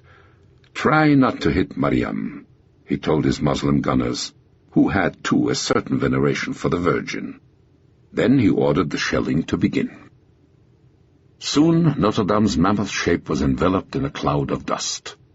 To John Glubb's trained eyes, however, his guns seemed to have the effect of a pea-shooter on Notre Dame's solid masonry. The Holy Catholic Church, he observed glumly, seemed to have built for eternity. For the men inside the building, the shelling had a different aspect. To Nathaniel Lorch, it was like a continuous earthquake. Stonework, masonry, timber, plaster rained down on its defenders. Dust and smoke choked the teenagers of the Gadna and their middle-aged fellow fighters. The roar stunned many of them. For 2 hours it went on, half a dozen shells a minute, until Notre Dame's proud eastern facade was pockmarked and shattered.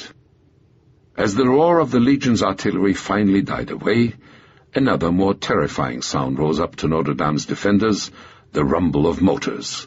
4 armored cars of Lieutenant Zal Erhavel were advancing up Suleiman Street from Damascus Gate toward the building. On the 3rd floor, Mishka Rabinovich watched them with a homemade periscope he had devised out of 2 pipes and a broken mirror. The solid walls of Notre Dame had protected Rabinovich and the building's lone Piat anti-tank gun all during the shelling. Rabinovich, his arm still in a cast, aimed the weapon for the Gadna teenager beside him as he had at Mandelbaum. The tension was enormous. Lying on the floor, they could hear the steady drone of the advancing car's engines and the snap of rifle fire all around them. Everyone in the building waited for the Piat's first shot, knowing that once the gun's position had been revealed, it might not get a second chance. Looking at the 2 of them lying on the floor, Zelman Mart, one of Shaltiel's deputies, thought, "The kid's never going to be calm enough to hold on and wait until he's sure of his shot." The 4 cars came closer. Coached by Rabinovich, the Gadna teenager patiently held on under Mart's admiring gaze until they were only 100 yards away. Coolly, he squeezed off his first round. The lead car spun to the side. His assistant gunner dropped a second shell into the Piat. He fired again, and a second car ground to a stop. My God, thought Mart, if he can do that, anybody in this command can. In the cars, Erhavel's gunners found that at that range they could not elevate their guns to an angle wide enough to shell Notre Dame's top floor. Erhavel ordered his 2 damaged vehicles to withdraw and pull the other 2 cars back out of the Piat's range. Meanwhile, the infantry, led by Lieutenant Ghazi al-Harbi, a burnished veteran of hundreds of tribal skirmishes in his native Saudi Arabia, opens its assault. His men got to the hospice's garden wall, broke in and rushed to the base of the building itself. From the dozens of cell-like rooms above, bearing names like Notre-Dame de Lourdes, Sainte-Françoise Romaine, Sainte-Eulalie, came an uncharitable rain of hand grenades. Despite the intense fire, a party of Harbi's men managed to get a foothold on the ground floor. Watching from the old city walls, the United Press's Samir Suki could see them trying to push forward in one room, while through another's windows he could see Jewish soldiers rushing forward to check their advance. The fighting was savage, with grenades and bayonets, yet the Gadna youngsters, many of them only 16, and in action for the first time, succeeded in holding the legionnaires to half a dozen rooms. Inside Notre Dame, Mishka Rabinovich was beckoned to a window by a 17-year-old French boy named Jacques. The little Frenchman, a veteran of the Maquis, had already acquired an extraordinary reputation. He was, one of his commanders noted, continually engaged either in fighting or in looting. He was covered with pink brick dust from the shattered hospice and looked to Rabinovich more like a clown than a fighter. There was nothing comic about the sight to which Jacques was pointing, however. It was a Legion armored car maneuvering below the window. Silently, Rabinovich pointed his good arm to a Molotov cocktail and gestured to Jacques to throw it. Lieutenant Fendi Omeish had just leaped from the car to help a wounded man at Newgate when he turned and saw the bottle arching gracefully through the air to smash onto the pavement in front of the car. Since it was on a slight incline, the burning liquid rolled down under the bumper and fired its engine. From the window above, the dark-mustached Rabinovich and Jacques, looking like a pink Picasso, peered down with pride on the boy's handiwork. Its turret crammed with munitions, the car began to explode in sheets of blue flame and the stench of burning rubber. "Everything I have," moaned Omeish, my blankets, my toothbrush, my soap, my wife's picture. And there it goes. There, too, went the car's driver, Ali. Disgusted by the turn the war had taken, he scrambled from his turret, dashed through Newgate, and presenting himself as a civilian, kept right on going until he reached his Arabian home. South of the city, Shaltiel's reserves had retaken Ramat Rachel, catching Abdulaziz's men in the act of looting the kibbutz. Then, concerned by the legion's assault on Notre Dame, Shaltiel had felt he could not have his last 2 reserve platoons so far from the city's center, and he had replaced them by home guardsmen. Once again the Arabs had attacked and captured the settlement. And once again, Shaltiel's reserves repeated their attack. Incredibly, they found the Egyptian Muslim brothers busy looting what they had not been able to carry away the first time. Once again they routed them. By dawn, the Israeli flag was back on the blackened chimney of the kibbutz's ruined dining hall. In that same dawn of May 21st, the Legion's attack, stalled the night before, began again at Notre Dame. Once again the Jews held their ground. Gradually the Arabs' casualties began to mount at a worrying rate. John Glubb, disturbed by his army's long delay in capturing Notre Dame, observed the attack from the old city with increasing apprehension. Just after noon, his 3rd Regiment's Australian commander, Bill Newman, brought him a distressing piece of news. Half of the 200 men who had launched the attack the day before were dead or wounded. It was a jarring revelation. Our business is fighting in the open country, not slogging from room to room, Glubb told himself. He ordered the attack stopped, and Harbi's men withdrawn to Musarara. The Saudi Arabian was heartbroken. When he had pulled his men back, he sought out Glubb in the old city and begged him to allow him to attack one more time. The Pasha was adamant. Their failure before the walls of Notre Dame was a crucial turning point in Jerusalem. Once and for all, he was sure the Legion did not have the men or the training to fight its way from house to house and room to room through New Jerusalem. John Glubb knew, however, that a house-to-house fight was not the only way to take Jewish Jerusalem. There was another way, blockading it. The key to that was the vital crossroads he had studied with Sir Alec Kirkbride a few nights before. There, on the plains below Latrun, the Bedouins of his legion would at last meet their enemies in the open country that was their natural fighting environment. Chapter 38. Execute your task at all costs. Slowly, methodically, Lieutenant Colonel Habes Majali, commander of the 4th Regiment of Glubb's Arab Legion, panned his field glasses over the vast panorama at his feet. From his observation post, some of the most famous generals of history had scanned the approaches to these heights of Latrun.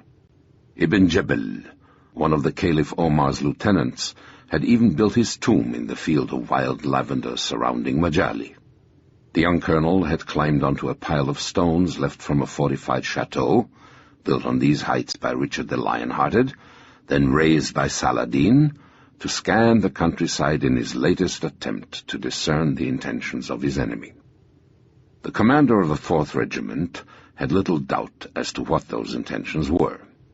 To get help to the 100,000 besieged Jews of Jerusalem, the Haganah, he was sure, would have to storm his positions and break open a passage to the city.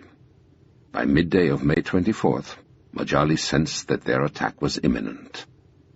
His soldiers had been preparing for it for days. The hillside, so precipitously abandoned by Fawzi al-Kawukji, was now well seeded with machine-gun nests. The trenches in which the Turks had fought off Allenby's attacks on Latrun had been cleaned out, deepened, and reoccupied. Mines and rolls of barbed wire covered the slopes before them. Anti-tank guns controlled the principal approaches to the crest. 3 Vickers machine guns had been posted on the roof of the old British police station west of Latrun's Trappist monastery, controlling the plain rolling down toward Tel Aviv. In the village of Yalu, the Ayalon of biblical times, Majali had hidden his 3-inch mortars. Nightly, his adjutant, Captain Mahmoud Russan, had been sending deep penetration patrols out into the plain to uncover the Haganah's positions and intentions. Russan had even stationed a detachment of men in the police station of Artouf, a village 3 miles south of Latrun on the road to Beersheba.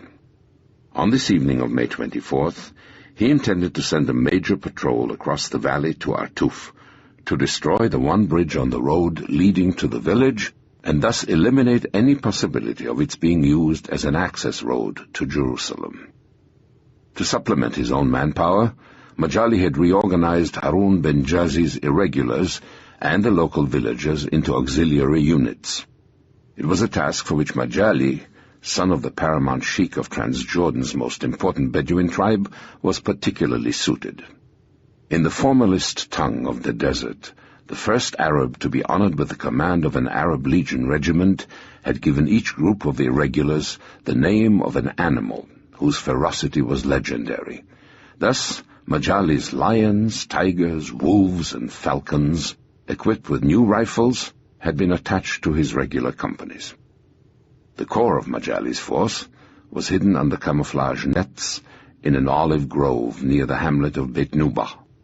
From that piece of high ground, his 6 25-pounder field guns commanded all of the roads converging like the tributaries of a river on the single ribbon of asphalt leading up to Jerusalem. Like Majali, their young commander was the son of one of Transjordan's most famous Bedouin tribes, Mahmoud Maita.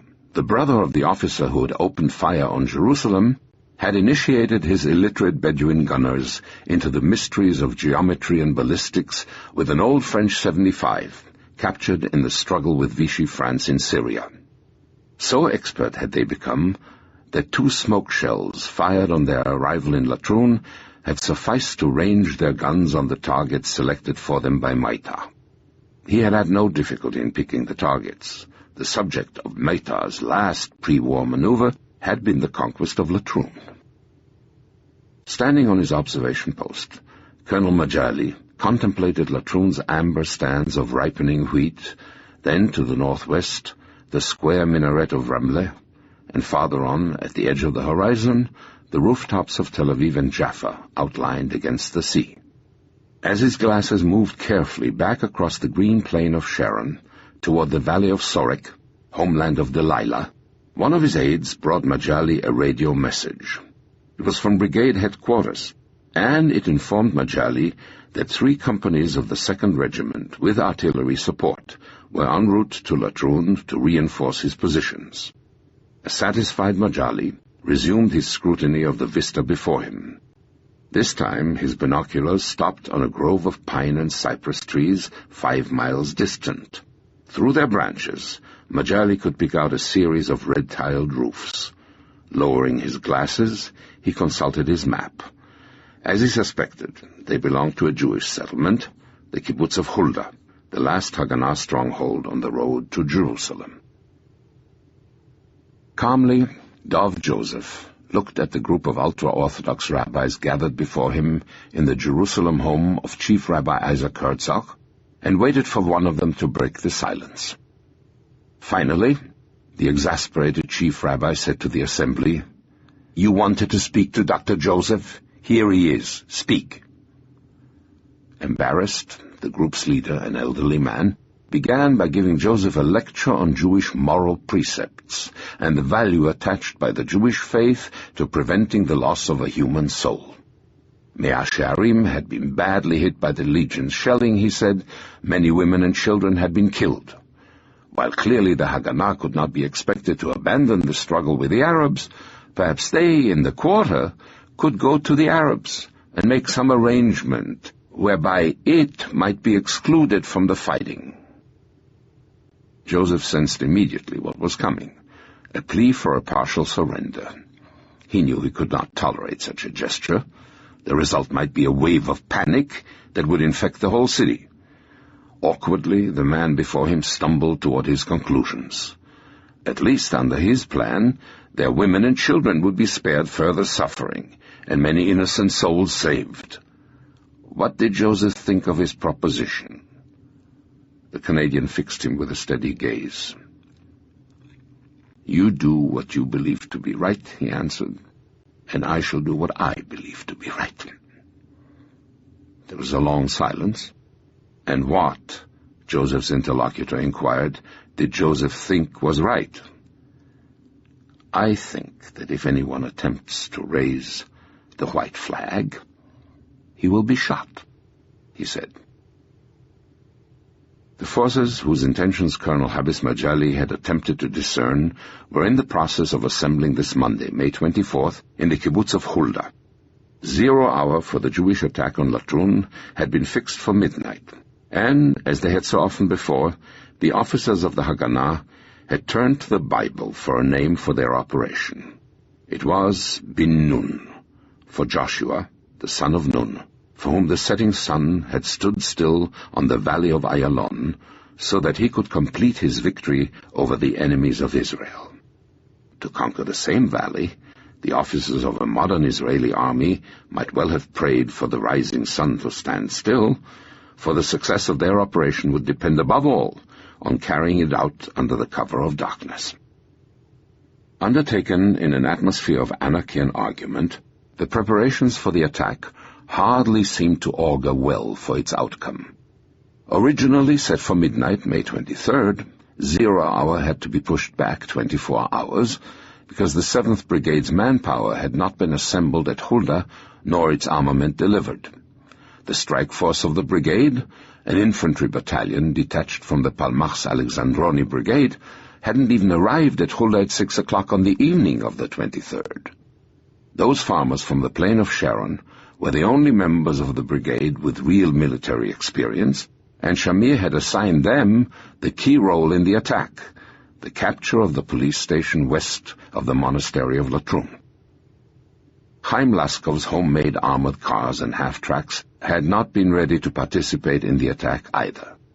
They still had not received their machine guns, ammunition, or radios. As for the immigrants of Tzvi Horevitz's 72nd Infantry Battalion, delivered to Hulda by buses requisitioned from Tel Aviv's No. 5 bus line, they had neither packs, helmets, nor canteens. The battalion's officers still did not know their men, nor the men their arms. And, as at Tel HaShomer, the immigrants continued to mutter the few words they had been able to learn in Hebrew, the words on which their survival might soon depend. Faced with such an impossible situation, Shamir had been obliged to advise Yadin that he was postponing his attack for 24 hours. When his missing Palmach battalion finally arrived at Hulda at noon the following day, Shamir and his staff welcomed them with relief. Their pleasure, however, turned to stupefaction as they saw the men getting off their buses. 10 days after its creation, the new state of Israel possessed an army still fundamentally organized for clandestine combat, a series of baronies in which commanders often interpreted superiors' orders according to their own estimate of the situation. Before allowing its battalion to leave for Hulda, Alexandroni's Palmach commanders had systematically stripped their men of all their arms and equipment. 12 hours before they were due to attack the Legion, they had showed up without a single rifle, a battalion of beggars, as Vivian Herzog bitterly observed. No one was more horrified by the lamentable state of the 7th Brigade's preparations than Yigal Yadin, who had argued so hard with Ben-Gurion against the attack. Flying up to inspect the brigade, Yadin saw that its battalions were in fact companies lumped together without reserves, support, or communications.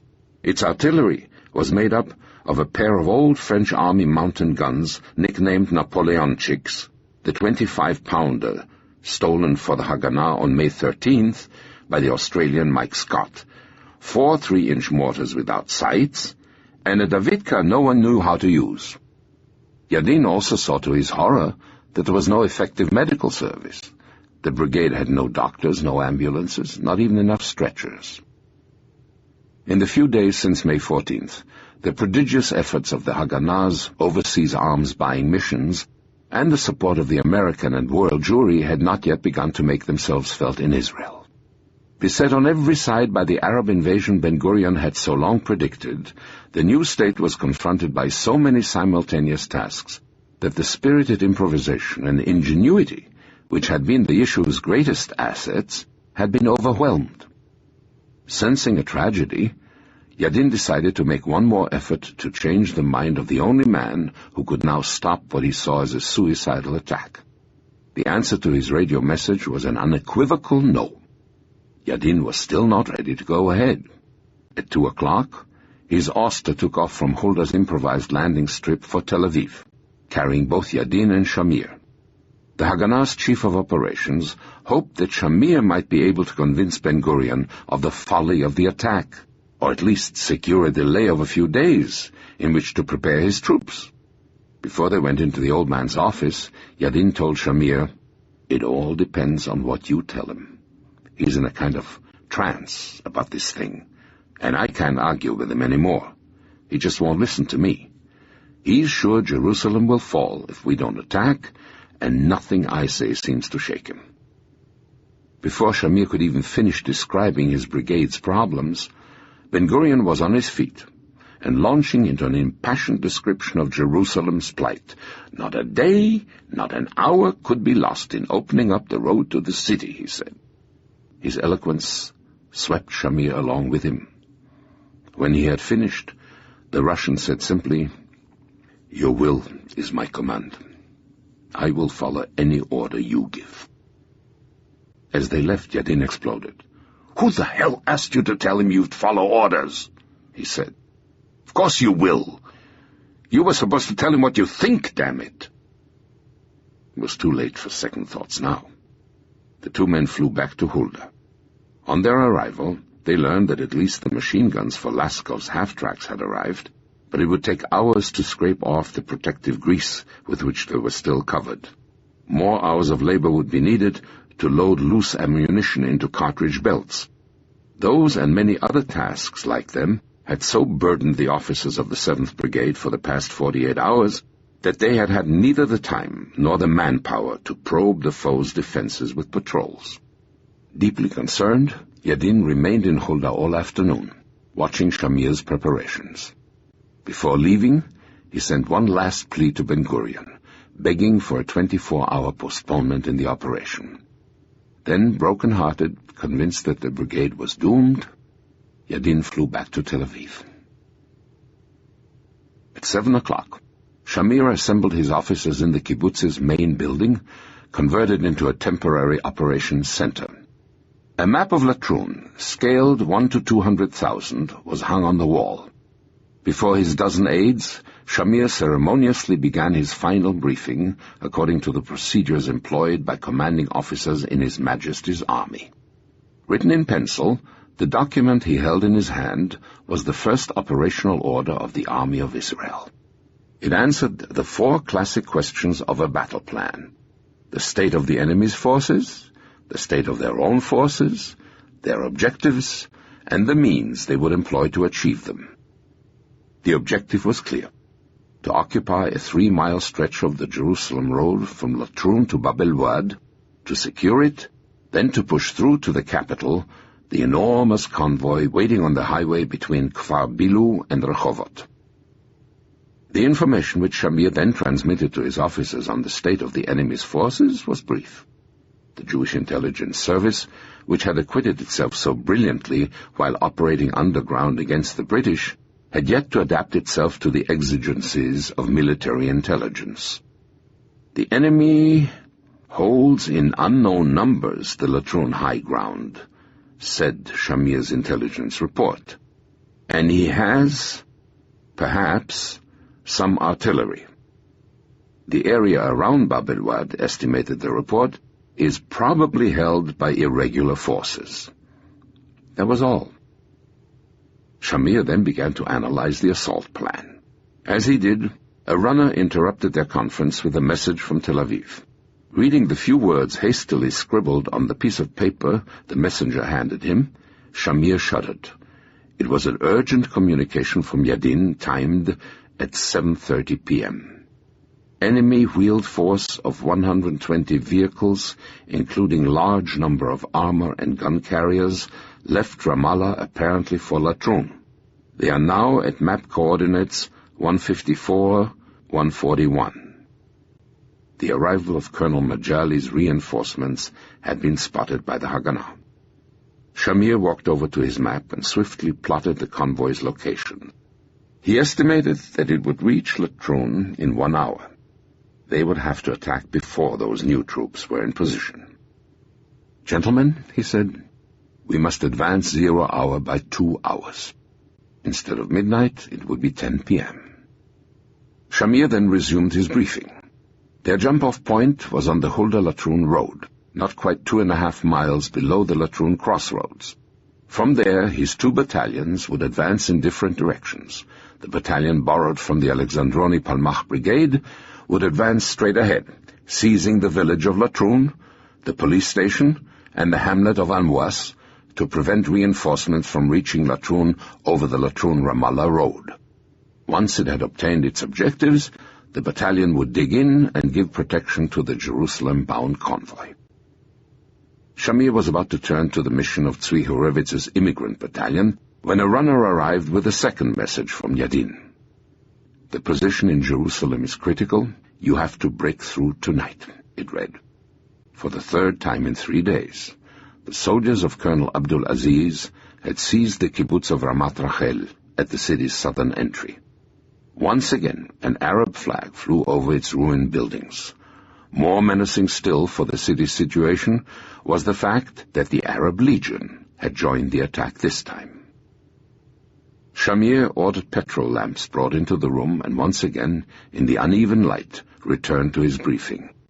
Tzvi Hurevitz's battalion would make a long sweep east from the jump-off point until it was opposite the point where the Jerusalem road entered Bab el-Wad.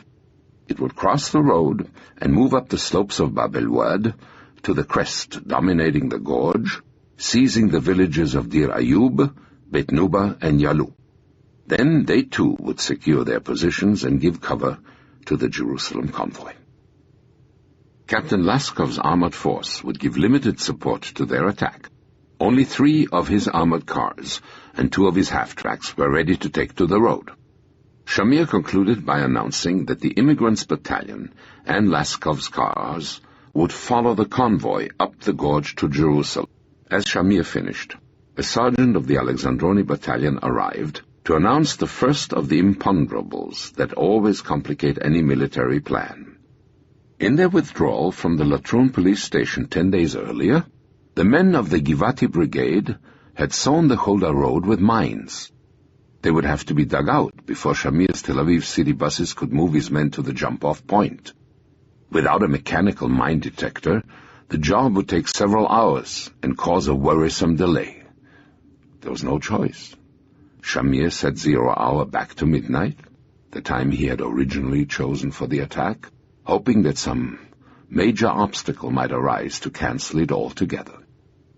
Instead, at 12:30, the commander of the 7th Brigade got his 3rd message from Yadin. The Haganah's chief of operations had received a reply to his last plea to postpone the attack.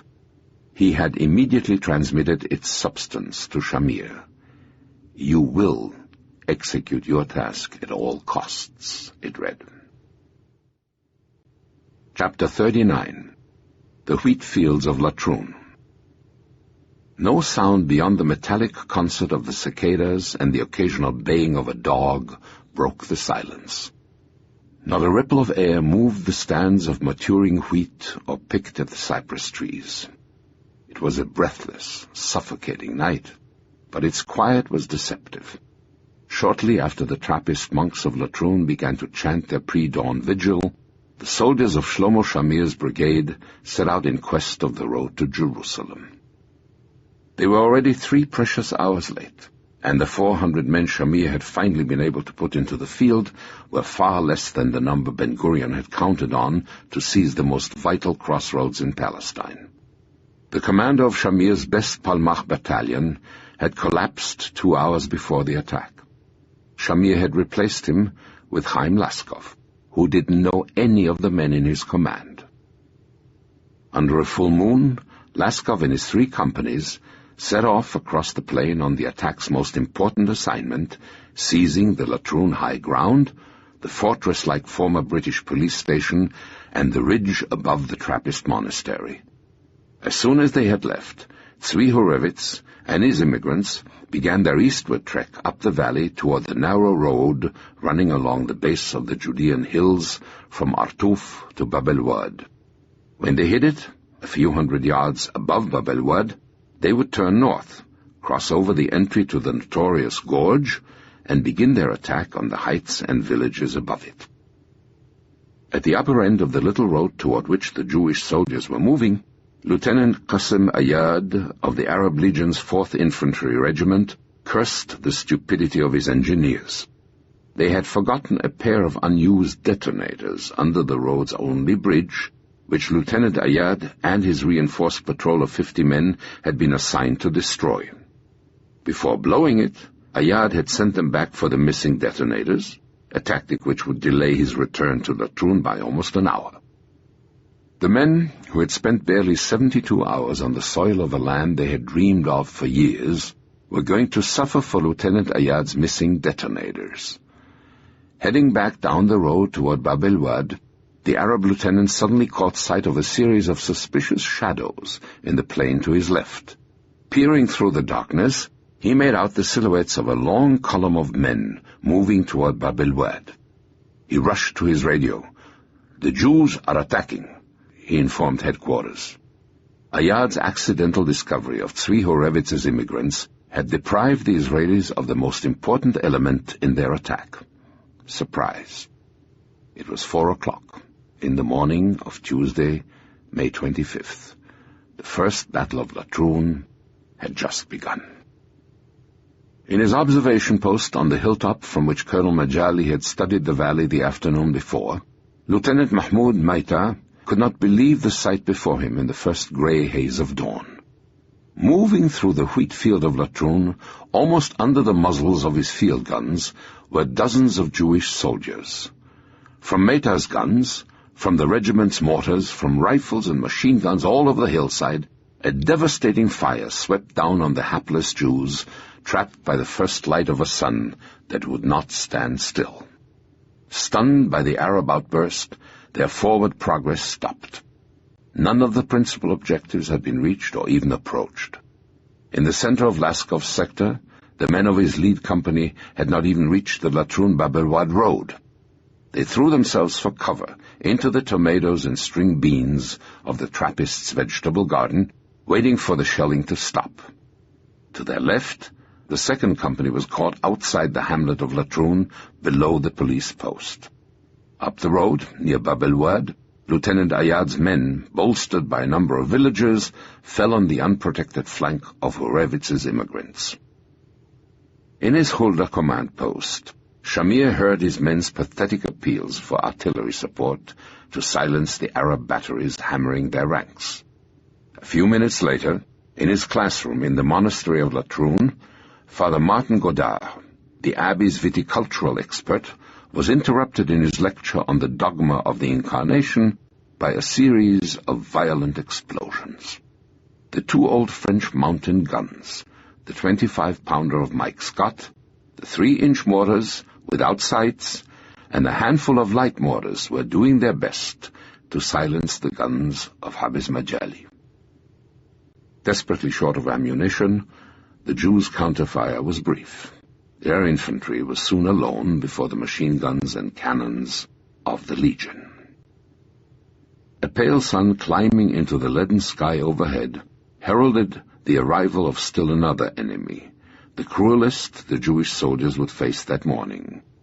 It was the hot, burning wind of the Khamsin, rolling up from the depths of the Arabian desert to wrap Palestine in a mantle of fire. The wind brought along with it wave after wave of tiny black mosquitoes called barcaches. They infested the men's nostrils, their mouths, their eyelids, every exposed inch of their skin, driving some of them half mad with their sharp little bites. Studying the battlefield from Hulda, Shlomo Shamir realized that his first battle as an Israeli officer was lost before it had really begun. His forces were much too weak to take Latrun in a daytime frontal attack. The only thing left was to minimize his men's losses and suffering by organizing a rapid retreat. Before giving the order, Shamir waited for the results of a desperate effort of Laskov's lead company to outflank Latrun village and reach the Latrun-Ramallah road. But the vicious fire from the Vickers machine guns on the roof of the police station and a Legion counterattack thwarted his attempt. Without waiting for an order from Laskov, the commander of the company told his men to withdraw. With their radio communications cut, most of the units along the front started to do the same thing. The plain came alive with crawling, running men as the Haganah began an agonizing retreat. To cover the withdrawal, Laskov ordered the men who had taken cover in the monk's vegetable garden to move across the plain to a rocky crest called Hill 314, just opposite the Latrun Heights. From there he hoped they could protect the immigrants' retreat. As soon as the company started to move, the Arabs opened fire. All around the men, the wheat fields, which had once been fired by the flaming tails of Samson's jackals, were set ablaze by Arab tracers and phosphorus shells. Trapped by flying shrapnel, bullets, the withering heat, the dense smoke of the burning fields, tortured by thirst and clouds of barkaches, men collapsed of sheer exhaustion. Some were not able to get up. The others crawled and dragged themselves, pulling their wounded with them, trying to jump from one rock to another for cover. The survivors, who finally struggled to the crest of Hill 314, saw that they were on a desert of rocks. With no entrenching tools, they had to dig the emplacements for their guns with their fingers. Their fire kept the Legion from circling around the hilltop to fall on their retreating comrades until their machine guns jammed. Ezra Ayalon saw their commander take his Sten gun and leap behind a tree to continue his fire. While his men pulled back, he remained there, covering their withdrawal. For half an hour, it seemed, Ayalon could hear the burst of the Sten gun. Then there was silence. From their observation posts near the tomb of Ibn Jabal, Lieutenant Colonel Habes Majali and Captain Mahmoud Russan followed the attack. My God, thought Russan, the Haganah must really want Latrun to throw themselves in front of our guns like this. Russan was particularly awed by the Israelis' determination to take their dead and wounded off the battlefield with them. 6 times he saw a group of men on Hill 314 trying to get down its forward slopes to pick up their dead comrades. Each effort, the Arab officer noted, cost them a couple more dead. Their retreat seemed without pattern, the flight of a flock without a shepherd. Majali ordered his mortars to concentrate their fire on the hill, while his field guns worked over the passages just behind it. There Tzvi Horowitz was trying to lead his immigrants back to Hulda. For many of those men, the road away from the ghettos and death camps of Europe was ending on the sun-scorched plain of Latrun. The Promised Land had offered them nothing but a brief and fatal exposure to its unrelenting sun, its savage swarms of mosquitoes, and the tortures of thirst.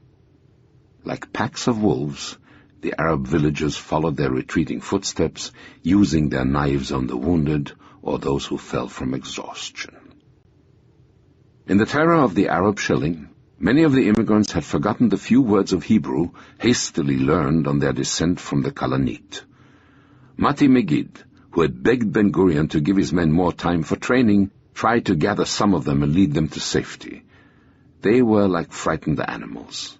They didn't even know how to crawl under fire. Some of them didn't know how to fire the rifles that had been thrown at them a few hours before. Their section leaders had to run from man to man under fire to show them how to take their safeties off. Many who did know how to fire their rifles could not sight them. Horowitz picked up one exhausted survivor of his battalion who was mumbling in Yiddish, I saw him, but I couldn't hit him."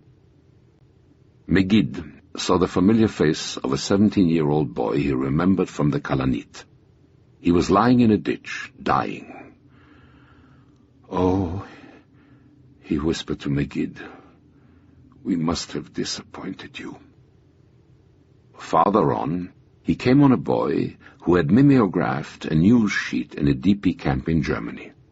Weeping, The youth was clawing through the weeds looking for the thick glasses without which he was helpless. The survivors of Laskov's first company and the debris of Horevitz's battalion finally found themselves huddled together on the slopes of Hill 314. At 11 o'clock, their ammunition virtually gone, they were authorized to withdraw and move south to the Arab village of Bet Jiz, now occupied, according to Laskov, by friendly forces. There they would at last find water. None of them had been issued canteens, and buses to get them back to Hulda. From all sides, the survivors struggled toward Bet Jiz. To provide cover, Laskov took his armored cars and half-tracks bouncing across the open plain toward the village. Buffeted by the Khamsin, literally dying of thirst, the Jewish soldiers fainted one after another in the parched plains. Even the indomitable Laskov, dizzy with heat and exhaustion, felt his own strength beginning to ebb. The sight of one of Horevitz's company commanders driving his immigrants toward safety at gunpoint revived him.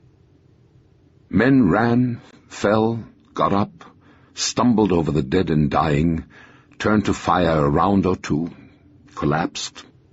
A deadening sense of lassitude spread through their ranks. The wounded begged the living to kill them. Others didn't get up. Asher Levy came on two immigrants collapsed side by side, a haunted expression in their eyes. "Leave us alone. We want to stay here," one of them mumbled. Levy resorted to the only tactic he thought might save them. He began to club them with his rifle butt until they staggered to their feet to escape his beating. At the promised haven of Bet Jiz, there was neither water, nor transport, nor Haganah men to greet the pitiful flock staggering back from Latrun. There was only another rank of Arab guns. The village had been occupied by the Arab irregulars, and their fire caused the last Jewish casualties of the retreat. It was 2 o'clock in the afternoon when the first survivors finally stumbled back to the buses they had left 12 hours before. All day Laskov and his half-tracks, dodging Arab shellfire, combed the blackened fields for the last survivors. In his headquarters, Captain Mahmoud Russan thumbed through the dozens of identity cards recovered from his foes' bodies by Lieutenant Ayad's patrol. "They belong to Jews from every part of the world," the wondering Russan noted, "who had come here to fight for this land of milk and honey." No one would ever know how many of those immigrants had purchased with their lives the right to enter their new country. In the confusion that had preceded the attack, there had been no time to compile accurate rosters for their companies. Officially, the Haganah would admit to 75 dead. Unofficially, its historians acknowledged years later that their losses had far exceeded that. The Legion claimed that 800 of the attackers had been killed, clearly an exaggerated figure, but they did capture 220 rifles. Their own losses were insignificant. Whatever the true figures, the immigrants of Shlomo Shamir's 7th Brigade, assailed by a determined foe, by the Khamsin and the Barkachis, had suffered the bloodiest defeat an Israeli unit would receive in 3 wars with the Arabs. Chapter 40. Remember me only in happiness. The center of Amman was dense with the crowds. Clapping their hands in rhythm to their slogans, they danced from street to street, chanting their army's victory. Their jubilant chorus gave the men in the hotel conference room, opposite the Roman arena of ancient Philadelphia, a pleasant pause. The triumph of Latrun was not the only Arab victory the members of the Arab League's political committee had to celebrate. The same day that Colonel Majali's men had turned back the Israelis at Latrun, the kibbutz of Yad Mordechai, after 5 days of heroic resistance, had fallen to the Egyptian army. Only in the north, where the Israelis had driven the Syrians from Galilee, had the Arab armies suffered an important reverse. The sense of coming triumph did not dispose the Arab leaders to look with favor upon the paper presented to them by the League's secretary Azam Pasha. an appeal from the United Nations Security Council for a ceasefire within 36 hours. Since May 14th, the United States had been seeking to get a ceasefire call through the Security Council. The American efforts had been persistently thwarted by Great Britain. Persuaded that the Arabs might be on the threshold of substantial gains, the British showed no disposition to hasten the end of the fighting. As one of Britain's senior diplomats told an American colleague, the situation should be allowed to seek its own level for a while. Finally, on May 22nd, the United States and the Soviet Union had pushed a ceasefire appeal through the Security Council after British opposition had thwarted their plea for an order to stop fighting with severe sanctions if it wasn't followed. In Tel Aviv, David Ben-Gurion polled his military on the advisability of accepting it. Their arms situation had improved slightly, 5 more Messerschmitts had been flown into Israel, and the first major shipment of arms to arrive by sea had reached Haifa harbor.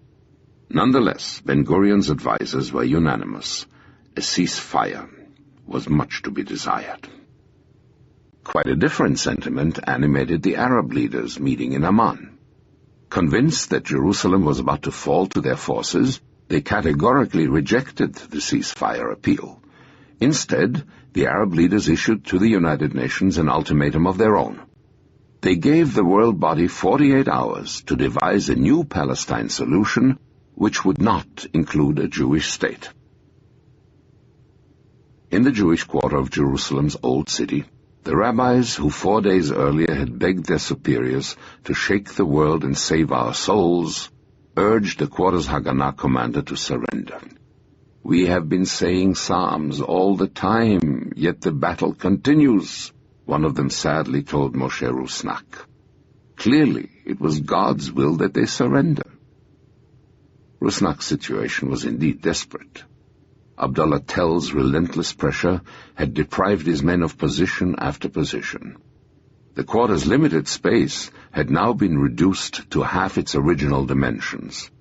Their water was almost gone, the electricity supply had failed, the sewers no longer worked, and it was impossible to collect garbage. In the May heat, the quarter's alleys were heavy with the stench of decomposing human excrement. And even worse smell, the putrefying odor of dead flesh, clung to every stone around the hospital. Unable to bury their dead, the quarter's doctors had ordered them wrapped in old sheets and stacked in a courtyard behind the hospital. Among them were Rabbi Yitzchak Orenstein and his wife. While their son and their 15-year-old daughter Sarah were fighting on the quarter's perimeter, the rabbi who had greeted Israel's birth May 14th with a Shehecheyanu had been killed with his wife by a shell falling on their home. Young Avraham Orenstein had been able to leave his post just long enough to say the Kaddish, the prayer for the dead, over his father's body. In the hospital, even the last bottles of blood plasma had been lost when the power failed. There was no anesthetic left, and operations were performed without it, by flashlight. The old vaulted rooms of Misgav Ladak were crowded with over 150 wounded, fighters and civilians alike.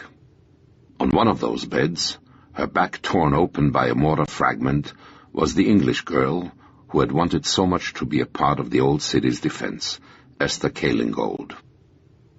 Uprooted from their homes because the Arabs had either captured them or made life in them unbearable with shell fire, most of the quarter's 1,700 residents huddled together in 3 synagogues just inside the Haganah's lines.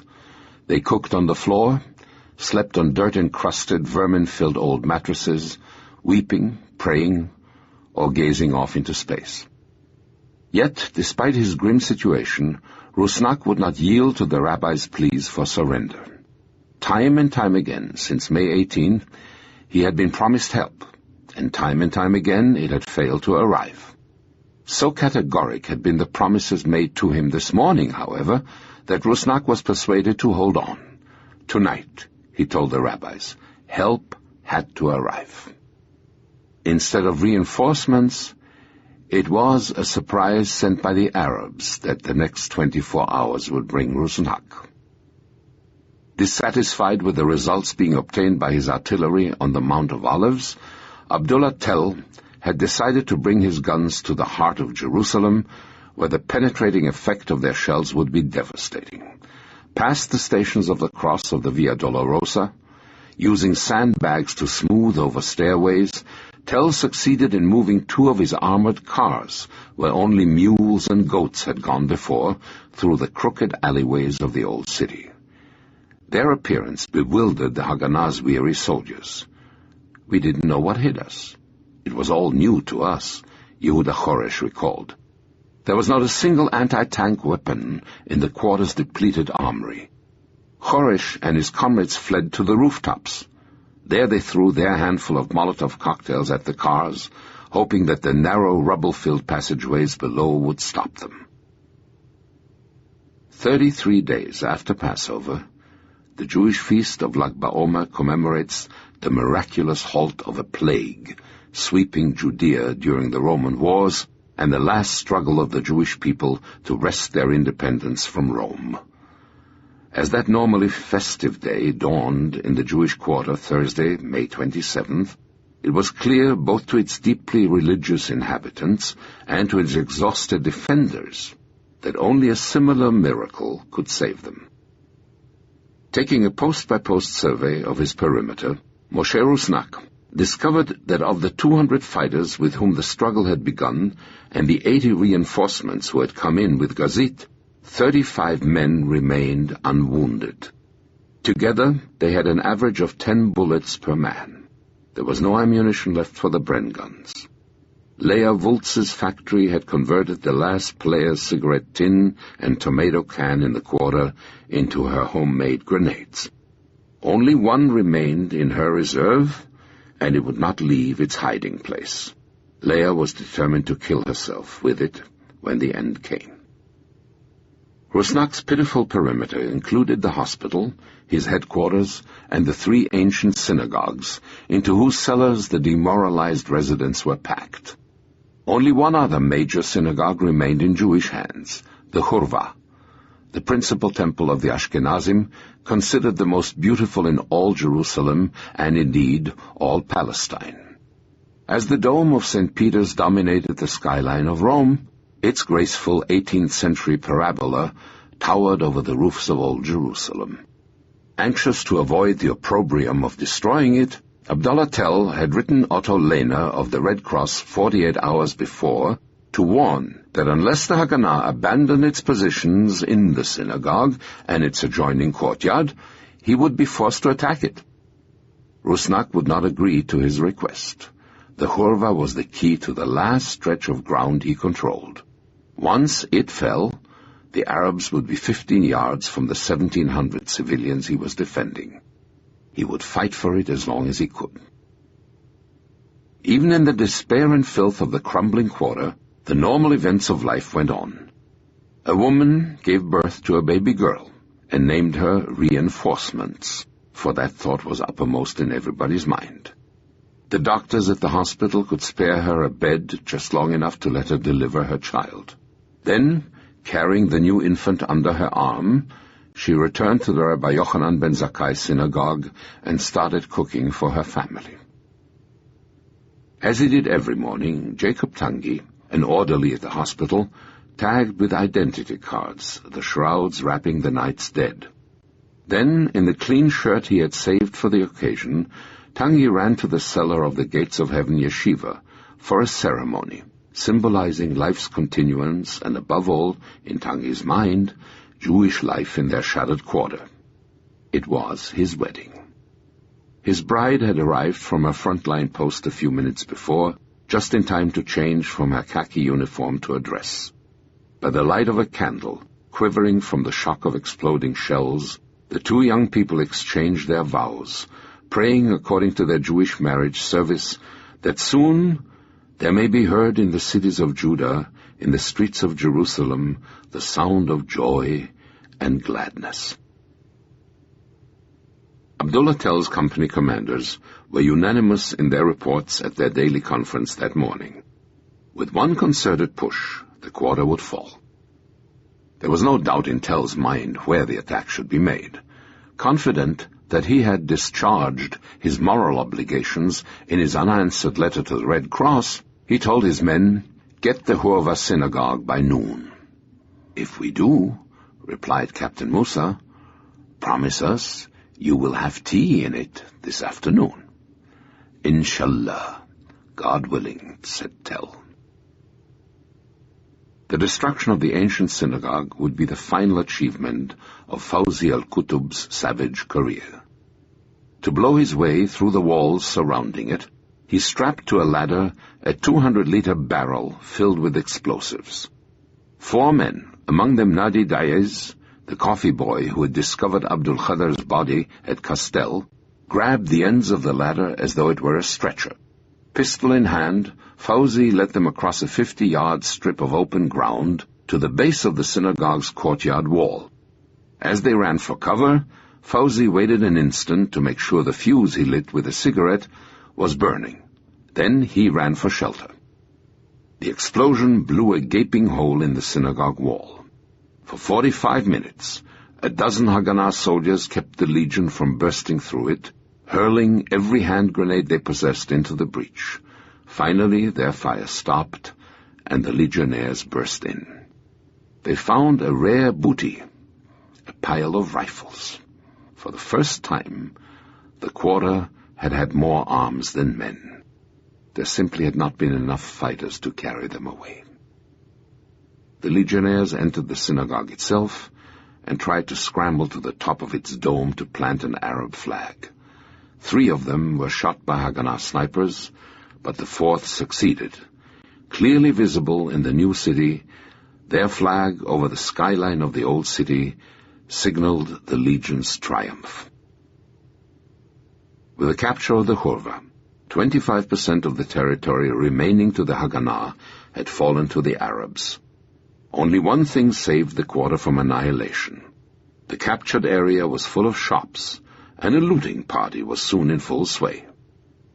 Profiting from the respite the looting gave him, Rusnak decided to make a desperate effort to re-establish a defense by taking back a small building on the flank of the synagogue. Called the Defense Club, its windows offered the Haganah a vantage point from which they might at least slow the Legion's advance. Rusnak decided to get his best surviving fighter, Yitzhak, the Bren gunner, to lead the attack. He sent a dark-haired girl lieutenant with his order. "I can't," said Yitzhak, who had fought in almost all the quarter's battles. "All this means nothing now. In the end, we'll surrender." "Yitzhak, it must be done," pleaded the girl. "The Arabs are only 15 yards away. If you don't, they'll sweep everything away in an hour. There are women and children." Furious, resigned, the young Kurdish Jew got to his feet, called 5 men, and left. 2 minutes later, he was dead. The quarter's last offensive was over. A few minutes later, a gigantic explosion shook Jerusalem. A thick cloud of red-gray dust billowed up from the heart of the old city, darkening the horizon before the Jewish quarter and sprinkling its alleys with a brick dust. As the smoke finally cleared, 1,000 anguished Jewish voices began to chant in the basements of the 3 remaining synagogues Judaism's holiest prayer, the Shema Yisrael. It had been Fawzi al-Qutb, and not Abdullah Tell, who had come to tea at the Hurva synagogue. Using the last explosives left in his Turkish bath, Qutb had wreaked his final revenge on the neighbors against whom he had waged his lifetime's crusade. The skyline of Jerusalem had lost one of its great monuments. He had reduced what was left of the city's most precious synagogue to ruins. As if the destruction of their synagogue was the final act of their destiny, a strange reaction swept over the quarter's residents, now huddled in their dark cellars. They broke out the last few treasures they had been hiding. In every corner of the fetid, sweaty basements of the 3 synagogues still standing, people broke into their reserves of wine, sweets, chocolates, cigarettes, lentil soup, noodles. In a few moments, the cellars were alive with the merriment of a gigantic feast of the damned. From his headquarters, Rusnak sent a clear warning to the new city. If help did not arrive that night, it would be all over. But the only help to come over the wall that night was sent in the casing of a Davidka shell with its explosives removed. In it, 2 Palmachniks put the one thing that might aid the beleaguered comrades they could not reach: bullets.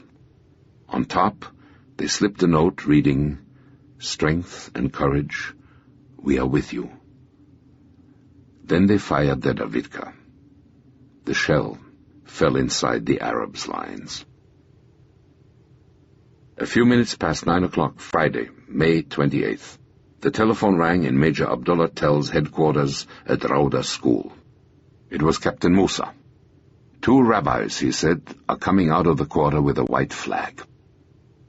Walking into Musa's headquarters in the Armenian School of the Holy Translators, Tell found himself face to face with the first Jews he had ever met: the 70-year-old Rabbi Reuven Chazan and the 83-year-old Rabbi Zev Mintzberg. As Jerusalem's Arab mayor had surrendered the city to the British with an old bedsheet 31 years earlier, the two had come to prepare their quarter's surrender to the Arab Legion. Their arrival climaxed a 2-hour struggle inside the quarter. The Haganah had thwarted with gunfire the rabbi's first effort to cross the battle line, wounding Chazan. Undaunted, they insisted that Rusnak would have to kill them to stop them from going to the Arabs. "It makes no difference who kills us," Chazan declared. "The situation is hopeless." The hard-pressed Rusnak summoned a meeting of his staff. The situation was indeed hopeless. The Legion was 6 yards away from the synagogue in which the residents huddled. The hospital was out of virtually every form of medicine. His men had ammunition for no more than another half hour. After that, 1,700 people would be at the mercy of the Arabs. Rusnak decided to try to stall for time by talking. He authorized the 2 rabbis to ask for a ceasefire for the removal of the dead and wounded. Politely but firmly, Tell ordered Rabbi Chazan back to the quarter to bring Rabbi Weingarten and a representative of the Haganah. On his side, Rusnak delayed as long as he dared, then ordered an Arabic-speaking officer, Shaul Tawil, back to Tell. Tell had meanwhile invited the Red Cross's Otto Lehner and the United Nations' Pablo de Ascarate to witness the proceedings. Ascarate was deeply moved. He found Tell without a single word or gesture which could have humiliated or offended the defeated leader in any way. Tawil, calm, strong, showing not the slightest sign of submission or resentment. Tell was not prepared to enter discussions, however. His terms were simple. All able-bodied men would be taken prisoner. Women, children, and the aged would be sent to the new city. The wounded, depending on the extent of their injuries, would be held prisoner or returned. Although he knew there were many women in the ranks of the Haganah, he would take no women prisoners. Tell dictated his terms to Nasib Boulos, a bilingual Arab correspondent of Time magazine. Then he gave the Haganah until 4 o'clock to accept his offer. While they had been talking, a phenomenon had occurred which was to shatter any hope Rusnak still had of prolonging negotiations until nightfall. The residents, huddling in the cellars of Rabbi Yochanan ben Zakkai's synagogue, had learned of the surrender delegation. Shrieking shouts of joy and thanksgiving, they rushed past the Haganah guards into the street. Within minutes, Arabs and Jews who had been killing each other hours before were embracing in the street.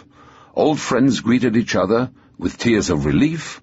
The legionnaires moved out of their posts and began to mingle with the men of the Haganah. Jewish shopkeepers opened their stores.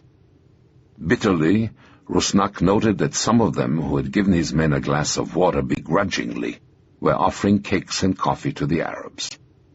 Seeing the two people so completely intermingled, Rusnak realized that surrender was already an accomplished fact. It only remained to perform the act that would consecrate it. Sadly, Rusnak smoked his last cigarette in his candlelit office, then assembled his officers. all except the representative of the Irgun agreed to surrender. Armed by their votes, Rusnak put on an Australian battle blouse and beret, strapped an old parabellum to his waist, and set off to surrender to his Arab foes, the oldest patch of Jewish soil in the world.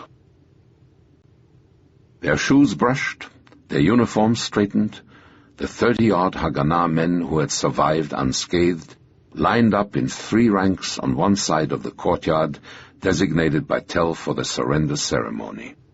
Opposite them, the residents had begun to assemble children, sacks of clothes, scraps of furniture with which to remember their homes. Surveying the pitiful lines of his foes, Tell told Rusnak, "If I had known you were so few, we would have come after you with sticks, not guns." Then, seeing the worry on the faces of the residents, Tell realized they all feared they would be the victims of another massacre. He began to move down their ranks, quietly seeking with a gesture or a word to reassure them. In the hospital, one of his officers read in the eyes of the wounded the terrified conviction that we would massacre them all. The United Press's Samir Suki, picking his way through that same roomful of misery, nauseated by the terrible stench of death, heard a voice calling his name. Looking down, he recognized the taxicab driver he knew, trembling with fear of a coming massacre. Suki stooped down and offered him a cigarette, and the assurance that all would be well. Their fears would indeed prove unfounded. Tell's only victims would be Arab, not Jewish, looters who had thrown themselves with too much haste on the booty. The shortest, saddest exile in modern Jewish history began just before sunset. 2 by 2, some 1,300 residents of the Jewish quarter started over the 500 yards separating them from Zion Gate and the new city. Their departure marked the end of almost 2,000 years of continuous Jewish residence, interrupted only by a 60-year period in the 16th century inside the old walls of Jerusalem. Abandoned behind them was the ruined wall over which they and so many generations before them had been sorrowing sentinels.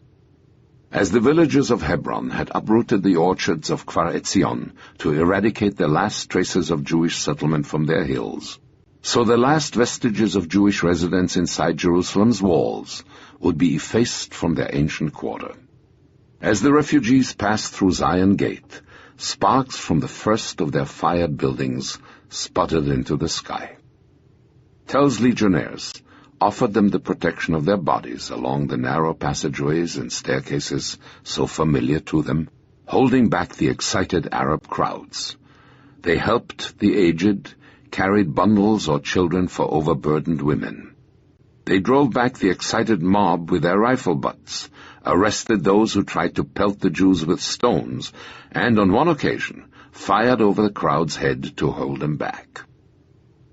Some of those people abandoning their homes had never been outside the old city. One 100-year-old man had left it 90 years earlier to look at the first houses built outside its walls. He had never left it since. Saddest sight of all were the bearded old men, leaving a lifetime of study behind them.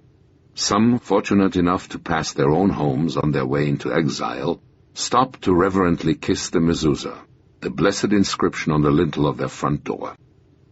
At the gate, an elderly rabbi suddenly burst from the lines and thrust a 3-foot-high package into the hands of Antoine Albina, a Christian Arab. "It is something holy from the synagogue," he said. "I give it to you. It is a trust." It was a 700-year-old Torah, 23 yards long, written on gazelle parchment. Albina would keep it for 11 years, until he was able to hand it over to the first rabbi to visit Arab Jerusalem in a decade.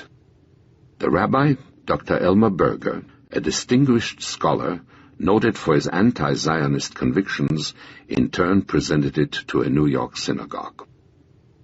On the other side of the city, a desperate rush was underway to prepare to receive the refugees. Having decided to lodge them in the homes abandoned by the Arabs in Katamon, Dov Joseph sent his assistant Chaim Haller to scour the neighborhood for sheets and blankets. In one Catholic home, Haller found an enormous hoard of candles. Realizing how much it would mean to those Orthodox refugees to have a Sabbath candle to light their new homes, Haller took them all, vowing not to reveal their unsanctified origins to their recipients. Until well into the evening, the sad procession continued through Zion Gate, the flames of their burning quarter illuminating their faces. Masha Weingarten thought, "It's the end of my life." Her father insisted on leaving with the prisoners, carrying off with him into captivity in Amman the key to Zion Gate, given him by a British officer only a fortnight earlier. Avraham Ornstein and his sister went to the home in which their parents had been killed. It was full of books, full of childhood memories for Avraham. He wanted to take something, some souvenir of his dead parents, but he couldn't think of anything. Sarah picked up some silly object. Then they parted, she heading to the new city, he to prison camp with 293 others. From a street corner near Zion Gate, the man who had led so many destructive forays against their quarter watched the last Jewish refugees leave. All his life, Fawzi al-Qutb had been used to seeing Jews in the streets of his native Old Jerusalem. Suddenly he understood that he was seeing them there for the last time. Their pathetic parade was the final triumph of the strange and vicious career he had begun 12 years earlier, hurling a homemade hand grenade at a Jewish bus, only a few yards from the doorway in which he now stood. Among the last people through the gate was Leah Wulz. The Legion had not given her cause to use her final grenade. Looking at the flames of the quarter she had fought so hard to defend, she thought of the Jews of Spain leaving their burning ghettos. Bitterly she cried to the first man on the other side, "Jews, you remained here, and we had to surrender." As night fell, only the quarter's 153 wounded remained in the old city, crowded in their wretched hospital, waiting for the inspection by a team of doctors to determine which of them would be returned to the new city and which would go to prison camp. Soon the fires raging in the looted quarter began to creep up on their sanctuary. Persuaded that the hour of their massacre had come, the wounded saw a company of legionnaires march into the building. They had come, however, to carry their injured enemies to the safety of the nearby Armenian Patriarchate. At his headquarters, Abdullah Tell received the final accolade of his triumphant day. It was a telephone call from Amman. Warm and paternal, the king personally congratulated the young officer he had sent to the city 10 days before. Beyond the old city walls, Chaim Haller went from room to room, trying to comfort the refugees in their strange new city surroundings. They were totally shattered. But, to his astonishment, he discovered it was not the closeness of their brush with death, nor the loss of the only homes most of them had ever had, that had so totally demoralized them. The cause of their deep grief was the fact that it was Friday evening, and in riding from Zion Gate to Katamon, most of them had desecrated the Sabbath for the first time in their lives. Haller offered them the only comfort he could. Into the hands of those devastated men and women he pressed the candles blessed by the priests of another faith rooted in the soil of Jerusalem. Tears in his eyes, he watched their faces as they lit them, overjoyed to have honored at least one Sabbath commandment after having violated so many others. Racked by a high fever, in terrible agony, Esther Kalingold lay dying this Sabbath eve on the floor of the second story of the Armenian monastery with the rest of the wounded. There was no morphine left to ease her pain, and the wounded man beside her saw one of the orderlies bend over and offer the only sedative he had, a cigarette. She lifted her hand and started to take it. Then her hand fell back. "No," she whispered. "Shabbat." They were her last words. A few minutes later she lapsed into a final coma. Under her pillow was a letter she had written to her parents 5 days earlier, anticipating the possibility of her death in the fighting enveloping the quarter. It was the only legacy the English girl would leave. Dear Mommy and Daddy, I am writing to beg you that whatever may have happened to me, you will make the effort to take it in the spirit I want. We had a difficult fight. I have tasted hell, but it has been worthwhile, because I am convinced the end will see a Jewish state and all our longings. I have lived my life fully, and very sweet it has been to be here in our land. I hope one day soon you will all come and enjoy the fruits of that for which we are fighting. Be happy, and remember me only in happiness. Shalom, Esther. The red-bearded giant, lying on the floor beside her, wept as her labored breathing slowly faded away. Outside the monastery, the flames of the burning quarter for which she had died reddened the night sky and sent streams of sparks dancing skyward like a whirl of snowflakes caught in a beam of light. Stretched out in the darkness, Shari Shuv Cohen thought of a biblical line he had often chanted as a boy. He began to sing it now, over and over again, softly at first, then stronger, until finally it rolled from his palate with all the power of his deep bass voice. The other wounded lying around him in the darkness took it up too. Gradually building in strength, it became a proud, defiant roar, reverberating through the vaulted chamber of the monastery. Out of blood and fire, Judea will fall, they sang, and out of blood and fire, it will be reborn. Chapter 41. Good night and goodbye from Jerusalem. Captain Emile Jumin studied the 25 selected targets on the 1 to 25,000 scale British Army map on the floor of an unfinished schoolhouse 3 miles north of Jerusalem. From his schoolhouse, the Arab Legion officer commanded the force, which now represented the most immediate military threat to Jewish Jerusalem, 12 25-pounder field guns. The meticulous Arab officer had designated each of their targets with a code name. Notre Dame was whiskey, after the favored liquor of its former Scots residents. The Jewish agency was flour. The Schneller School was diamond. Major Abdullah Tell had hoped to follow the conquest of the Old City with a push into New Jerusalem. Mindful of the losses he had incurred at Notre Dame, Glubb categorically rejected his suggestion. Angrily, Tell decided to rely on Jumian's guns to obtain the result he wanted to secure himself. By pounding the city daily, he hoped to disrupt its existence, to make civilian life unbearable, and finally to force its surrender.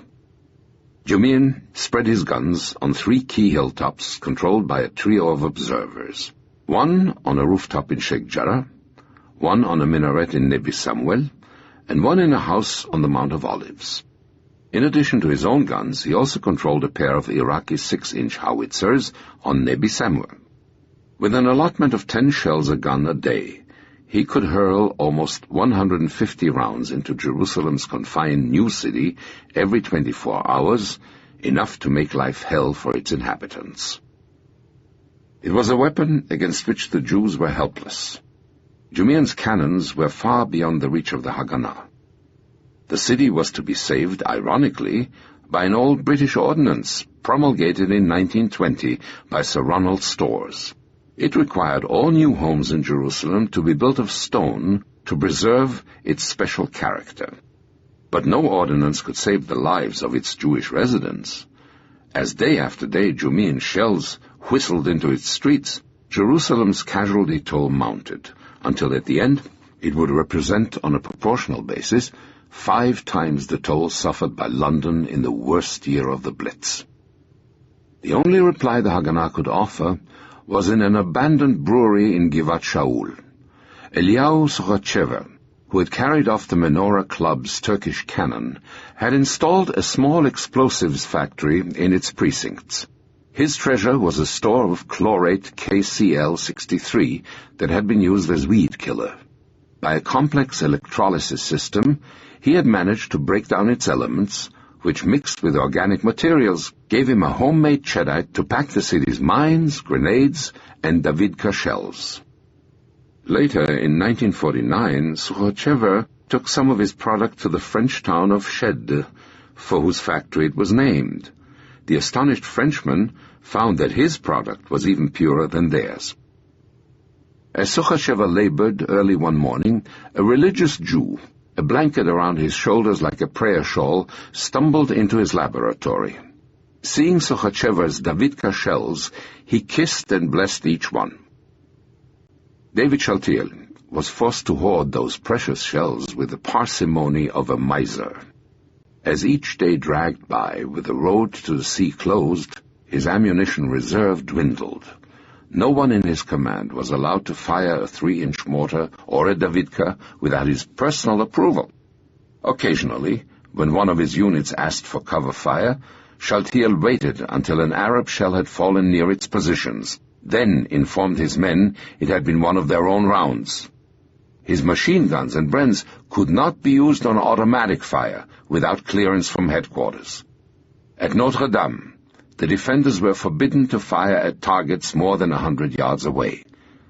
One night, ammunition reserves at Notre Dame were down to 5 rounds per man. Throughout the command, there was an absolute ban on discussing the situation by radio or telephone, in case the Arabs were intercepting their communications. The few cases of rifle ammunition reaching the city by Piper Cub were jealously seized by Shaltiel's arms expert, a portly Yemenite cheesemaker named Yaffe. He hid their reserves in a series of hiding places known only to him and to the Jerusalem commander. Their final iron ration was locked in the basement of the Jewish agency, to be used only in the last resort. How close they were to breaking into it was revealed to Yitzhak Levy on May 29th, the day after the old city's surrender. That morning, their ammunition report showed there were 8 3-inch mortar shells and a reported average of 40 rounds of ammunition per rifle left to the city. That crucial situation was overshadowed in the public eye by the other shortages which affected everybody in the city, those of food and water. The gesture of General Jones's departing British communications officer in assigning to the city the code name Cod had been singularly appropriate. Jerusalem reeked of one of the rare commodities in Dov Joseph's warehouses, dried fish. The critical lack of food touched everybody. At Notre Dame, Nathaniel Lorch almost came to blows with a fellow officer in arguing whether a looted sausage should be left at a position or whether it should leave with its departing occupants. Shaltiel had to tell his men, who occasionally fainted from hunger at their posts, that their rations were minimal because Jerusalem has been besieged for 2 months, and our reserves are critically low.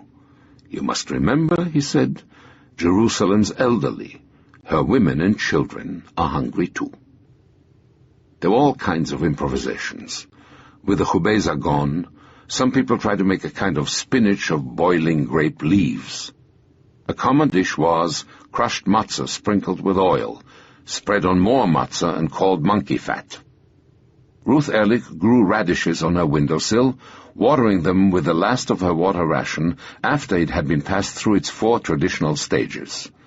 Mrs. Joseph Rivlin, a distinguished hostess, offered her occasional callers a cup of water passed through her ancient samovar, hoping that somehow the memory of the gallons of tea it had boiled over the years would leave an imprint upon it. Because the shelling made food distribution difficult, the meager bread ration was often stale. Mothers with babies had to soften it with water, so that their children could eat it. The city was filled with sick infants, for whom the hospitals, overflowing with wounded, had no room. Dov Joseph asked Ben-Gurion if there was any possibility of airlifting supplies. Ben-Gurion replied they might be able to fly in 3 tons a week. Joseph exploded. Jerusalem's minimum needs to keep the population alive for a week are 140 tons of flour, 3 tons of powdered eggs, 10 tons of powdered milk, 10 tons of smoked or salted fish, and 10 tons of yellow cheese. He cabled Ben-Gurion.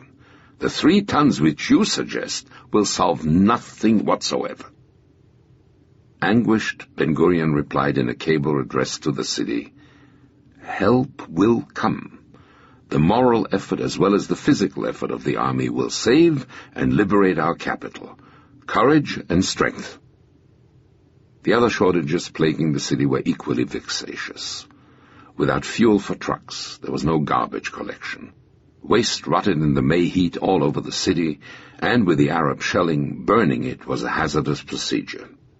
The tinkling bell of the waterman announcing the arrival of the water ration became unforgettable music to every Jerusalemite. The hospitals faced one shortage after another. Clinics designed to handle 50 or 60 patients had 4 or 5 times that number as the Arab shelling began to take a frightening toll. Dizzy with hunger, Professor Edward Joseph and his assistants performed an average of 21 abdominal operations a day, working 24 hours non-stop, then sleeping 8. Cigarettes had disappeared. Even Shaltiel, a chain smoker, had none. One night, his adjutant, Yeshurun Schiff, found a treasure, 3 butts, in the street. He ran to Shaltiel's room at Greta Asher's boarding house. Like schoolboys, the 2 officers cut them apart and rolled their tobacco into one precious smoke. In the midst of all the problems besetting Jerusalem, there were still determined islands of normalcy. Kol Yerushalayim, the voice of Jerusalem, the radio station, broadcast regular news bulletins in Hebrew, Arabic, English, and French. The most famous members of its staff were the 30 musicians in its orchestra. Although there was no current for their broadcasts, they insisted on continuing their Tuesday concerts, playing in the streets outside their studio for anyone brave enough to defy the Arabs' shelling. If it became too intense, they simply moved inside and continued to play by candlelight. Their radio station provided a constant and memorable reassurance to Jerusalemites of their capacity to withstand the siege. Many, like Aaron Elner, would never forget sitting night after night in darkened bedrooms or cellars, the sound of Arab shells bursting in the streets outside, listening to the calm voice of the announcer repeat once again the reassuring phrase, "Good night and goodbye from Jerusalem." Jerusalem's Arab population, too, was beset by problems, though none of them were as serious as those facing the Jewish parts of the city. The gravest was that caused by the refugees from the Arab neighborhoods seized by the Haganah on May 14th and 15th. Almost 30,000 people were crammed into the old city and Sheikh Jarrah, and if the Haganah's shellfire was only sporadic, it still had devastating results in such a small, densely populated area. The hospital in the Austrian hospice remained desperately short of almost everything. Most graveyards were under Jewish fire, and the dead were buried in gardens and back lots. Father Eugene Hode, an Irishman, buried in the Garden of Gethsemane 2 of his countrymen who had deserted from the British Army to fight with the Arabs. The priestly veteran of El Alamein also took time from his ecclesiastical chores to teach a group of Arab legionnaires how to use a bazooka. With a power station in Jewish hands, the old city was without electricity, except that furnished by a generator at Terra Sancta, the custodian's office for the holy places. The city was temporarily without water too, as it had lived on the same source cut below Bab el-Wad. The Arabs, however, were able to reactivate an abandoned source at Ein Farah, 9 miles from the city. George Deeb handled the food problem by purchasing 5,000 tons of foodstuffs from Steele Brothers in Beirut. By selling it at a 10% premium, the municipality was able to overcome its most embarrassing shortage, caused by Anton Safia's lost check, its total lack of funds. Sadly, his regard full of reproach, Tufik Abu Hoda passed the slip of paper on his desk to John Glubb. It was a communication from the War Office. His Majesty's government, it noted, having taken cognizance of the fighting in Palestine, would be most embarrassed if any British subjects were taken prisoner.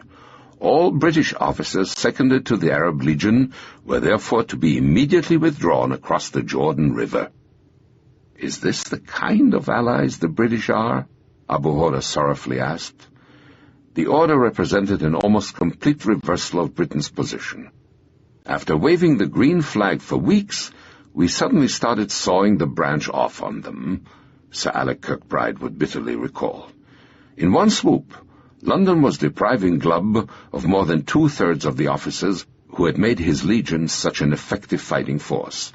His brief session with Abu Hora would be remembered by Glubb as one of the most painful and humiliating interviews of his life. The dispatch in Abu Hora's hand was to be followed in a few hours by a second, even more important announcement. Britain was imposing an embargo on arms deliveries to the Middle East. Even the continuation of Britain's subsidy to the Arab Legion would be brought under review, the Foreign Office announced, if Transjordan was found to be defying the United Nations. London's change of mind was the direct result of Britain's relations with the United States. Washington had gone so far as to hint at cutting off all economic aid to England's war-shattered economy if Britain did not fall in line on the Middle East. 2 decades later, British diplomats would still recall with bitterness the intensity of those pressures exerted by America to force a change in Britain's policy. To Glubb, the change was absolutely catastrophic. That evening he summoned one of the men affected by it, Colonel Hugh Blackenden, to his office and ordered him to leave immediately for London, to persuade the War Office to lift the arms embargo, and to set up a recruiting office to find replacements for their lost officers. "We have been left here to implement a British government plan," Glubb explained to Blackenden. "We must try to salvage what we can from this debacle by setting the foundation of a viable Arab state here under Abdullah, which will have reasons to maintain its association with England."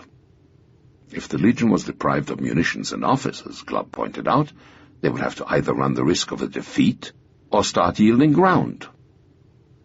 36 hours later, at 6 Upper Phillimore Gardens, London, Colonel Blackenden opened his recruiting office.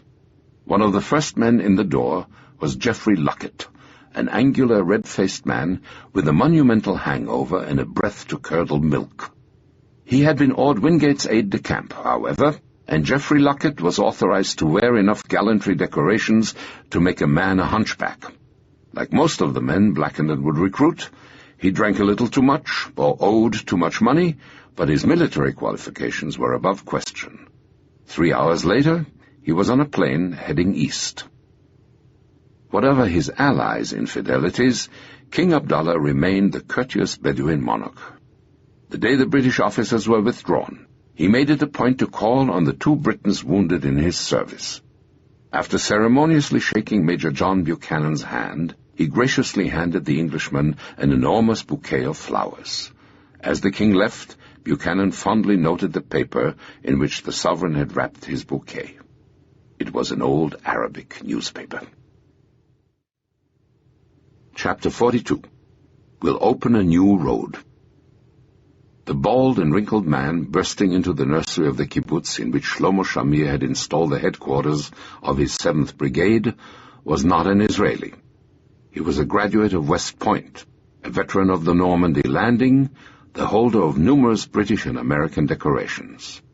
David Marcus's presence in the Hulda nursery was the result of one of the most secret of David Ben-Gurion's preparations to arm his people for the conflict breaking over them.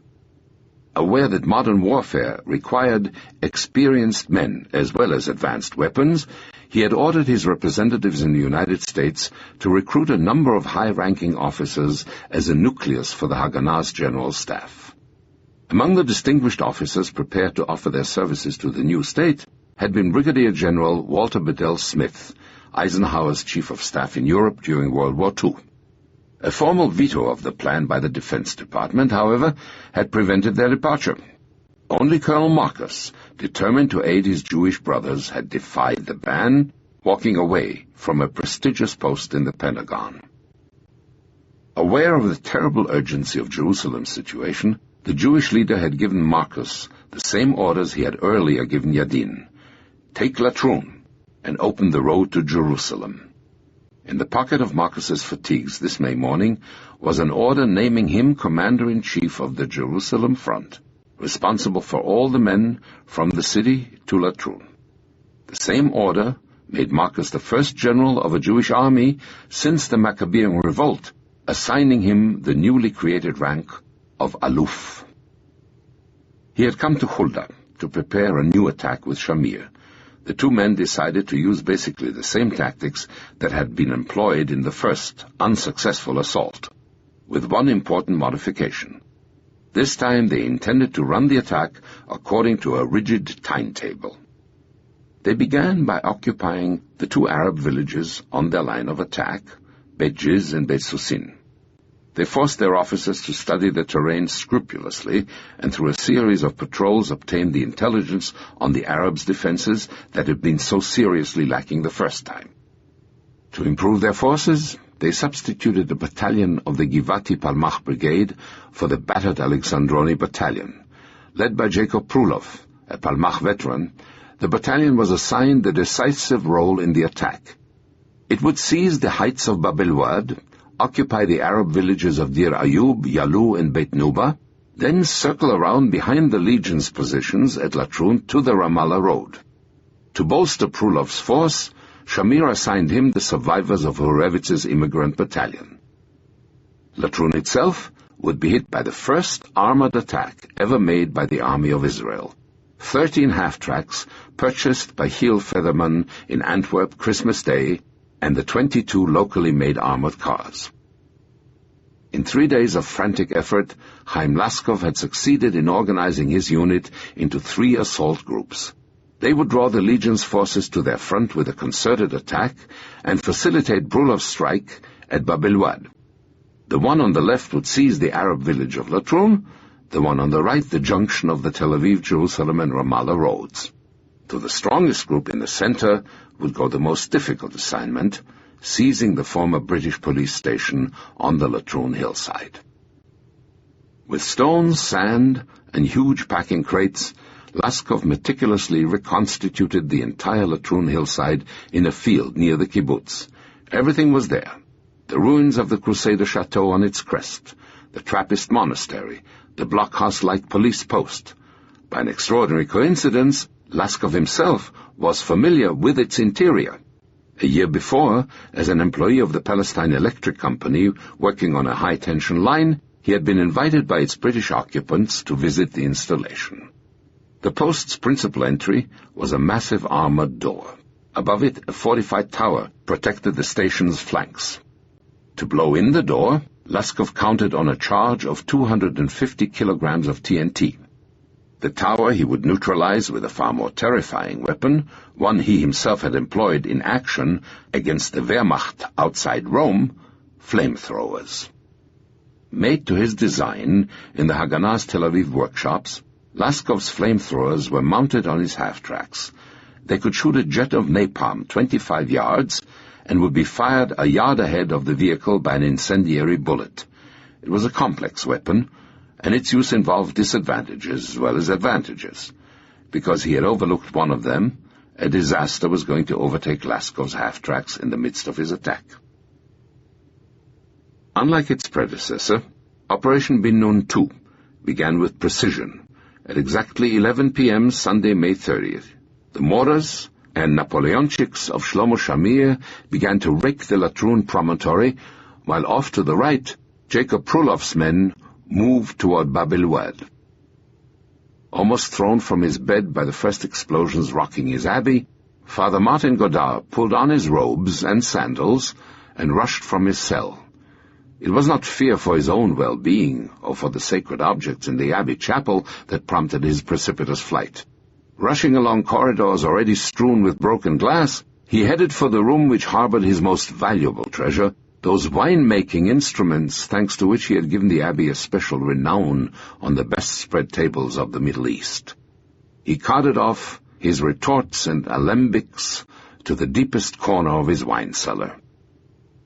The monastery's cloister, freshly decorated by the monks with flowers and olive branches, so that, as one of them wrote, "Jesus will not see his Palestine is at war," was covered with broken glass and tiles from shells landing nearby. A suffocating odor of cement dust and smoke choked the members of the community who had tried to take refuge there. Finally, a candle in one hand, straw mattress in the other, the monks filed down into Father Godard's cellars to find safety among his barrels of Pomard and Chablis. From his observation post on the crest behind the monastery, Colonel Habis Majali and his staff studied the shells streaking through the night. As the barrage died, the clank of treads rose from the valley below. The Jews were attacking. Majali turned to the frail man with a Van Dyke beard and rough-spun robe standing beside him. "Pray Allah that He grant us another victory," he ordered his regiment's imam. Chaim Laskov, too, listened to the reassuring sounds of his half-track's treads as the vehicles pushed through the night toward Latrun. He looked at his watch. It was midnight. In the third half-track, a pair of earphones clamped on her head, a 19-year-old Polish girl peered at the somber ridge line rising before her. Hadassah Limpel had walked across half the world for the privilege of riding in a half-track this night toward the crest, barring the road to Jerusalem. 9 years earlier, the armored vehicles of Nazi Germany had terminated Hadassah's childhood and cast her onto the roads of Poland and Russia. From Siberia, along with a miserable flock of 1,500 Polish children no one wanted, she was herded across the Soviet Union to Iran, then to Karachi.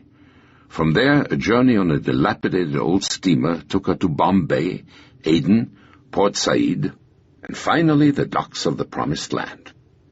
There was no familiar figure in those quays among the hundreds of adults who had come in hopes of finding a missing child or relative lost in the chaos of war. Sent to a kibbutz, Hadassah became determined to resemble as closely as possible the vigorous young Sabras who now surrounded her. In pursuit of that goal, she had enrolled in the Palmach's youth movement. During all the harsh springtime of 1948, armed with a Sten gun and a pair of grenades, she had served with the Furmanim, escorting Jerusalem-bound convoys past the ambushes of Abdul Khader Husseini. Caught in Tel Aviv when the road was finally cut, she had volunteered for an operator's course to learn how to work the radios purchased by Giel Federman. It was, in her mind, a final symbol of her acceptance in the army of her new country. Nervous and tense, Captain Izzat Hassan tried to follow the sound of the advancing treads across the Latrun plain. Commander of Majali's support company, he was in charge of the anti-tank guns and mortars that were supposed to stop their attack. Their eyes fixed on their gun sights, his gunners peered into the darkness, looking helplessly for some moving form. Hassan's hopes now lay on a little ridge below the police station on which he had zeroed in his guns. If he could spot the Haganah's vehicles crossing that ridge, he was confident he could destroy them all. On the tower of the police station, behind his Vickers machine gun, Sergeant Yosef Saab, a Druze, also stared through the night at the ridge. All around him, crouched behind sandbags, grenades in their hands, other legionnaires watched for the vehicles those advancing treads propelled toward them. Below them, behind the ring of sandbags guarding the entrance to the building, Mahmoud Ali Rusan, a cousin of the regiment's adjutant, held a bazooka tube tightly against his cheek. All of those men were in for a brutal shock. Protected by a series of smoke grenades and the moonless night, Laskov's vehicles passed over the ridge without receiving a single hit. From his command car, codenamed Yonah, Laskov heard the quiet, poised voice of Hadassah Limpel announce, "We're crossing their wire." That instant, Laskov's attention was diverted by a green flare popping into the sky to his right. A smile spread over his face. It was Prulov announcing he had taken his first objective, the village of Dir Ayub, overlooking Bab el-Wad. Laskov was reassured. In a few minutes, Prulov would be in position to begin circling behind the Arab positions his armor was attacking. A few minutes later, coming from the same direction as Prulov's flare, Laskov heard a series of violent explosions. They've run into resistance, Laskov thought. At Latrun itself, his attack was moving ahead exactly as he had hoped. The lead half-track is 50 yards from the gate, Hadassah announced. While the legionnaires on the roof of the police station pummeled them with hand grenades, the sappers in the lead half-track ran to the door and placed their charge. It was a useless gesture. The door was unlocked. A few hundred yards away, Captain Hassan followed the fighting with anguished eyes. In the darkness, he could barely distinguish forms. He was afraid of placing his fire too close to the police post and killing his own men. "Flamethrowers ready," the voice of Hadassah Limpel from Yonah, the command car, announced. Suddenly a fantastic stream of flame lit up the night, clearly illuminating the facade of the police post. Watching the sight, Captain Roussan thought, "The Jews are using acetylene torches to cut the door from its hinges." Their real tool, the sapper's charge, went off with a roar. An assault team leaped from the second half-track and rushed for the door. A savage hand-to-hand battle with grenades, Sten guns, and knives soon left the ground floor of the building littered with dying men. It was outside, however, that the Haganah's assault was encountering its gravest problem. The terrifying bursts of flame on which Laskov counted to drive the post's defenders from its roof had set fire to its facade. The flames lit up the building and the area around it like a stage. The frustrated Captain Hassan was startled to see illuminated before him 5 perfect targets, Laskov's half-tracks. In the brilliant light, Captain Roussan even caught a glimpse of a blonde woman with a radio helmet on her head. In her quiet voice, Hadassah Limpel continued to describe the attack for Laskov. The force commander had just left the car to see what was happening in the building. He had covered only a few feet when a burst of fire from the roof killed him. His deputy, a young immigrant who had fought in the Red Army, tried to take over, but in the inferno no one could understand him.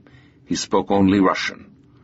Then, from only yards away, Captain Hassan's anti-tank guns opened fire. One after another, the half-tracks were reduced to flaming wrecks. Laskov heard a stifled gurgling in his earphones, then nothing. "Yonah, Yonah," he called. There was no answer from his shattered command car. All of its occupants were dead.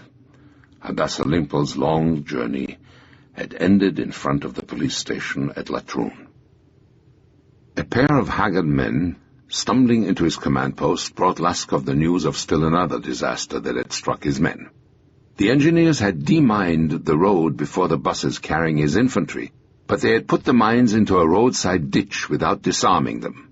Leaping into the ditch, the first soldier out of the bus had set off a terrible explosion that had killed 20 of his fellows and sent the rest rushing to the rear. A few minutes later, Laskov got a radio message that ended the 7th Brigade's second unsuccessful effort to seize Latrun. "Your pal has disappeared," Shamir informed him. Laskov understood that Prulov and the men he was counting on to sweep around the Legion's rear had somehow vanished into the night. Just after firing off his first flare, Prulov had stumbled on a Legion machine gun nest which had killed 3 of his men. Considering those losses too much for an operation in which his battalion had been detached from its regular Palmach command, Prulov had broken off action on his own initiative. In front of the police station, the flamethrowers that had turned a potential victory into a disaster were out. None of the assault team that had stormed into the ground floor of the police station would come back alive. In the welcome darkness, the survivors of the vehicles struggled to organize a retreat under a hail of fire from the legionnaires on the roof, making their way as best they could back down the Latrun slopes. Once again, the Haganah had failed to break the Arab Legion's hold on Latrun. 5 days had elapsed between the first attack and the second, 5 days in which Jerusalem's rations, like the sands in an hourglass, had continued to flow out of Dov Joseph's warehouses.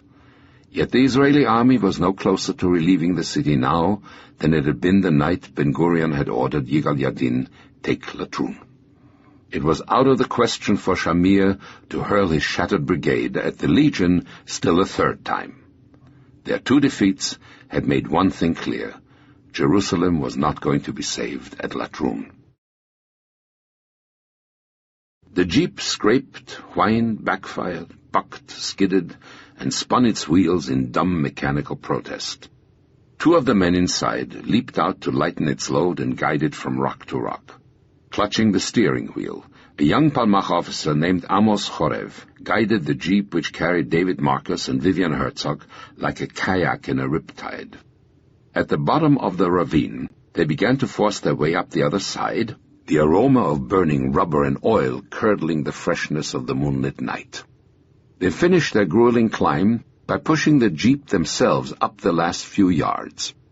Exhausted, they could see in the moonlight 2.5 miles away the verdant promontory against which they had unsuccessfully thrown their forces the night before.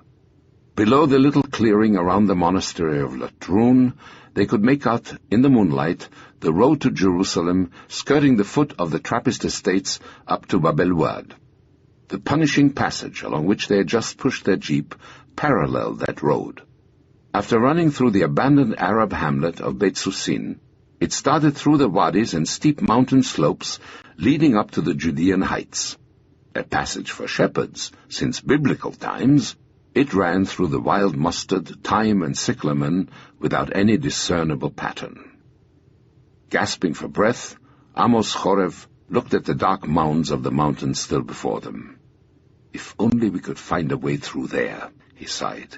"We'd have another way of getting to Jerusalem." "You think it could be done?" Herzog wondered. Marcus snorted. "Why not?" he said. "We got across the Red Sea, didn't we?"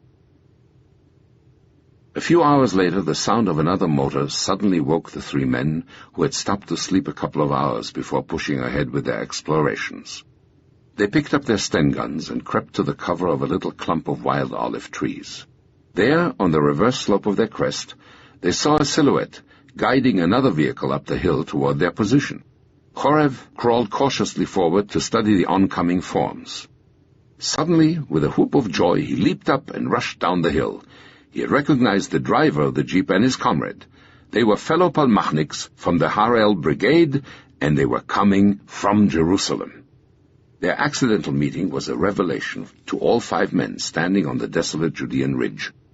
Each vehicle had covered half the distance separating Jewish Jerusalem from its salvation. If the routes they had followed could somehow be made passable for men and vehicles, Jerusalem might be saved. Listening to the 3 filthy, unshaven men, David Ben-Gurion understood immediately. David Marcus, Amos Chorev, and Vivian Herzog had come directly to the Jewish leader's office on their return to Tel Aviv to give him a first-hand account of their trip in the hills beyond Bab el-Wad. They had found the answer to the problem that had haunted them all since December, the isolation of Jerusalem. But with his terrible realism, Ben-Gurion knew well that a track over which they could somehow take a jeep was not going to save a city of 100,000 hungry people. They needed a road, a real road to Jerusalem. Turning to the man who had served in the army, which in the course of just one war had laid more miles of road around the globe than all the armies since Alexander, Ben-Gurion said, "You've got to build a road, a real road." Then, alert to the moral value that even a single jeep arriving from Tel Aviv might have on his isolated Jerusalem command, Ben-Gurion ordered Amos Chorev to repeat their journey that night. This time, Chorev was to go all the way to Jerusalem. For Yitzchak Levi, the report being read out that first morning in June by David Shaltiel's ammunition officer would always be the blackest piece of listening to which he had ever been subjected. It was, almost bullet by bullet, an enumeration of the munitions left in their reserves. Making a swift calculation, Levi figured that reserve might get them through 24 hours of intense fighting. Nor was that the end of the day's bad news. A few minutes later, in Dov Joseph's office, he was told that the city's reserves contained enough flour to continue their Spartan bread ration for just 7 more days. Clearly, Levi told himself, we have to be resupplied, and resupplied quickly, or we're going to collapse. While Levi pondered those grim statistics, the first jeep to reach Jerusalem over the Shepherd's Path lurched up to the Palmach base at Kiryat Anavim. Amos Chorev had made it all the way from the sea. He had proved that it was possible to take a vehicle to the city over the goat track he and his friends had found, almost by accident, 24 hours earlier. Learning that Choref's Palmach comrades were going to try to duplicate this feat in the opposite direction, Levi urged Shaltiel to let him join the party. He wanted to warn Ben-Gurion personally of the catastrophic state of their supplies and to see if there were any way of supplying themselves across the forbidding hills by wheel or foot. The few cases of munitions being delivered by Piper Cub or parachuted from a DC-3 were not going to save them. If we are not resupplied, we are doomed, Levi reminded Shaltiel. At 10 o'clock, Levi and a dozen Palmachniks set out. The little intelligence officer rode off into the night in the one jeep in Jerusalem that seemed capable of the grueling run down the Judean hills. The vehicle was camouflaged, a light sandy beige. Its previous owner had died in a desperate attempt to seal shut the very exit Levi was trying to open. It was Abdul Khadar Husseini's jeep, captured in the fighting on May 14th. By 5 o'clock in the morning, after 7 torturous hours, Levi was in Rehovot, 12 miles from Tel Aviv. The exhausted officer stopped in a cafe in Rehovot for a cup of coffee. "Where did you come from?" its proprietor asked. "Jerusalem," said Levi. "Jerusalem!" screamed the cafe owner. At his words, everyone in the cafe swarmed over the dazed Levi, kissing him, hugging him, cheering him as though he had conquered Mount Everest. As the crowd parted, the famished Levi saw the owner bearing down on him with an extraordinary welcoming gift, a huge plate of strawberries and cream. Levi went straight from his strawberries to David Ben-Gurion's office. "Will we be able to hold Jerusalem, or will it fall?" Ben-Gurion asked. Levi's reply was equally blunt. "There was terrible hunger in the city," he said. "People were not yet starving to death, but the situation was going to get worse, and it might come to that. The fate of Jerusalem does not depend on food this morning," he said. "It depends on ammunition. If there is a serious Arab attack, we will simply run out of ammunition." Looking at the man on whose shoulders so many burdens weighed, Levi said gravely, "We will be overwhelmed." Ben-Gurion called Yosef Avidar, the Ukrainian miller's son, who ran the Haganah's supply branch, to join them. If one jeep could get across the mountain, 20 could. The loads they delivered might be a pittance compared to Jerusalem's needs, but they could at least bring Shaltiel the reassurance that everything humanly possible was being done to relieve him. Ben-Gurion ordered Avidar to requisition all the jeeps he could find in Tel Aviv, load them with arms and ammunition, and give them to Levi for a return run through the mountains at night. Avidar's military policemen rushed out to the principal crossroads of Tel Aviv to intercept those precious vehicles. As if by magic, Tel Aviv's jeeps disappeared from its streets. An entire day's search turned up exactly one jeep in lamentable condition. Furious at his compatriots' lack of collective spirit, Ben-Gurion told Avidar, "Take mine at least." "Tell Shaltiel," he ordered Levi, to hold on. "We'll organize things here. We'll open a new road to save Jerusalem." An hour later, the officer, whose men had barely a pocketful of bullets to hold off the Arabs ringing their city, discovered the warehouses of the Haganah in Hulda. My God, he thought, staring at what seemed to him a mountain of supplies. What a difference it would make to have all that in Jerusalem. Like a child in a candy store, Levi didn't know what to take. Finally, he loaded 30 Czech machine guns and 100 3-inch mortar shells into his jeeps and headed back. An unexpected drone cut across the silence of Amman's night sky, the drone of airplane engines. High-pitched and feeble, they might have been the sound of mail planes winging down to Cairo. They belonged, however, to 2 Messerschmitt 109s, about to carry out the first bombing raid of the Israeli Air Force. Half a dozen Messerschmitts had now arrived in Israel. One of the unstable planes had crashed on takeoff, and another had been shot down. But a third had served notice that Arab control of the skies over Tel Aviv was henceforth going to be challenged. It shot down 2 Egyptian DC-3s. Now, on Ben-Gurion's orders, the 2 warplanes of the Israeli Air Force were going to give Amman a taste of what Tel Aviv had suffered since May 14th. In the city below, the lights of Abdullah's Ragdan Palace blazed as though a formal ball were underway. The sovereign was giving a banquet to his fellow Arab leaders. He had stubbornly refused to consider a blackout, saying, "Never will it be said that I, a Hashemite, have dimmed my lights before a Zionist menace." Now, for the edification of his guests, the little sovereign provided his own reply to Ben-Gurion's air raid. Grabbing a bodyguard's gun, he ran out into the night and began gleefully firing up into the sky. In the headquarters of the Haganah, a Russian, Yosef Avidar, and an American, David Marcus, presided over a tense meeting. Under their supervision, the people who had walked through the Red Sea and crossed the deserts of the Exodus were about to embark on an extraordinary engineering adventure. As David Ben-Gurion had promised Shaltiel's intelligence officer, they were going to try to achieve with sweat, ingenuity, and mechanical skill what they had failed to accomplish with arms, opening a road to Jerusalem. Given the limited material means at their disposal, it was a gigantic undertaking. It meant carving out of those tortured goat tracks, zigzagging through the wadis and precipitous hills of Judea, a road that bypassed the Jerusalem highway and lay beyond the control of the Arab Legion. It could not be a trail open only to a daringly driven jeep. A dozen jeeps a night were not going to save the 100,000 Jews of Jerusalem. It had to be a road that could take fully loaded trucks.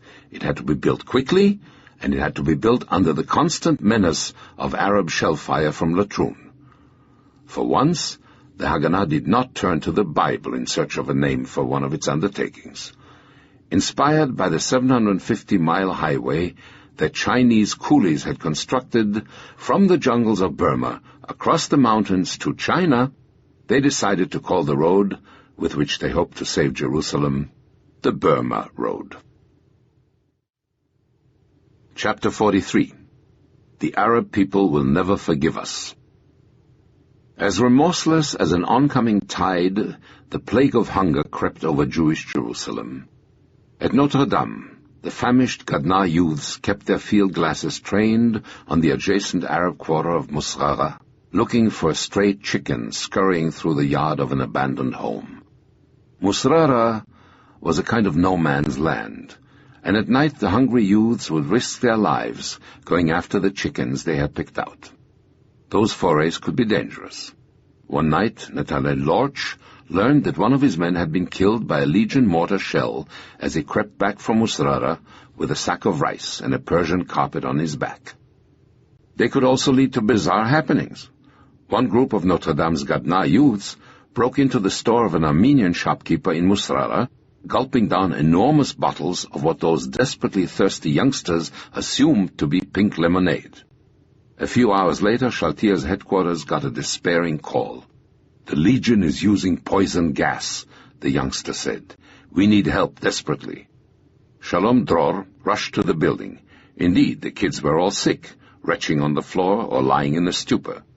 Picking up a bottle of the lemonade they had been drinking, Dror sipped it and found the Legion's poison gas. They were all drunk. The bottle contained pink champagne. Products of rigidly orthodox households, none of the youngsters had known what it was. Few Jerusalemites outside of the Haganah dared venture into Arab-held territory, no matter how painful their hunger. The Arab homes in the areas occupied by the Haganahs rushed forward on May 14th and 15th had long since been picked clean of food. Joseph ordered engineers pretending to be looking for shell damage to make a house-to-house survey of the Jewish city in quest of unusual food hoards seized by looters. A small community of 41 people, at least, was spared the cruel hunger gripping Jerusalem's 100,000 Jews. Not surprisingly, they were all French. Trapped in their consulate, they had a secret food supply behind the Arab lines, a farm run by the Assumptionist fathers of Saint-Pierre in Gallicante, on the slopes below Mount Zion. Built over the grotto, in which St. Peter had allegedly wept his remorse at having denied Jesus 3 times before the cocks crow, the church and its farm contained 7 cows, 100 pigs, and 600 chickens. Nightly its director, Brother François, slipped along the valley of Silvan up to Sir Alan Cunningham's old residence, now occupied by the Red Cross, with a sack full of food for the consulate.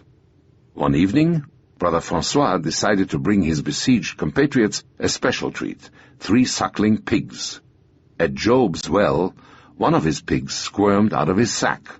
Under the insults and threats of the disgusted legionnaires watching him, the monk chased around after the fleeing animal.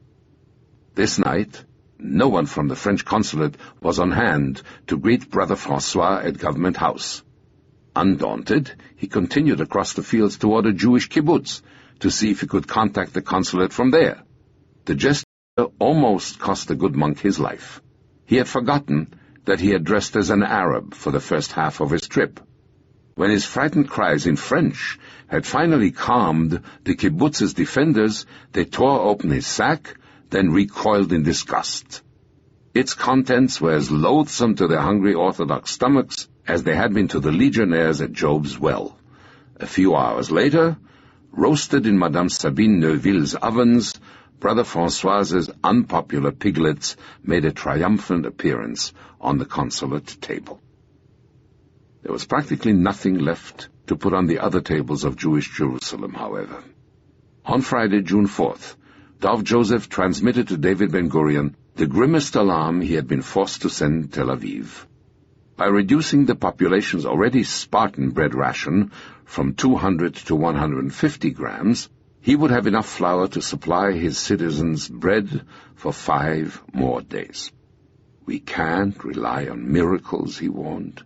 "I ask you to order the transportation of bread any way possible.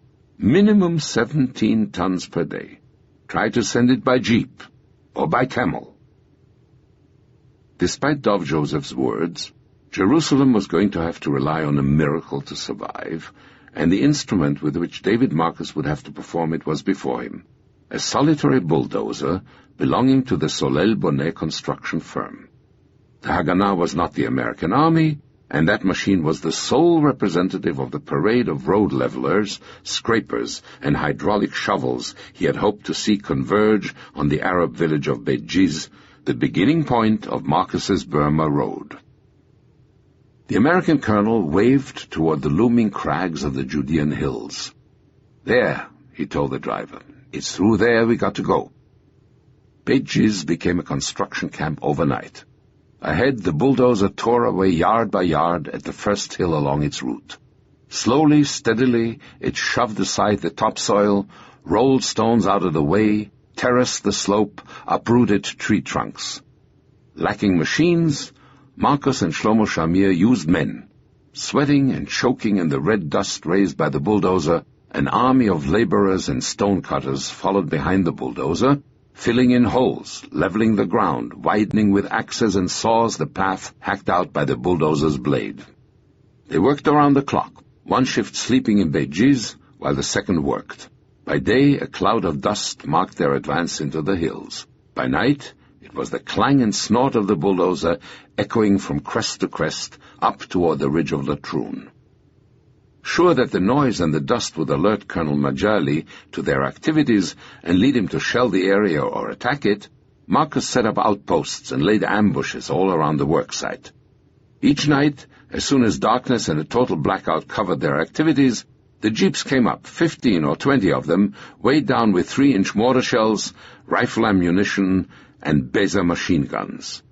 While the workers slapped their metal sides as a man might whack a pony's flank, they rolled through the darkness over the stretch of road workers had built toward the forbidding hillside, still untamed by their shovels. Marcus received a second bulldozer to speed the work, but the terrain was so rough, the inclines they had to pass were so steep that each 100 yards forward required 300 yards of winding road. Marcus despaired. The miracle was going to take too much time. Before he could tear out of the resistant hills of Judea, a road over which a loaded truck could pass, Jerusalem was going to be shelled or starved into submission. The daily quota of shells hurled into Jerusalem by Émile Jumin's guns had now been supplemented by a second menace. The field pieces of Colonel Abdulaziz's Egyptian army in the south were battering the city with air bursts which flung showers of shrapnel through its streets. In lives, in morale, in property damage, the shelling was taking a frightful toll. The Arabs were apparently aware of the bread and water distribution schedules. Every time one started, a new flood of wounded submerged the desperately overcrowded hospitals. Wounded were packed into every available corner. In the growing heat, flies became a major problem. After attempting to drive them off for a while, hospital inhabitants, both patients and staff, grew apathetic. Wounded and doctors alike lived on a cup of tea, a slice of bread, and a spoonful of jam 3 times a day. The intensity of the shelling had forced an end to the normality Dov Joseph had sought to maintain. Most shops were closed now, and Jerusalem's streets almost as deserted in the daytime as they were at night. People slept in cellars or in the hallways of their homes, and Jerusalem's citizens became adept at identifying the sound of incoming shells and judging their point of impact. Dana Adams Schmidt of the New York Times found the incessant shelling more terrifying than anything he had been exposed to during 4 years of reporting the European War. Shells seemed to select their victims at random. One, Schmidt noted, crashed through a barbershop window, killing the barber and the client in his chair, but leaving unscathed another client waiting in the corner. One of his acquaintances spent an entire day scouring the city for a cup of condensed milk for her pregnant sister. On her way home with her treasure, she was knocked down by the concussion of an exploding shell. She was badly hurt, but her cup of milk remained unspilled. Certain categories of citizens became local heroes. Among them were Tzvi Leibovitz's water carriers and Alexander Singer's repair crews for the high-tension lines feeding the hospitals and the bakeries. 14- and 15-year-old Gadna youths carried messages under shellfire from one Haganah post to another. One of them, Tova Goldberg, a dark-haired, big-framed girl, always ran to her destination, thinking that if she did, the shells had less chance of finding her. She could not run fast enough. One morning, an Arab shell caught up with her. When the stunned girl recovered her senses, she saw her hand, severed from her wrist, lying on the ground before her, its fingers still folded around her message. She picked it up and staggered to the Haganah post to which it was addressed. "Here is your message," the 16-year-old girl said, passing her severed hand to a soldier. "Now, please, get me a doctor." Jerusalem's Jewish population would not easily forget that the centers of Western Christianity, which had clamored for their city's internationalization, now ignored their agony. The Vatican, the Church of England, the councils of orthodoxy, the governments of those nations that had supported internationalization did not see fit to launch a storm of protest over what was happening to them in New Jerusalem. To the city's besieged residents, it seemed that the outside world was more interested in saving Jerusalem's Christian stones than in saving its Jewish inhabitants. As the city's casualties grew, a walk through Jerusalem's streets became a painful as well as a dangerous experience. Its walls and telephone poles were covered with death notices and with pictures of the young men and women who had died defending the new state. One of them, one day early in June, bore the photo of a young girl killed in the fighting in the south. The following morning, her father was at his desk promptly at 7 o'clock, as he was every day. Even the loss of his daughter could not be allowed to interrupt Dov Joseph's terrible task. On Saturday, June 5th, he was forced to make still another cut in the city's ration.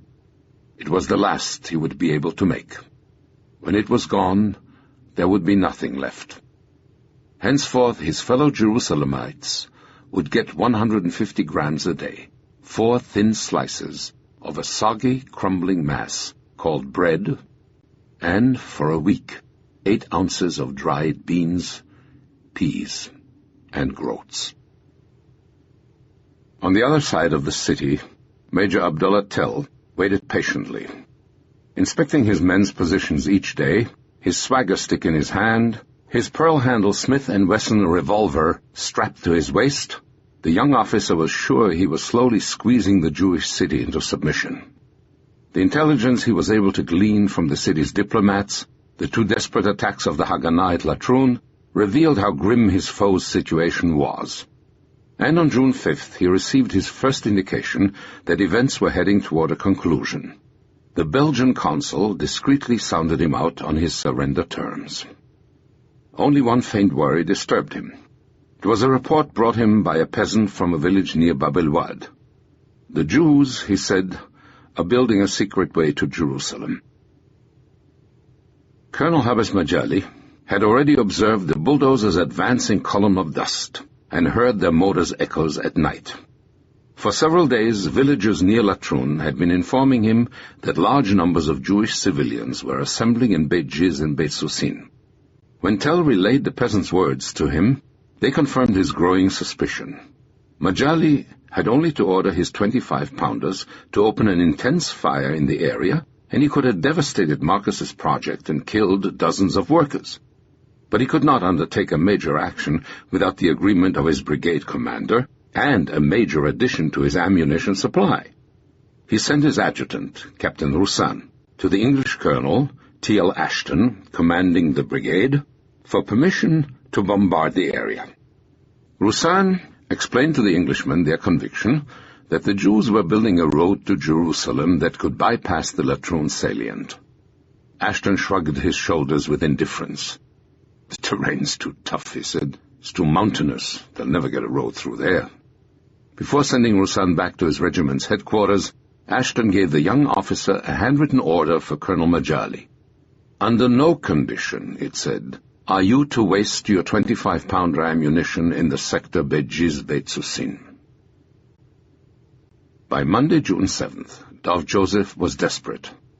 As the first week of June slipped by, he had watched in a growing fear and apprehension the steadily shrinking figures in each column of the orange folder locked in his desk. One by one, the last of the commodities each of these columns represented had disappeared, and he had drawn a double line under the column indicating it was finished. They were, Joseph thought, coming to a perilous end. There was 3 days of food left in his warehouses. The prospects were so horrible, he didn't dare contemplate them. I was mentally bracing myself for that terrible moment when I'd have the women of Jerusalem on my doorstep crying out for food for their children, and I would have nothing to offer them but empty warehouses, he would one day recall. Whatever would I say to them? On the outskirts of Jerusalem, it was already coming to that. Leon Angel, one of the city's bakers, found on his doorstep, begging for a piece of bread for her children, a woman who had walked through the Arab shelling. Reuven Tamir, taking a few tins of canned meat to his fellow soldiers, saw families crying in the street from the pains of hunger. Aware of how desperate the city's situation had become, the Haganah was preparing still another assault at Latrun. Jerusalem, Joseph feared, could not even wait for that. He was not an emotional man, but on this June morning he poured out all his concern and anger in a cable to Ben-Gurion. Do we have to be satisfied with only hopes and possibilities? I've been warning for weeks that there is a need to send food supplies, and nothing has arrived. I suggested a few ways, and you didn't respond. You managed to send other things. Why not food? Why not draft those hundreds who are sitting in cafes in Tel Aviv for Jerusalem's sake? I ask you, what will happen if, God forbid, the operation doesn't succeed? If we do not receive flour by Friday, there will be starvation in the city. So brief was the delay proposed in that cable that there was no question of waiting for the Burma Road. Ben-Gurion summoned his closest collaborators to find a way of nourishing the famished city. There was only one. 3 miles of steep ravines and sharp inclines separated the farthest point to which Marcus had been able to push his bulldozers and the point to which vehicles coming down from Jerusalem could penetrate into the hills. Since it was totally impossible to push a truck through those 3 miles, the survival of Jerusalem's 100,000 Jews would have to be entrusted to another form of transport, the most ancient in the world: 2 marching feet. Ben-Gurion's experts calculated that if they could round up 600 men and march them through the darkness each night over those 3 miles of terrain with a 45-pound sack on their backs, they might get enough food across the hills to save the city. An hour later, Pinchas Bracker, a 40-year-old meter reader for the Palestine Electric Company, like scores of others, got a call ordering him to report immediately to the headquarters of Histadrut, the labor organization. Bracker assured his wife he'd be home for dinner. He was used to such summonses. He had been a member of the Home Guard since 1940. A line of buses waited for Bracker and the scores of men called up with him.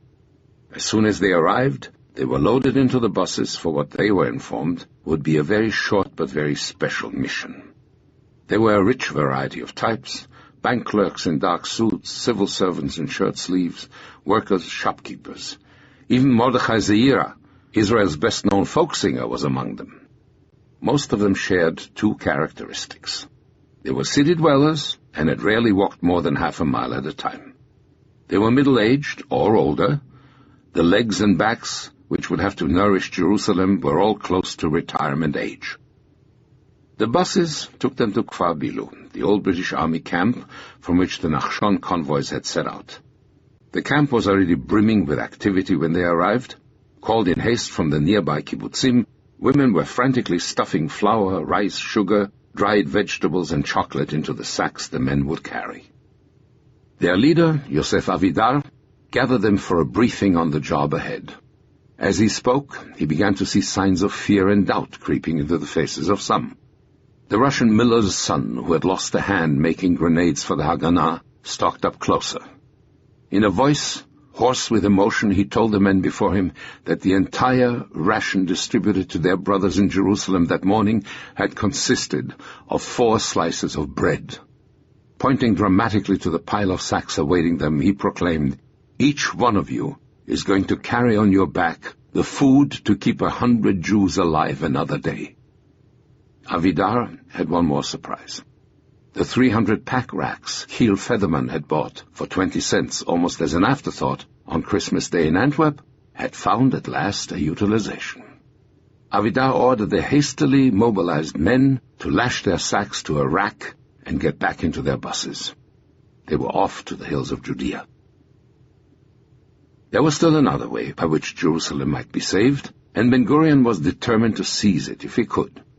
It was a ceasefire.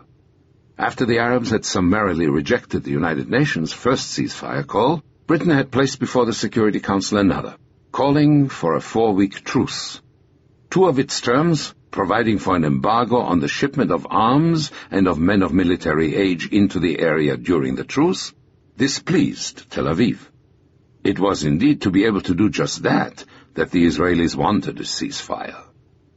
The Arabs, despite Britain's change of mind, continued to resist the appeal, and the problem of getting both sides' agreement was thrust into the lap of the United Nations mediator, Count Folke Bernadotte. The Swedish diplomat had made a hurried trip to Cairo, Beirut, Amman, and Tel Aviv, seeking agreement. On this Monday morning, June 7th, Bernadotte had submitted to the Arab League and Tel Aviv a new truce plan. It made one concession to the Israeli position. Men of military age would be allowed into the area provided they had not been formed into military units before the truce. Ben-Gurion felt he had no choice but to accept. There was no doubt in his mind that they were at the end of their rope. Supplies were running out everywhere. They had suffered 2 defeats at Latrun, lost the old city, and suffered what would have been a serious defeat against the Iraqis in Jenin if their enemies had pursued it. The Egyptians were 25 miles from Tel Aviv.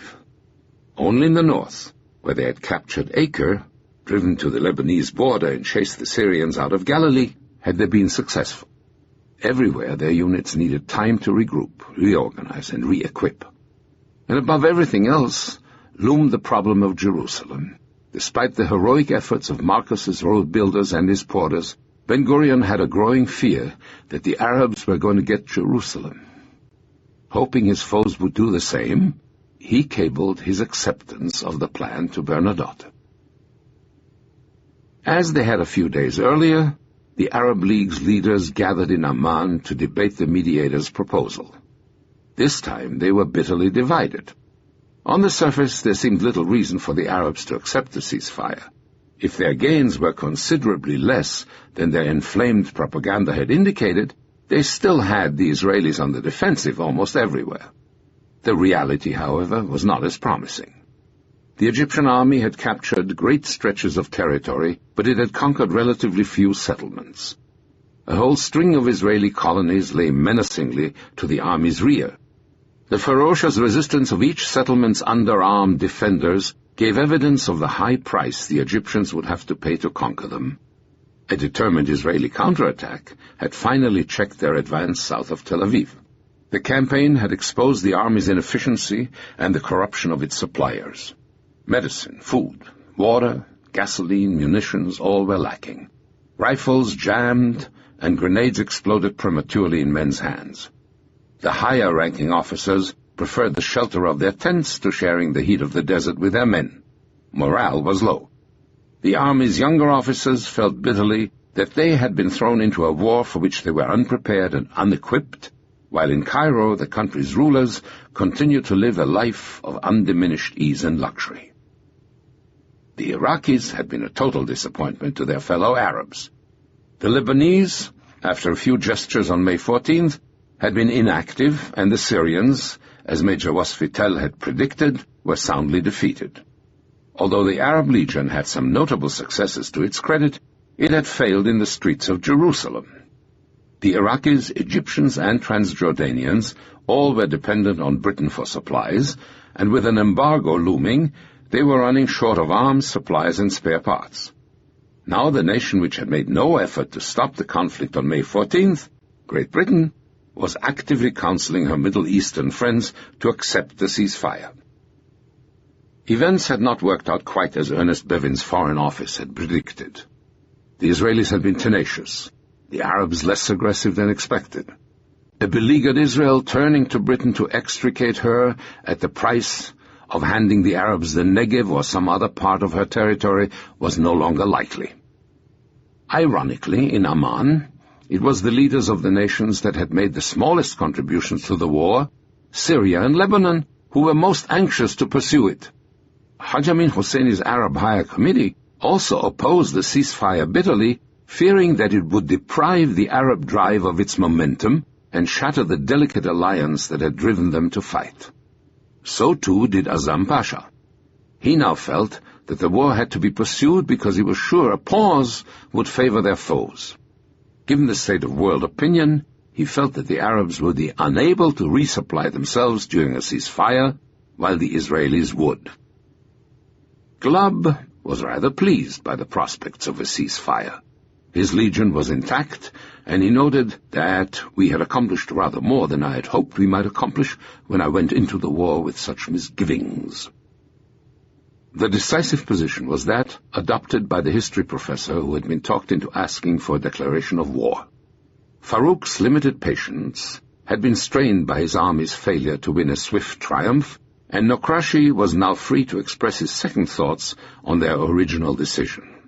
"We went into this war when we never should have," he told his colleagues. "It was time to accept the United Nations ceasefire and use the 4 weeks to improve the state of our armies. Then perhaps we can hope to win the war." "You are talking nonsense," Azam Pasha exploded. "Your army is 25 miles from Tel Aviv. You haven't been defeated, and you want to catch your breath. What do you think the Jews will do with the ceasefire? You think they will do nothing? They will use it too, and you will find them twice as strong as you are afterward." Nokrashi was adamant. "Azam," he said, "my decision is based on the advice of my chief of staff. I'm not going to take your advice over my soldiers." "You're getting your advice from the most ignorant man in Egypt when it comes to warfare," Azam snorted in reply. The League's Secretary-General feared that Nokrashi's stand was simply a pretext to abandon the war altogether. He knew, too, that the Egyptian masses, fed a daily barrage of misleading communiques, were going to be enraged if a ceasefire deprived them of their expected triumph. Just as bellicose propaganda was in part responsible for getting the Arab leaders into the war, it now threatened to keep them in it. It was Azam's ace in the hole. When it became apparent that the truce was going to carry the day, and that only the Syrians were prepared to go on fighting, Azam grabbed a piece of paper from his desk. Angrily, he wrote out his resignation and threw it on the table. He was going to publicly denounce the men who had forced the ceasefire on the League, he said, as he stalked from the meeting. White-faced, Nokrashi leaped up and rushed after him. He caught up with Azam in the corridor. Tugging his sleeves, he said, "Azam, do you know what you are doing? You are killing me. If I go back to Cairo with your resignation and the ceasefire, I will be assassinated." Azam was shattered by his words. He knew how much truth there was in what Nokrashi had just said. Despite their bitter political differences, they were friends, and they had lived through many tribulations together. "All right," he said. "I'll accept. But the Arab people will never forgive us for what we are about to do." Then wordlessly, Azam walked back into the meeting room and tore up his resignation. A nervous silence prevailed in the buses.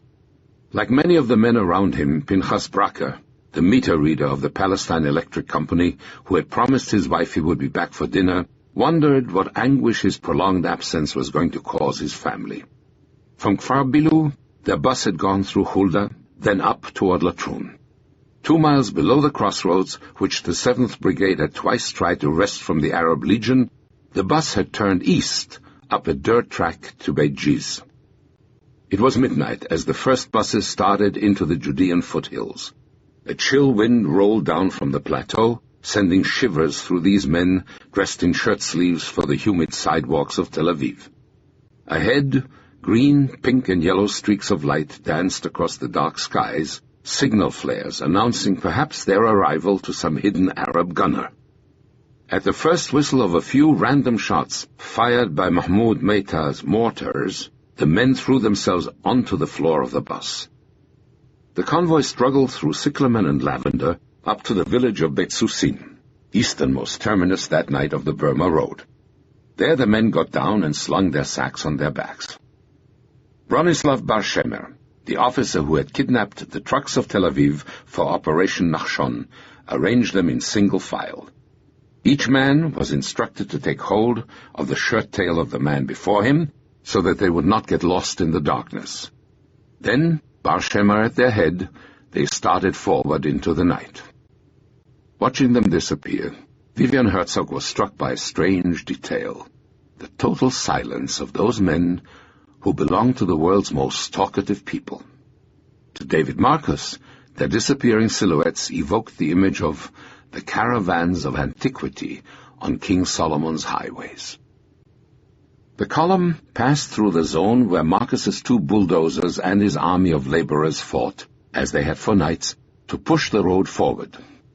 Some of them were already laying the first segments of a pipeline, which would soon deliver water over the hill to tank trucks run down from Jerusalem. The pipeline that would eventually ease Jerusalem's collective thirst had originally been destined to replace the pipes of London blown out by the Blitz. After a slight decline, the track straightened out to assault the steep incline leading up to the first crest. It was there that the porter's martyrdom began. Without any light, the men stumbled on hidden stones, slipped to the ground, grabbing a clump of wild carrots or a bush to keep themselves from rolling down the hillside. Felled by a heart attack, one man tumbled back down the ravine, bouncing helplessly from rock to rock. The men behind him stepped over his body to attack in their turn the slope that had killed him. Some, too exhausted to go on, sank to the ground by the side of the path. The strongest struggled to the top, laid down their loads, then came back down to help them. To forget the pain of his ascent, Pinchas Bracker forced himself to remember a happy picnic he had had in these hills as a young family man.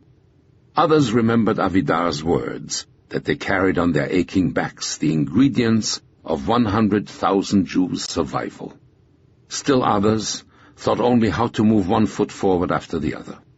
Mixed with the scraping and stumbling noise of their feet was a bizarre sound the panting of their middle-aged lungs. At points the slope became so steep that the men literally had to pull themselves forward by tugging on stone ledges or grasping the roots of the rare shrubs along their route. The one that offered the best support was a kind of wild strawberry plant with deep roots, called because of its red flower, blood of the Maccabees. Some men crawled forward on their hands and knees. On the reverse slopes, those who couldn't hold on slid down the hillside on their stomachs, moving like crabs from rock to rock so that the precious load on their backs would not be lost. Without a word, without a cry, the column continued along its way. At its head, Bar Shema prayed that the guns of Latrun would remain silent and not turn their expedition into a disaster with a few mortar shells.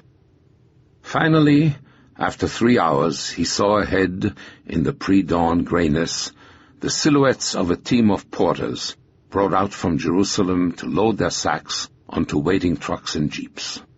Dov Joseph's desperate appeal had been heard.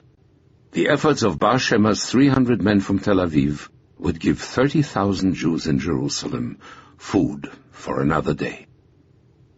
At dawn, Aryeh Belkind, the manager of Dov Joseph's warehouses, arrived at his principal depot at the Evelyn de Rothschild school. All he had that morning of June 8th was a few crates of matzah. On his way to work, his thoughts had been on their impending tragedy. Walking in the door, he suddenly discovered a pile of sacks sitting on the warehouse floor. Belkind bent down, opened one, and ran his fingers through its contents. It was flour. Overcome, he began to cry. Chapter 44. A Toast to the Living. This is Mahmoud Russan. The Jews have captured the police station. Open fire on it with all available artillery. Hearing that name on the Arab Legion's radio net at Latrun, a man sat bolt upright in the midst of the heavy assault, straining the Legion's positions. Grabbing his microphone, Captain Mahmoud Russan, the real one, said, "This is Mahmoud Russan. The Jews are trying to fool us. I forbid anyone to fire on the police station. Our men are still inside." The discovery of their ruse would deprive the Haganah of a success they were close to winning on the night of June 9th. For the third time, the Jewish army was trying to wrest the heights of Latrun from the Arab Legion and reopen the Jerusalem road before a ceasefire could freeze the enemy in his commanding positions. To carry it out, a fresh brigade, one of the best in the Palmach, had been brought down from Galilee to replace the shattered battalion of the 7th Brigade. Their task was to try to take the Arab positions from behind, while a smaller diversionary attack fixed Arab attention once again on the police station. Paradoxically, the latter effort, due to an error on its commander's part, came closer to bringing the Haganah success at Latrun than either of the two previous efforts. Turning up the wrong valley, the diversionary force stumbled on the Legion's headquarters. They seized the artillery control center and were within a few yards of overrunning Colonel Habis Majali's command post when their attack faltered for lack of reinforcements. Just before dawn, a hastily assembled group of Arab cooks, clerks, and signalmen, rallied by the cries of Allahu Akbar from the regiment's imam, took the crests back. For 19 years, they would remain in the hands of the Legion. When news of the Haganah's third defeat at Latrun reached Jerusalem, a pall descended on the city. To Leon Angel, one of the two bakers still working, it seemed on that Thursday, June 10th, as though death was stalking the city. Everything was silent. Shutters were closed. The hunger-weakened population, he surmised, was probably staying inside, trying not to move, to save energy. To finish baking his bread that morning, Angel had used his last reserves. He had swept the flour on the floor to fill out his ration. All the heroism of the middle-aged men struggling up the hills from Beit Susin was not going to save Jerusalem. The flour they had been able to deliver had been a tonic to the city's morale, but it could not fill Jerusalem's stomachs and its warehouses. Those warehouses contained that morning flour for about 30,000 loaves of bread, a third of a loaf per person, enough perhaps to allow the city to survive another 48 hours. Their situation was so grim that Joseph and Shealtiel had to consider the awful question of whom to stop feeding first, the civilians or the soldiers. At the Schneller base, the ration that Thursday morning consisted of 6 olives, a slice of bread, and a cup of tea. Most families' hidden reserves were gone. Even the black market had dried up. Famine was truly at Jerusalem's doorstep. Certain elements in the city's oriental population were close to panic, and a food riot might have a catastrophic result by showing the Arabs how desperate the situation was. It might even lead them to dismiss the ceasefire Dov Joseph counted on to save the city. Dan Ben-Dor suggested that Joseph cut the ration of Jerusalem's European Jews still further to give a bit more to the Orientals. The Westerners, he argued, would better understand the need to hang on. "What?" yelled Joseph. "Give them the price of their weakness? Never!" Even if they could get more flour, they would have nothing to bake it with. That morning Alexander Singer had extracted the last barrels of fuel from his tanks by cutting the sludge at their bottoms with kerosene. The resulting mixture would give him a few spasms of current, enough to keep Jerusalem's bakeries and hospitals powered for perhaps 36 more hours. Only the water reserves of Tzvi Leibowitz were capable of going on a bit longer. For the 26th consecutive day, Arab shellfire racked the city. In the past 48 hours, Emil Jumin's guns had dropped 670 rounds in its streets. David Shealtiel, his ammunition supply still critically low, could answer the deluge with only a few desultory rounds. Jumin, however, was gracious enough to make up for his failure to reply. Hoping to provoke a worldwide storm of protest against the Jews, he sent 2 of his own shells at the Church of the Holy Sepulchre and the Dome of the Rock, sure that the Haganah would be blamed for the outrage. In the midst of the chaos produced by the shellfire and their hunger, the city's population clung to one hope, the 30-day ceasefire ordered by the UN's mediator Count Folke Bernadotte. It was scheduled to begin the following morning, Friday, June 11th at 10. The news drew no celebrations. Twice before, the mediator had set ceasefire dates, and twice the Arabs had ignored them. Dov Joseph refused to contemplate what would happen if they spurned it again.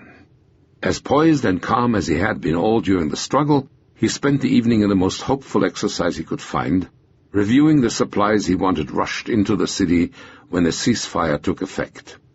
It was, he reflected, the only worthwhile thing left to do.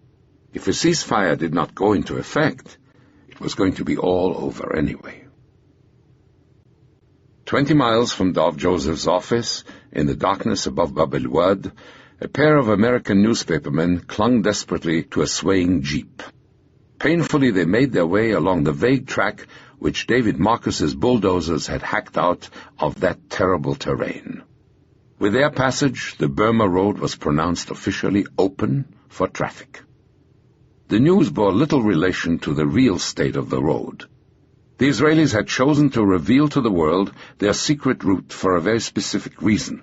They had now established that the Burma Road had linked Jewish Jerusalem to the plains before the ceasefire took effect. They could henceforth maintain that it would not fall under the jurisdiction of the United Nations truce supervisors. A few miles ahead of the jeep, near the church of the Christian Arab village of Abu Ghosh, the sound of gunfire shattered the night. A Jewish sentry at the command post of the Haganah forces, operating between Bab el-Wad and Jerusalem, rushed toward the white-robed figure he had just shot. David Marcus would not live to see the inauguration of the road on which he had labored so hard. The first Jewish general since Judah Maccabee was dead, mistaken for an Arab because he had wandered out to urinate in the fields by his tent, wrapped in a bedsheet. It was shortly after 8 o'clock in the morning of Friday, June 11th, when another newspaperman, this one Arab, walked into the office of Major Abdullah Tell. Before Abu Said Abu Rich could put a question to the Arab officer, the telephone rang. "Yes, Your Majesty," he heard Tell say. Then the expression of the handsome Arab officer's face changed to shocked disbelief. "Your Majesty," Tell gasped, "how can I stop these men? They feel victory is within reach." Aware of the delicate problems Tell would face in enforcing a Jerusalem ceasefire, not only on his own men, but on the Mufti's partisans as well, the king had made the exceptional gesture of calling him personally. Abu Rich heard the sovereign's voice rasping through the phone. "You are a soldier, and I give you an order," the king told Tell.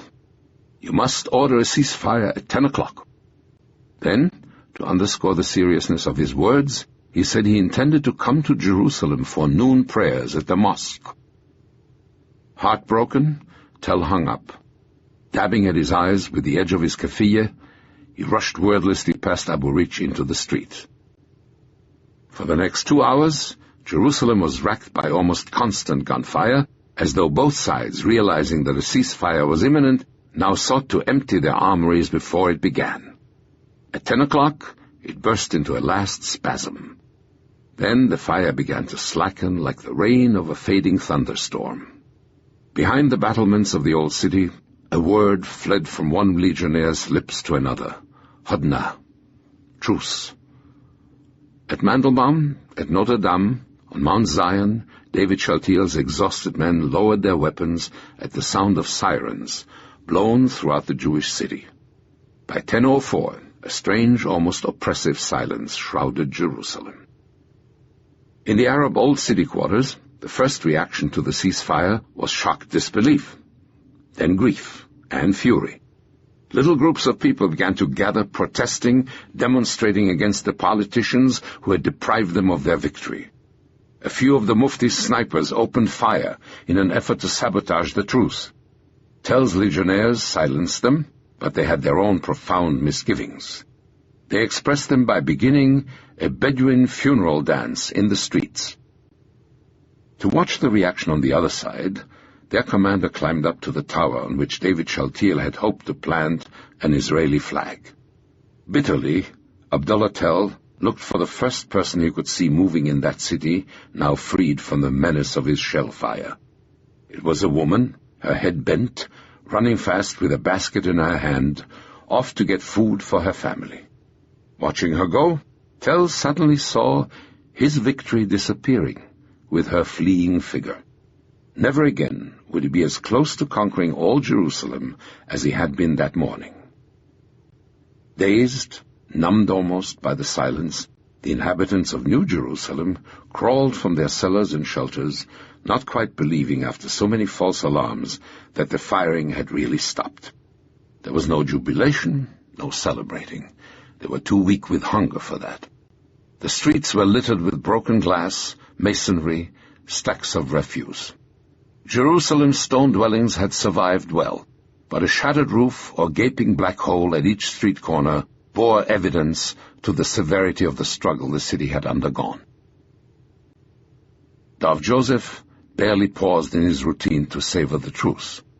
He dispatched a message to Ben-Gurion with an urgent reminder to get a food convoy in immediately, holding its contents to absolute essentials. Reflecting an instant, he told himself, "It has been a people's struggle, and we survived because our people struggled." A few doors away, in his own Jewish agency office, David Shaltiel assembled his staff officers. From the bottom drawer of his desk, he took out a bottle of French champagne, one of his men had found on their advance on May 14th, and poured a glass for each man. Solemnly he proposed a toast to the men whose lives had been saved by the ceasefire. Then he warned that it was of a limited 4-week duration. Each day of that respite would have to be used to prepare for a new outbreak of hostilities. The next round, he promised, was going to be theirs. As he had said he would, King Abdullah had arrived in Jerusalem for noon prayers in the Mosque of Omar. Afterward, in one of the classrooms of the Rauda school, the city's leaders offered a Bedouin banquet in his honor. As was the custom, a whole roast sheep on a pile of steaming rice was set before the sovereign. A special law enveloped Abdullah's banquets. When he found a partner too talkative, he plucked the tongue from the sheep's head and passed it to him. To guests whom he considered dull or whose ideas displeased him, he proposed the brains. Today, however, he had only honors to propose, and the first man to receive them was Abdullah Tell. He announced Tell's promotion from major to colonel. As King Abdullah got up to leave, each man filed past him to kiss his hand. Normally he offered it palm down. When he was angry, he extended his fist. To the young officer he had ordered to go save Jerusalem, he offered the highest of accolades. He gave him his hand, palm up. For another young officer who had saved Jerusalem, June 11th was also a day of triumph. Riding in the back seat of a Palmach jeep on the very first convoy to leave the besieged city was a prim and proper middle-aged Englishwoman in a flowered hat. It had taken all of Yosef Nevo's connections and prestige to get her there. It was his mother-in-law, and this evening he would be able to celebrate at last an event which he had looked forward to for 5 weeks, his wedding night. Several miles down the road, above the intersection for which so many men had fought and died, the Trappist monks of Latroun chanted the Mass of St. Barnaby with a particular fervor. Then, reinstalled in their damaged refectory, they decided that in honor of the truce they would climax their usually austere meal with a little cordial from the cellars of Father Godard. To David Ben-Gurion, in his study in Tel Aviv, the 30-day respite the ceasefire had won his beleaguered nation was a golden dream. As on partition night, as on May 14th, he had no time for celebration. Before him was a report from Ehud Avriel, announcing a third shipload of arms ready to leave Yugoslavia. They had bought 100mm mortars in France. The Czechs had agreed to train pilots, paratroopers, and armored experts for them. Planes had arrived that could fly non-stop from Prague to Tel Aviv. His state had survived, and he knew the tide was turning, a new phase in his country's history beginning. His foes had made that day a mistake, a fateful mistake. Chapter 45. The 30-day pause. The spot designated for the first encounter between the two men whose forces had struggled for the control of Jerusalem for almost a month was singularly appropriate. It was in the middle of a street named for another soldier who centuries before had shared their dream of conquering Jerusalem, Godefroy de Bouillon. David Shaltiel, the sophisticated Jew from Hamburg, and Abdullah Tell, his handsome young Arab rival from Transjordan, paused for a silent instant to appraise each other. Then they saluted and shook hands. The task before them at that first meeting was to fix a ceasefire line in one part of their disputed holy city, the Arab quarter of Musrara. The evening before, a last Haganah attack had pushed its irregular defenders back 200 yards. Shaltiel insisted that the demarcation line must include their gains. "If these are your positions, where are your fortifications?" a skeptical Tell asked. "Our bloody shirts are our fortifications," Shaltiel quietly replied. Impressed, Tell told his rival, "Very well, I will accept your word as an officer and a gentleman." In Jewish Jerusalem, life staggered slowly back to normal. Stores opened, the broken glass and the rubble were cleaned from the streets. The Palestine Post reappeared, and a fragmentary bus service was instituted.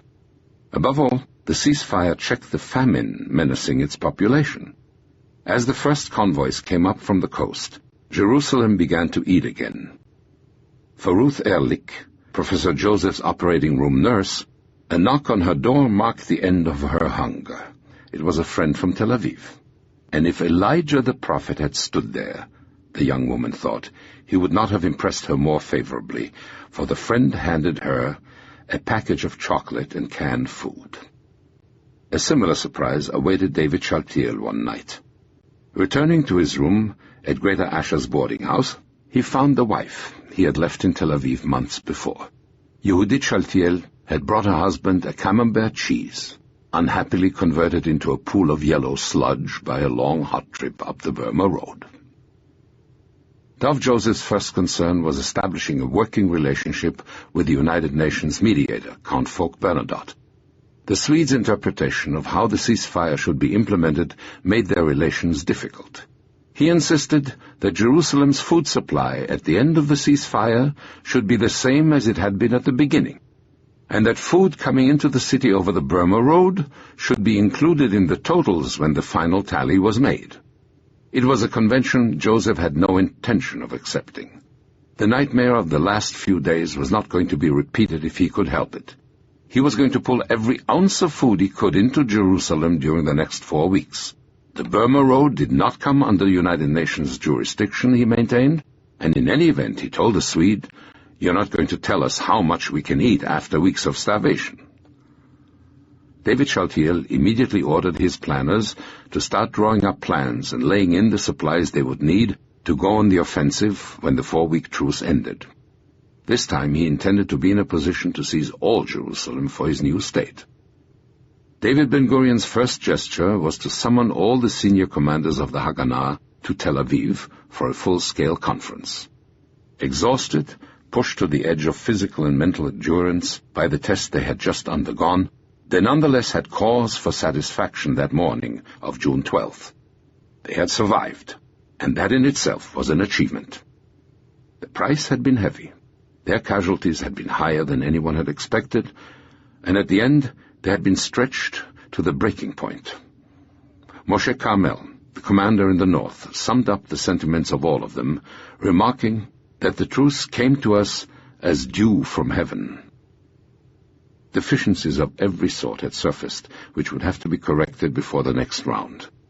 Arms and ammunition had been in short supply almost everywhere, while cases of goods piled up unused on the docks of Haifa. The almost universal lack of anti-tank weapons had been a disaster. Men had fought without shoes, in pajamas, with hats which failed to protect them from the desert sun. Patiently, David Ben-Gurion listened to the long list of complaints. Then he took over, his voice a familiar, confident growl. They had 30 days ahead of them, and they would use every one. 30 days, he believed, were enough to train a Jewish soldier. Despite the restrictions of the ceasefire, they would use them to bring in their arms and their manpower reserves from Cyprus and Europe. Their real problem, he said, was not hats that failed to prevent sunstroke or poor shoes. It was their lack of discipline. How many positions had they lost? How many opportunities had they missed because of that shortcoming, he wondered. If we had one army instead of a number of armies, he said, if we had operated according to one strategic plan, we would have more to show for our efforts. That would not be allowed to happen again. The next time, he warned, they must have a plan for victory, otherwise we will be defeated. If the battle is renewed, he proclaimed, and it must be assumed that it will, we shall be entering a decisive phase. In Amman, John Glubb was serenely confident that the war would not be resumed. He had good reason to think as he did. At about the time the Haganah chiefs were assembling in Tel Aviv, Prime Minister Tufik Abu Hoda categorically informed Glubb, "There won't be any more fighting." He and Nokrashi, Abu Hoda said, were determined not to let the war break out again. There was going to be no more fighting and no more money for soldiers. It was a point of view with which Glubb was wholly in accord. The fighting had proved to him that there was no future for the Arabs in throwing their population into conflict with the Jewish state. The principal factor in the situation, in Glubb's view, was that you had a modern European population opposed to a much more numerous local population which was without technical knowledge and modern skills, and which was uncontrollably excitable and emotional. The behavior of the Arabs facing Israel, it seemed to Glubb, had been similar to that of the Jews during the Maccabean and Roman revolts. The Arabs were forever splitting up into little groups. No one would take orders from anyone else, and then when something went wrong, somebody had to be a traitor, because that was the only possible explanation of why things had gone wrong. It makes it terribly difficult to operate a war against an external enemy, he would later note with bitterness, when you are under the constant menace of hysterical riots by your own people. Until the Arabs had produced more mature societies, economies, and populations, they would be no match for their new Jewish neighbors, Glubb felt, and they had best keep out of war with them. Despite Glubb's observation, the most significant accomplishment of the Israelis during the 4-week ceasefire was achieved thanks to sweat, not sophistication, and artisan skill rather than technology. With almost frantic energy, work went forward on the Burma Road. Additional bulldozers and laborers were recruited. A pair of powerful tractors were installed on 2 grades to tow trucks to the top. By June 19, less than 3 weeks after work had begun, the Burma Road was ready for its real working inauguration. On that day, 140 trucks, each carrying a 3-ton load, reached Jerusalem traveling over a highway carved from terrain a British brigadier had scornfully dismissed with the words, "They'll never get a road through there." Since UN truce supervisors were carefully checking the food convoys passing through Latrun to make sure they carried no arms, the first trucks up the Burma Road were assigned to David Shaltiel's forces. To the man who had once had to order his men not to fire on targets more than 100 yards distant, they brought an impressive variety of weapons. 40 tons of dynamite, hundreds of rifles, Sten guns, Czech machine guns, cases of hand grenades and ammunition came pouring into the Haganah's armories. Behind them came 2, 3, and 6-inch mortars. Next time, Jerusalem's Haganah was going to answer the cannon of the Arab Legion not with the sporadic and inaccurate fire of the Davidka, but with a murderous counterfire from its own guns. Watching the first of those field pieces arrive, an awed David Shaltiel kept repeating over and over again to his adjutant, Yeshurun Schiff, "Oh my God, oh my God." As traffic increased, other convoys began pouring in with food for Dov Joseph's warehouses. In the first full week of operation, the Burma Road delivered Joseph a staggering 2,200 tons of food, enough to last the city almost 4 months, on the minimum supply of 140 tons he had needed during the desperate closing days of May.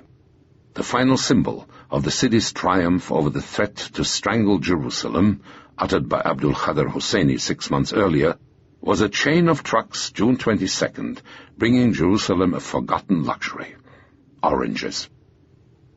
Alongside those passing convoys, 150 men labored to complete a 16-mile pipeline that would ensure Jerusalem the other element essential to its survival: water. Divided into 4 teams under Moshe Rochel, a Polish-born engineer who had built pipelines for the Iraq Petroleum Company, they worked 14 hours a day, laying their pipes above ground, contour welding, and pacing off distances by foot without tape measures. In 19 days they had finished. Rochel went to Jerusalem and, beaming with pleasure, watched the first drops of water pour from the city's faucets. The event was so extraordinary that he was asked to mark the accomplishment with a press conference. He refused.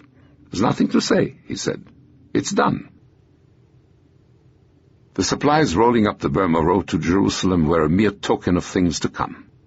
At last, the arms David Ben-Gurion had promised his colleagues May 12th were beginning to pour into the country in considerable number, and evidently in open violation of the terms of the ceasefire. On June 15th, one of Yehuda Arazi's ships delivered 10 75mm cannons, 10 Hotchkiss tanks, the first real armor to reach Israel, 1965mm cannons, 4 anti-aircraft guns, and 45,000 shells. A second ship delivered 110 tons of TNT, 10 tons of cordite, and 200,000 detonators. From Mexico, the SS Kefalos brought 36 75mm cannons, 500 machine guns, 17,000 shells, 7 million rounds of ammunition, and as an extra dividend, 1,400 tons of sugar used to hide its real cargo in case the British tried to seize the ship at Gibraltar. Materials for Palestine sent from the United States included 2 boatloads of war surplus jeeps, trucks, and half-tracks, bomb sites, chemicals for the production of explosives, a radar set, and the machine tools required to manufacture bazookas. The indefatigable Yehuda Arazi also bought 30 surplus Sherman tanks in Italy.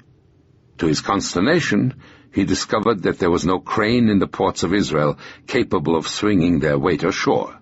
Not a man to be put off by details, Arazi went out and bought a 50-ton crane. In Prague, Eod Avriel continued his purchasing activities. During June alone, he bought 8 million rounds of ammunition, 22 light tanks, and 400 machine guns. The Air Force, which had started out with a handful of pleasure planes, now possessed 15 C-46s, 3 B-17 Flying Fortresses, 3 Constellations, 5 P-51 Mustang fighters, 4 Boston A-20 bombers, 2 DC-4s, 10 DC-3s, 20 Messerschmitts, 7 Ansons, and 4 Beaufighters. To fly them, volunteers and mercenaries, Zionists and non-Zionists, Jews and non-Jews, were pouring into Avriel's Zatek air base. Begun by a letter to Ben-Gurion from his next-door neighbor, the Haganah Air Service had become in less than 6 months the most powerful air force in the Middle East. In Israel, the miniature arms industry, bought surreptitiously in the United States by Chaim Slavin, was in full production, turning out, among other things, 900 mortar shells and 6,000 bullets a day. Equally important, the men to man those weapons were being mobilized in Israel and arriving every day from Europe and Cyprus. As Ben-Gurion had foreseen, the tide was turning, and it was turning fast. Cut off from their principal source of arms in Britain, deprived of the support of sympathetic world opinion, the Arabs were unable to make anything more than a few marginal acquisitions of arms during the 4-week ceasefire. Glubb flew to Suez and literally begged his old friend, who was commanding the British forces in the Middle East, for an illegal supply of arms. His feelings were all with me, Glubb later acknowledged, but his orders were blunt and unequivocal. Not one cartridge. Glubb did arrange to steal a substantial number of small arms stores from the RAF in Amman. But to face an enemy now receiving artillery shells by the thousands, Glubb was not able to procure one single shell for his 25-pounder guns. The midnight requisitions of the Egyptian army in the Suez Canal zone were also discontinued. An Egyptian officer in the Negev noted that during that period we were getting chocolate, biscuits, and tea from Cairo, but no bullets. As the Israelis had been earlier, the Arabs were now forced into a kind of cottage industry for the production of arms. Colonel Desmond Young, a one-eyed Burma veteran serving with the Arab Legion, set up a clandestine production center in the science laboratories of the American University in Beirut, with a rabidly anti-Semitic German as his chief chemist. The ingenious Young also had a group of Palestinian tinsmiths in Zerqa make anti-personnel mines out of bicycle pumps stuffed with scrap metal. But there was one aspect of their arms program in which the Arabs could take satisfaction. It was going on in Bari Harbor. With great patience, Colonel Fuad Mardam supervised the cleaning of the rifles salvaged from the hulk of the SS Lino. Freshly greased and recrated, they were being kept under guard in a Bari warehouse, while Mardam tried to charter a ship to take them to Alexandria. Despite all his efforts, Mardam was unable to find a charter in Bari. Thanks to the proprietor of his hotel, however, he finally got the name of a shipping agent in Rome who might help him. 2 days later, as discreetly as possible, making sure he was not being followed, Mardam walked into the offices of the Menara shipping agency on the Via del Corso in Rome. For 1 million lire, he secured a charter on a 250-ton corvette, the SS Argiro. Relieved that his mission was accomplished, and his ill-fated Czech arms en route at last to their final destination, Mardam cabled Damascus the good news. The news was not quite as good as all that. Mardam's Czech arms were indeed on their way to their final destination, but it would turn out to be Tel Aviv, not Alexandria. The Menara shipping agency, whose name had been so kindly furnished Colonel Mardam by the owner of his hotel, had neglected to inform the Syrian of one salient detail. The SS Argiro's owners were the Israeli Navy. David Ben-Gurion and his fellow leaders could face the future with growing confidence. Each passing day of the truce period saw their forces increasing and their prospects of victories in a new period of hostilities improving.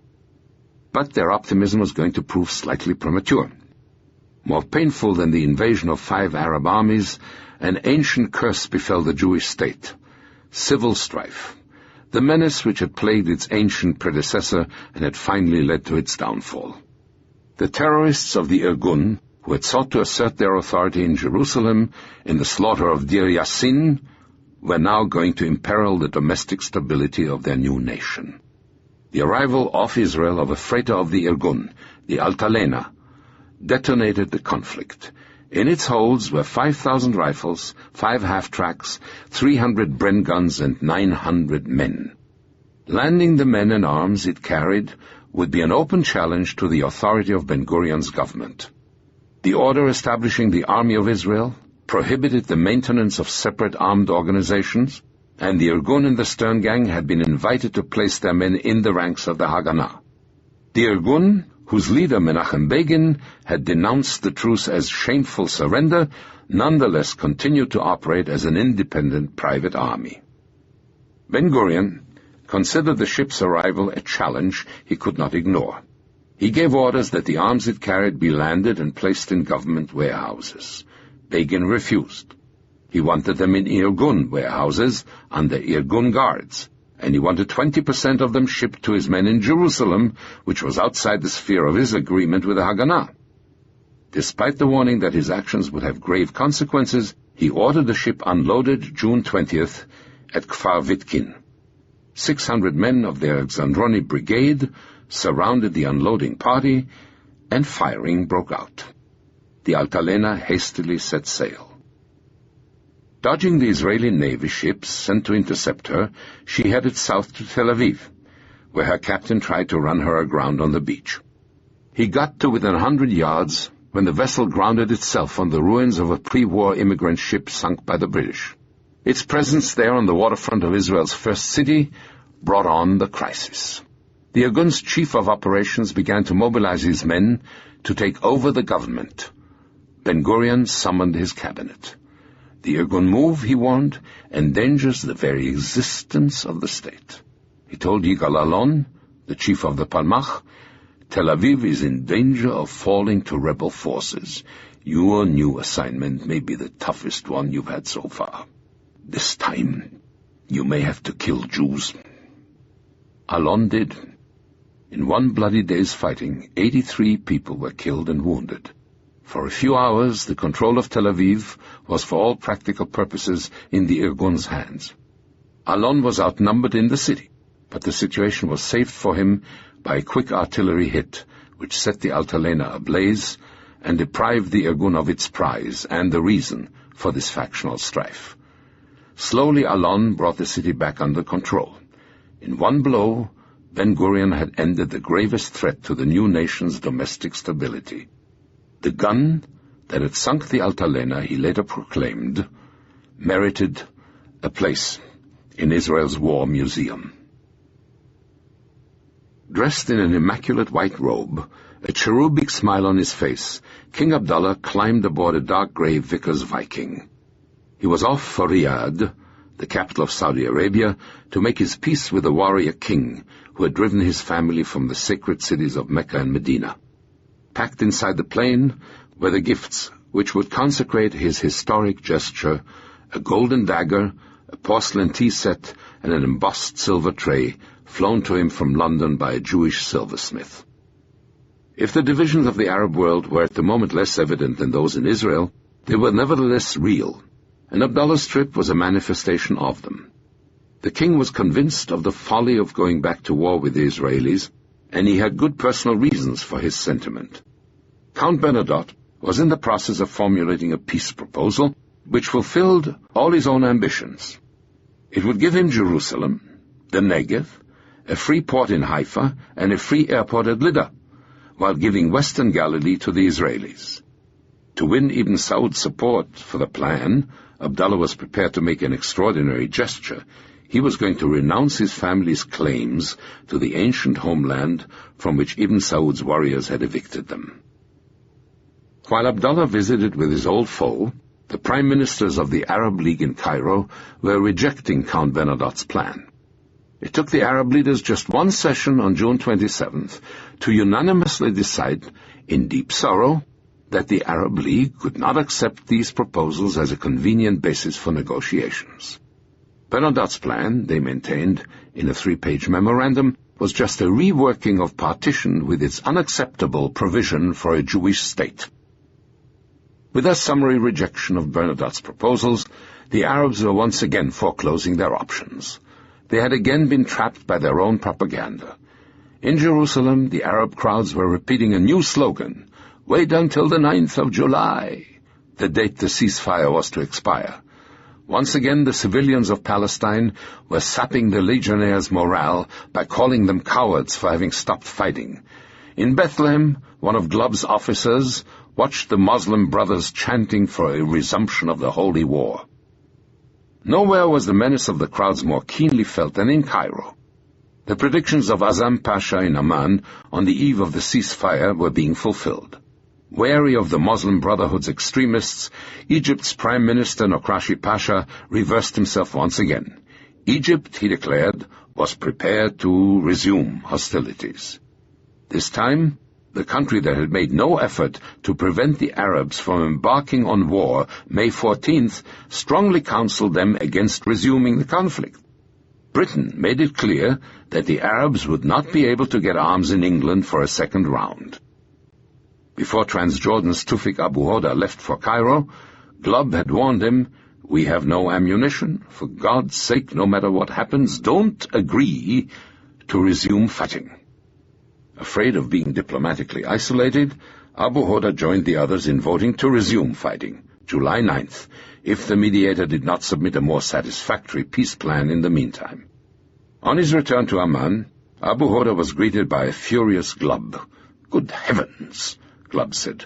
"Why did you agree to resume fighting?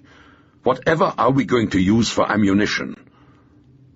"Well," said the Prime Minister after a moment's reflection, "don't shoot unless the Jews shoot first." With his arms supply secured and the Irgun crushed, Ben-Gurion devoted his time to ensuring that Israel had one army, not a number of armies, and one basic strategic plan. On June 29th, the Israel Defense Force officially came into being, an army with ranks, pay scale, and messes like any other.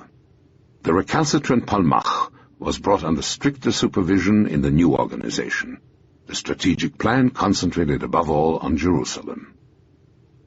Despite the UN, 7,500 tons of food and 2,800 tons of fuel, enough to last almost a year, had been stocked in the city's warehouses during the ceasefire period. This time no one was going to menace Jewish Jerusalem with starvation, but the long-term solution for the city depended on more than its ability to withstand siege. King David chose one of the most difficult places in the country for his capital, Ben-Gurion told his cabinet. He deplored the fact that Zionism's pioneers had not resolved the problem by linking Jerusalem to the sea with a chain of settlements. In the next round of fighting, the objective would be to capture all the city and to establish a broad territorial link to the plains, seizing enough of the countryside around the city to give it breathing space. "We must mend in this war," he said, "what we neglected in peacetime." The Arabs' swift rejection of Bernadotte's proposals spared the Israelis the onus of being the first to turn down a UN plan, which this time was as unacceptable to them as it was to the Arabs. On July 6th, Moshe Sharet gave Bernadotte Israel's formal rejection of his scheme. The following day, in a last effort to preserve peace, Bernadotte called on both sides to accept a prolongation of the truce. The Israelis had no reason to accept. Both sides had violated the truce whenever possible, but the Israelis' efforts had been far more successful than the Arabs had. The Iraqis and the Egyptians had each managed to add about 10,000 men to their forces. Otherwise, there had been no substantial changes on the Arab side. But Israel was now ready to put 60,000 men into the field. For the first time, the Jews would both outnumber and outgun the Arabs. Reviewing the situation, Ben-Gurion knew it was finished. He said, I knew we had won. They couldn't conquer us. It was only a question of how far we could go. Yet he knew that his state's reputation and the ideals to which it subscribed obliged him to take a decision against which all his fibers rebelled. He accepted Bernadotte's proposal.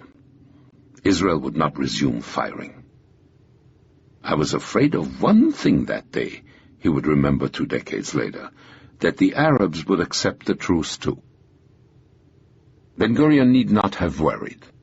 As so often before, his Arab foes obliged him. In the last unsuccessful effort to head off a resumption of hostilities, King Abdallah invited Lebanon's Riyad Solh, Syria's Jamil Mardam, Egypt's Nokrashi Pasha, and the Arab League's Secretary-General to his palace in Amman. Much as he wanted to avoid war, Abdallah felt, as he had in May, that he could not stand alone. He had to persuade the others to join him. Patiently, Abdallah reminded them that they had all accepted the ceasefire because their ammunition was running low. During the past 4 weeks, all their information indicated that their enemies had received enormous quantities of arms. The Arab Legion, for its part, had gotten virtually nothing. Perhaps, suggested Abdallah, his fellow Arab leaders might be able to indicate what new provisions they had received to justify going back to war with a vastly strengthened enemy they had not been able to defeat, even when they enjoyed a clear margin of superiority. Riyad Solh exploded. They had to go back to war. Their people wanted it. Arab pride, honor, and dignity demanded it. If they lacked grenades and ammunition, then he declared, we shall pick the oranges from the trees and hurl them at the Jews to fight and save our honor. A silence followed his impassioned words. Abdallah sighed. Thank you, Riyad Bey, he said, for your sentiments and such a delicate expression of our national spirit. I must, however, remind you of something you seem to have forgotten. We are now in the month of July. There will be no oranges on the trees in Palestine before September. Chapter 46. The Flawed Trumpet. The jagged shards of metal were still warm. Twisting one of them between his fingers, Major Abdallah Tell studied it with the appraising eye of a pawnbroker scrutinizing a piece of jewelry. It took Tell only a few seconds to realize that these scraps marked the end of one era in Jerusalem and the beginning of another. The Arabs' hopes of capturing New Jerusalem, he would later note, had disappeared with their arrival. They came from a shattered casing of a 6-inch mortar shell. Less than an hour after the expiration of the ceasefire, they confirmed Tell's fears that his was no longer the only artillery in Jerusalem. Now it would be his enemy's turn to take the offensive and try to drive him from the ramparts of Suleiman the Magnificent. Bent on giving Jerusalem's Arab population a taste of the shelling that the new city had endured for 4 weeks under the Arab Legion's cannons, David Shaltiel's men poured round after round of artillery into the old city. Now it was the Austrian hospice, which was submerged in a wave of victims. Aladdin Namari, the city's self-appointed Minister of Information, saw one woman, her stomach torn apart by a direct hit on her car, hysterically shrieking for her 6 children. Near her stretcher was a hamper full of human fragments, all that remained of her family. All night the firing continued. By dawn, Jerusalem's stunned and shell-shocked Arab population had understood what Abdallah Tell had realized in the first minutes after the ceasefire had expired. The 9th of July, for which they had clamored with such impatience, was going to prove the beginning of a time of trial, not triumph. The mortars of Jerusalem were an indication of what was happening all over the country. Everywhere the Israeli forces were going over to the offensive. In the south, they captured several villages from the stunned Egyptians.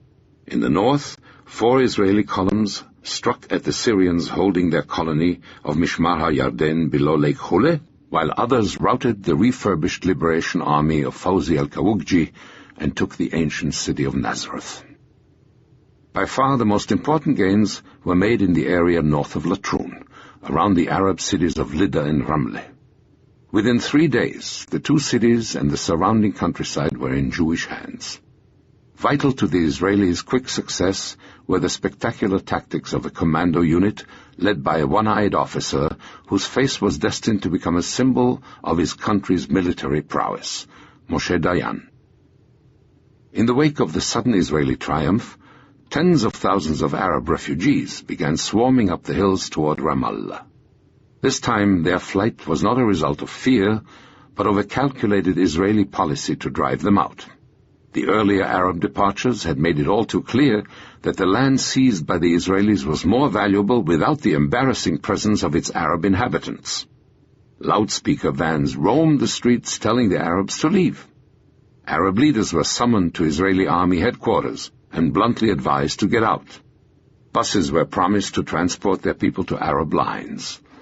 In Lydda, after many Arabs, persuaded that the legion was counterattacking, turned on the Israelis, to whom they had just surrendered, large parts of the population were physically evicted from their homes and ordered onto the road to Ramallah. Under a boiling sun, clutching what few possessions they had had time to gather, an occasional Israeli bullet whistling overhead to keep them moving, the miserable column of human beings stumbled over the rock and thorn-strewn hillside toward Ramallah. An unknown number of the aged and the young died during their trek. When the news of their flight and the fall of Lydda and Ramleh reached the Arab world, riots broke out everywhere. In Amman, thousands of angry young men screaming "Treason!" marched on the king's palace. Defying his shocked aides, the king walked straight into the face of the advancing mob, marched up to one of its chanting ringleaders, and slapped his face sharply. In the stunned silence that followed, the king glared up at him. "You want to fight the Jews?" he asked. "Go enlist in the Arab Legion." With a wave he pointed out a recruiting office.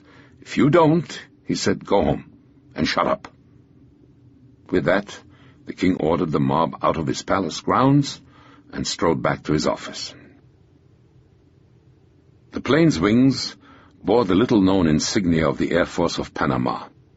Its navigator was picking out landmarks with a map taken from a Baedeker bought in a second-hand bookstore in Prague. The B-17 Flying Fortress's machine guns were checkmate Skodas, and 7 out of its 10 Israeli, English, American, and South African crewmen were fainting because the welder's oxygen provided for them on their departure at Ehud Avriel's Jatek Air Base was inadequate for high altitudes. Bought as U.S. war surplus, the plane was one of 3 B-17s smuggled out of the United States despite FBI surveillance. With its 2 companion planes, it was en route to Tel Aviv. On the way, the Israeli Air Force had decided to bomb Cairo to show the Egyptians that its nation's new offensive spirit was not confined to its ground forces. The big bomber's pilot, Ray Kurtz, a former Brooklyn policeman, knew these Mediterranean skies well. He had been flying them for the past 2 years as a flight engineer for Transworld Airlines. At exactly 9:40 p.m., he set his radio to the familiar frequency of Cairo's Al-Maza airport. "Cairo Control," he announced. "This is TWA Flight 924. May I have the runway lights, please?" At his words, an obliging pool of light illuminated the B-17's target. "Roger, TWA 924, answered Cairo Control. "Please, land on runway 4. Kurz's South African bombardier, Johnny Adair, fixed the airport in the crosshairs of his German bomb site. Setting his course straight down the tarmac on which he had so often landed, Kurz held the B-17 steady, while Adair blanketed the unsuspecting airport with high explosives. Banking off toward Suez on a 10-degree compass heading, Kurz could not resist calling back a parting message. "Cairo Control," he asked. "You still want me to land on runway 4? An unusual animation stirred the little Lebanese mountain resort of Alay on the evening of July 14th. Around the dining room table of a large villa, Lebanon's Prime Minister Riyad Solh had welcomed the cause of so much activity in Alay, his fellow leaders of the Arab League.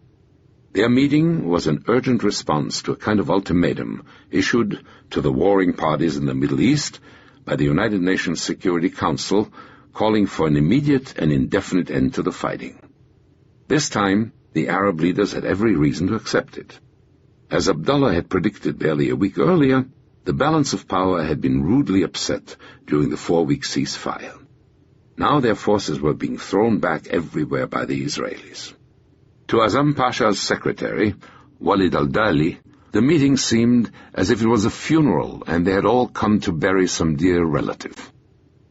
In a sense they had, for their reply that night finally interred the Arab army's hopes of conquering Palestine. Even the usually bellicose Syrians agreed, although for a special reason. The nation's president, Shukri al-Quwatli, had revealed to his colleagues that Syria would soon be in a position to lead a new jihad. She now possessed a locally made atomic bomb. It had been manufactured, he confided to them, by an Armenian blacksmith in Damascus. Just before midnight, Walid al-Dali rushed through the darkened corridors of Beirut's General Post Office, kept open past its closing time on orders from Riyad Solh. Azam Pasha's secretary shook the sleeping telegraph operator in the cable office and handed a short cable addressed to Trygve Lie, Secretary General of the United Nations. It announced the Arab League's willingness to accept an immediate and indefinite end to the fighting in Palestine. The swiftness of the Arab reply deprived the officer who was planning to conquer all Jerusalem of one of the assets he counted on most, time. Instead of the month he had estimated he would have, David Shaltiel learned on the morning of July 15th that he would have less than 48 hours. The United Nations mediator had fixed the ceasefire in Jerusalem for 5 a.m. Saturday, July 17th, 48 hours before it would take effect in the rest of the country. Shaltiel immediately summoned his staff. It was clear to them all that this ceasefire would end the war, and that what they did not get now might be lost for years, perhaps generations to come. The Jerusalem commander reminded them of the historic importance that the conquest of the old city would have for the state of Israel and for the Jewish people. "What glory will fall upon us," he said, "if it is we who conquer Jerusalem for our generation and all the subsequent generations of Jewry." The plan they had prepared for taking Old Jerusalem called for 2 wide encircling movements, followed by an artillery barrage to provoke a panicked flight of its residents. To Shaltiel, the scheme posed a major drawback. It would take 3 or 4 days to carry it out, 2 more days than he had. The alternative was a direct attack on the walls. It was more risky, and would certainly cost more lives. To Shaltiel's adjutant, Yeshurun Schiff, the frontal attack was like poker. You won or lost everything in one high hand. He knew that for Shaltiel, with his ingrained sense of the dramatic, it had an almost irresistible appeal. Although almost every officer in the room opposed the plan, Shaltiel announced, "We shall attack directly at the old city. Start preparing the plans immediately." Like any good poker player, David Shaltiel had an ace in the hole. Called the conus, because it bore a resemblance to a cone, it was a hollow charge designed to have a devastating penetrating effect.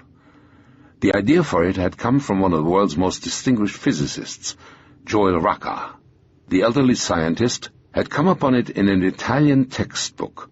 A prototype of the device had been built to Racah's specifications in a Bet HaKerem laundry. It weighed 335 pounds and rested upon a metallic tripod.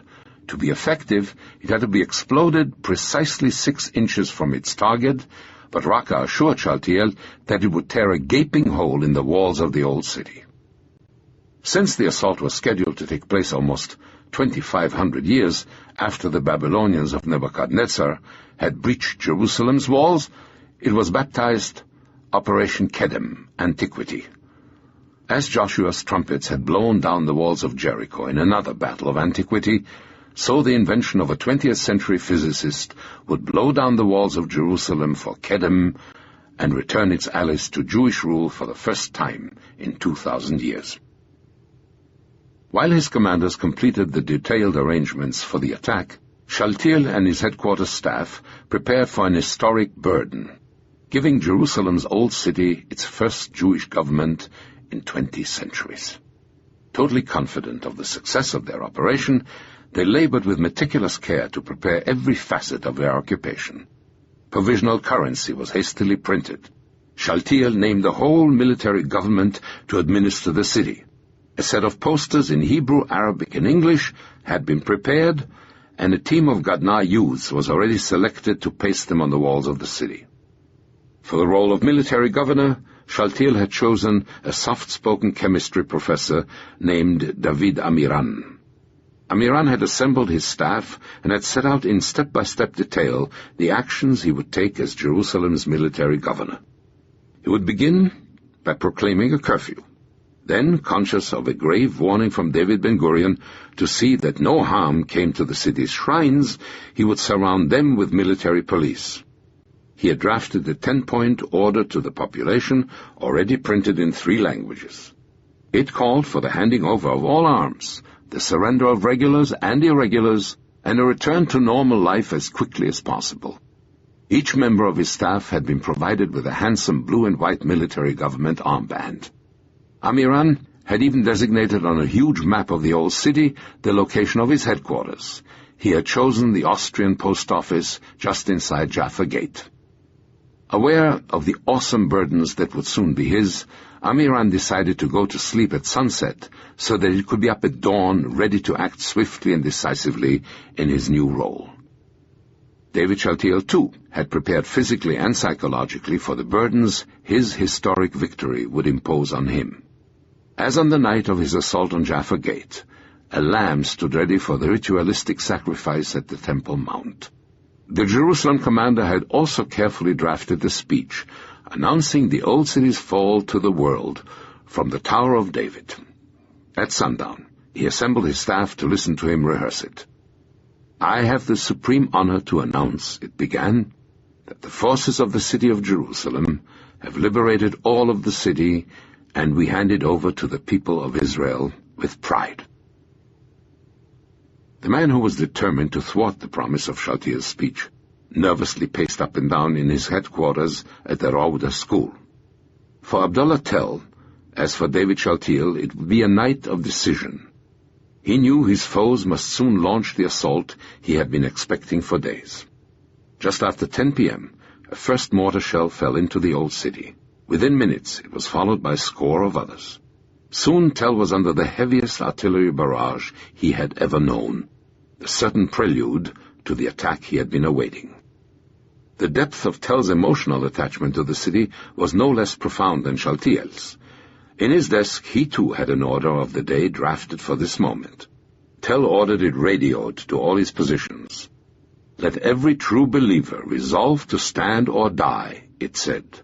"We shall defend the holy city to the last man and the last bullet. Tonight there will be no retreat." For the next 3 hours, 500 shells rained into the Arab city, as much in an hour as the new city had received in a day during the Arab Legion's daily shelling of Jewish Jerusalem. For the medical staff of the Austrian hospice, it was a night out of hell. The mobile patients were taken to its cellars, and the litters of those who couldn't be moved were dragged into the hallways. One of the first shells destroyed the hospital's ambulance. Another set the trees in its courtyard ablaze so that stretcher-bearers couldn't move outside. Women were screaming in terror all over the place. Dr. C. Bullos would recall. The living, dead, and dying were mixed pell-mell throughout the city, with no way to get them help. In New Jerusalem, in an office opposite Zion Cinema, Tzvi Sinai, named by Shaltiel to command the attack, ran through his last-minute preparations. His objectives were Moscow, Paris, and Berlin, the code names assigned to the 3 spots at which his task force would breach Jerusalem's walls. Using conventional explosives to open their way, 150 men of the Irgun would rush from Notre Dame into Newgate, Paris. The Stern Gang would attack Moscow, Jaffa Gate. The bulk of his men, 500 soldiers of a newly formed battalion, would rush from Mount Zion through the hole that the Konus would blast in Jerusalem's wall, just past the Zion Gate at Berlin. Commanding one of the assault companies was Mishka Rabinovich, the bazooka expert, his wounded arm now healed. As he briefed his men on their role in the attack, one of them, a deeply religious soldier, asked, "What happens if we get to the wall and the Temple Mount?" The Temple Mount, of course, now contained two of Islam's great mosques. Rabinovich thought a moment. "We'll take off our shoes and go on fighting barefoot," he answered. Riding toward Barclay's Bank, their assembly point, a group of Stern Gang soldiers had other plans for the Temple Mount. In defiance of Ben-Gurion's charge to see that no damage came to the holy places, they planned to destroy the Dome of the Rock and Al-Aqsa Mosque, and thus pave the way for the reconstruction of the Third Temple. As Sinai's troops moved into their positions, an agonizing problem arose for the young officer. In the haste to manufacture the cornice, no one had thought to provide a means to move it forward. Finally, a pair of iron bars were slipped under its tripod base, and with men at each end, the explosive was carried off like a litter. The climb up Mount Zion was torture. The trench, through which men usually reached the summit, was just 1 foot too small to take the cornice, and its porters had no choice but to carry it in the open, fully exposed to the Arab Legion's shells. Mishka Rabinovich was ordered to help speed its arrival. He split a platoon into 3 groups of 8 men. One staggered forward with the cornice for 20 yards, then ran ahead 50 yards to give covering fire, while another rushed up to repeat the process. Hands bleeding, their legs and backs aching, grunting under their dangerous load, Rabinovich's men slowly heaved the cornice up the hillside. It was well after 2 o'clock when the assault began with the Irgun's attack at Newgate. A few minutes later, a triumphant message announced to Tzvi Sinai his first success. Paris was in the hands of the Irgun. By telephone, he ordered his battalion on Mount Zion to attack as soon as the cornice had battered a hole in the wall. Then, despite the Arab shellfire, he stepped to the balcony of his headquarters to watch for the explosion. Hidden in his advanced command post, a ditch near Yamin Moshe, David Shaltiel too kept his eyes fixed on the site chosen for the explosion on which all his hopes depended. From the walls of the old city, Captain Mahmoud Musa suddenly saw an extraordinary apparition surging toward him out of the darkness. It was a group of men trying to lug what looked to him like a vegetable vendor's cart through the Armenian cemetery. All around him his men began to hurl grenades. One of them set fire to a clump of thistles in the cemetery. To the men advancing, through almost the light of day, it was total hell. The Arabs on the walls were throwing grenades and shooting. The fire was burning, and at any moment their 350 pounds of explosives might blow up. At the place selected for it, a slight bulge in the wall, where they were protected from enfilade fire, they discovered that the cornice's base was too short. Under fire, they raised it with stones, so that the charge stood at the proper height and distance from the wall. Then they connected 3 fuses and bolted for cover. "Cornice primed!" Rabinovich shouted as he slid to safety behind the cemetery wall. "Get ready!" An incredible blaze of light lit up the sky, and a roar shook the city. Seeing the explosions flash, Tzvi Sinai on his balcony in New Jerusalem threw up his hands in glee. "The wall has been breached," he told himself. "They're moving in." From his trench, David Shaltiel, overwhelmed, had seen the fantastic flash, and, his radio operator puffing after him, started up Mount Zion. On its summit, waiting to attack, Avram Uzieli thought it was just like Jericho. "The walls are coming down before our trumpets." The battalion commander, Avraham Zorea, heard one of his forward posts shriek in delight. "It worked!" "Get in," Zorea ordered his forward company. "I'll bring the rest of the battalion in behind you." As Zorea rushed through the Armenian cemetery, he suddenly saw a bewildered man running toward him through the smoke, gushing up from the explosion site. It was the commander of his assault company. My God, gasped the dazed man. "I don't understand. All that noise, and there's no hole. All it did was leave a black smudge on the wall." For the officers of Israel's new army, there was to be no miracle in that July dawn. This time their trumpet had failed. The miraculous device on which all their hopes had rested had turned out to be a noisy firecracker. when a messenger ran to give him the bad news. David Shaltiel, it seemed to his adjutant, aged 10 years. It was almost 5 o'clock, and the ceasefire would soon be on them. So confident had they all been in their coolness that there was no alternative plan of attack. Almost broken by the admission, Shaltiel declared, "We have no choice. Now we must follow the ceasefire." The Jerusalem commander immediately went to Tzvi Sinai's headquarters. Sinai begged Shaltiel to let him take the battalion off Mount Zion and put it through the opening the Irgun had forced at Newgate. To do so, of course, would have meant violating the ceasefire. Shaltiel put his hand on the young officer's shoulders. Their orders were clear. They would have to obey them. Overwhelmed by a terrible sense of failure, Sinai picked up his phone and told his units they would cease fire as scheduled. In the Jewish agency, someone woke the man who should by then have been the military governor of Old Jerusalem. David Amiran walked into the office that was to have been his and looked at the currency, the posters, the decrees, the armbands of the first Jewish occupation of Old Jerusalem in 2,000 years. Sadly, he selected 2 examples of each for the archives of the Israeli army. Then, with a bitter laugh, he marked the rest for destruction. Outside, the sky was already gray, and the guns began to cease firing. Peace crept uncertainly back into the skyline of Jerusalem. Hearing the sound of firing fade away, David Shaltiel whispered to Yeshurun Schiff, "Thank God, at least nobody will die today."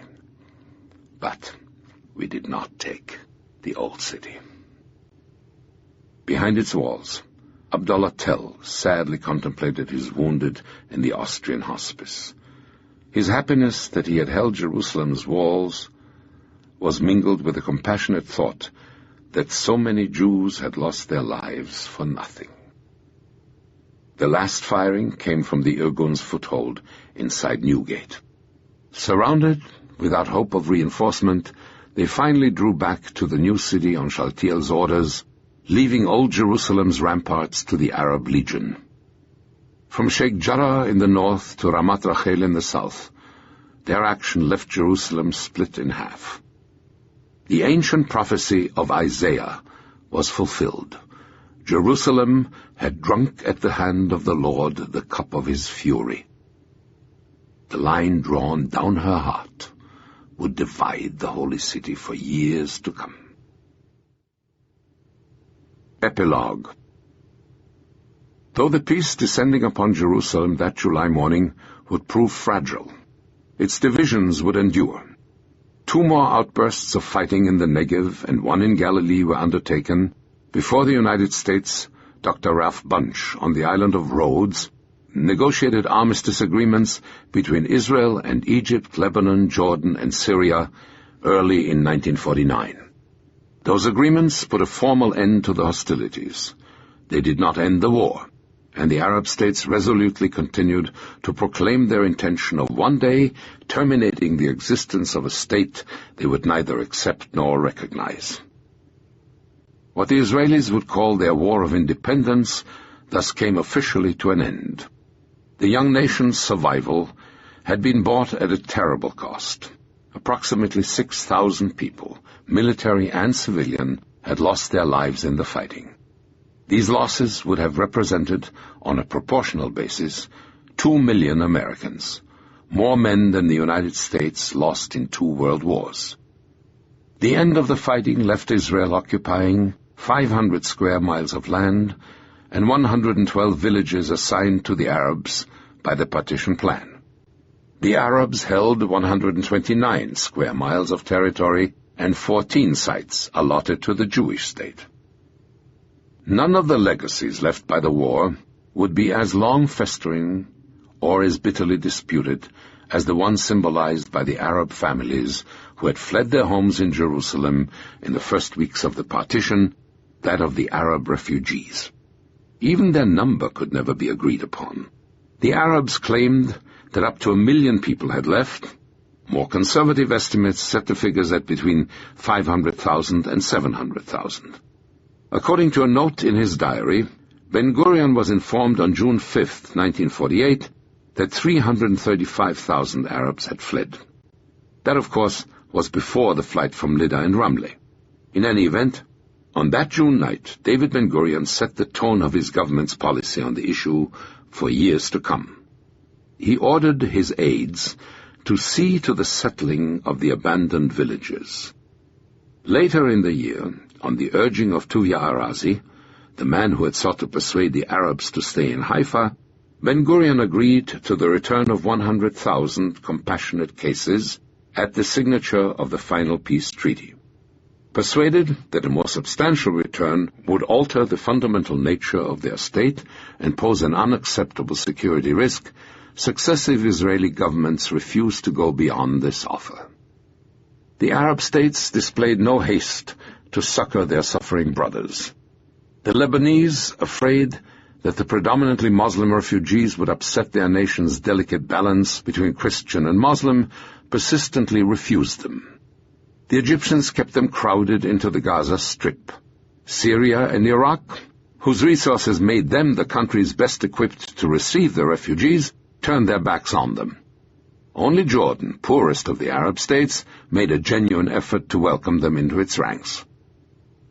An element of political propaganda for the Arabs, a grating embarrassment for Israel, the refugees were left to fester in squalid refugee camps, the wards of international charity administered by the United Nations. But if the world forgot them, they did not forget.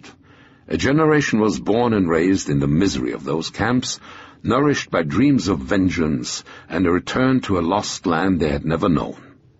In the aftermath of the 1967 Six-Day War, that generation emerged on the Middle East scene as the Palestine Fedayeen.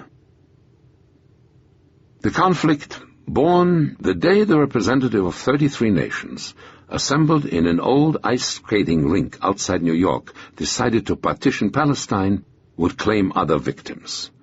The first of all was the man who had hoped to restore peace to the Holy Land, United Nations mediator Count Folke Bernadotte. He was assassinated by the Stern Gang on September 16, 1948, as he drove to a meeting with Dov Joseph. Mahmoud Nokrashi Pasha, the hesitant history professor who wanted to keep Egypt out of the war but had not dared to place his convictions above his ambitions, fell, as he had predicted he would, to an assassin's bullet, fired by a member of the Muslim Brotherhood as he left his office in Cairo on December 28, 1948. Lebanon's Riyad Solh, who had urged King Abdullah to fight with oranges, was killed in his turn in the summer of 1951. On an evening of that same summer, Thursday, July 19, 1951, King Abdullah attended a reception in Jerusalem. The monarch had long since realized his dream. He had been proclaimed King of Arab Palestine on December 1, 1948, and 13 days later his parliament had confirmed the union of Transjordan and the remnants of Arab Palestine into the Hashemite kingdom of Jordan. That night, contemplating the city he had so yearned to add to his kingdom, Abdullah was a sad and melancholy man. Pointing to his grandson Hussein, he told his prime minister, "If anything ever happens to me, it is he who must carry on the house of the Hashemites." The prime minister protested that there was no reason to talk of his succession. "No," said the little king, "I feel my time is near." It was. At noon the following day, as Ezra Danin had predicted the night he and Golda Meir had secretly visited the king, Abdullah was shot dead by an assassin on entering the Mosque of Omar for his Friday prayers. The last of the 1948 Arab leaders to meet a violent death was Iraq's Nouri as-Said. Deafer than ever to advice that he did not wish to take, the man the Arabs considered Britain's spokesman in the Middle East was overthrown by a coup d'etat in July 1958. Captured while trying to flee his capital disguised as a woman, he was murdered and his body dragged through the streets of Baghdad behind a jeep. One man outlived all the others.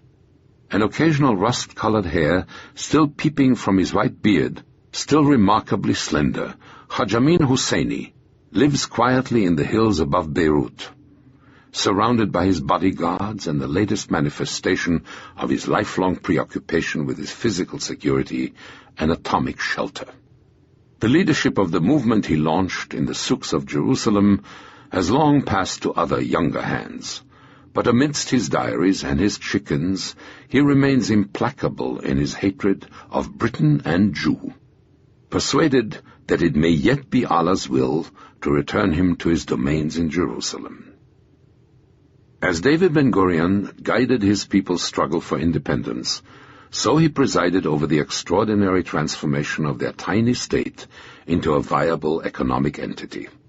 Prime Minister from 1948 to 1963, with an interruption of only 2 years, he watched his nation's population more than double.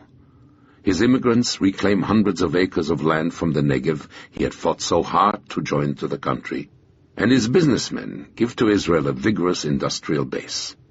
Now retired, he lives in quiet simplicity in the kibbutz of Sde Boker, in the Negev. There, in a sparely furnished room, its walls lined with books, he remains withdrawn from the world, but constantly aware of it, preparing his memoirs and reading the papers and letters he receives from all over the world. Like any other member of the kibbutz, he performs his daily chores.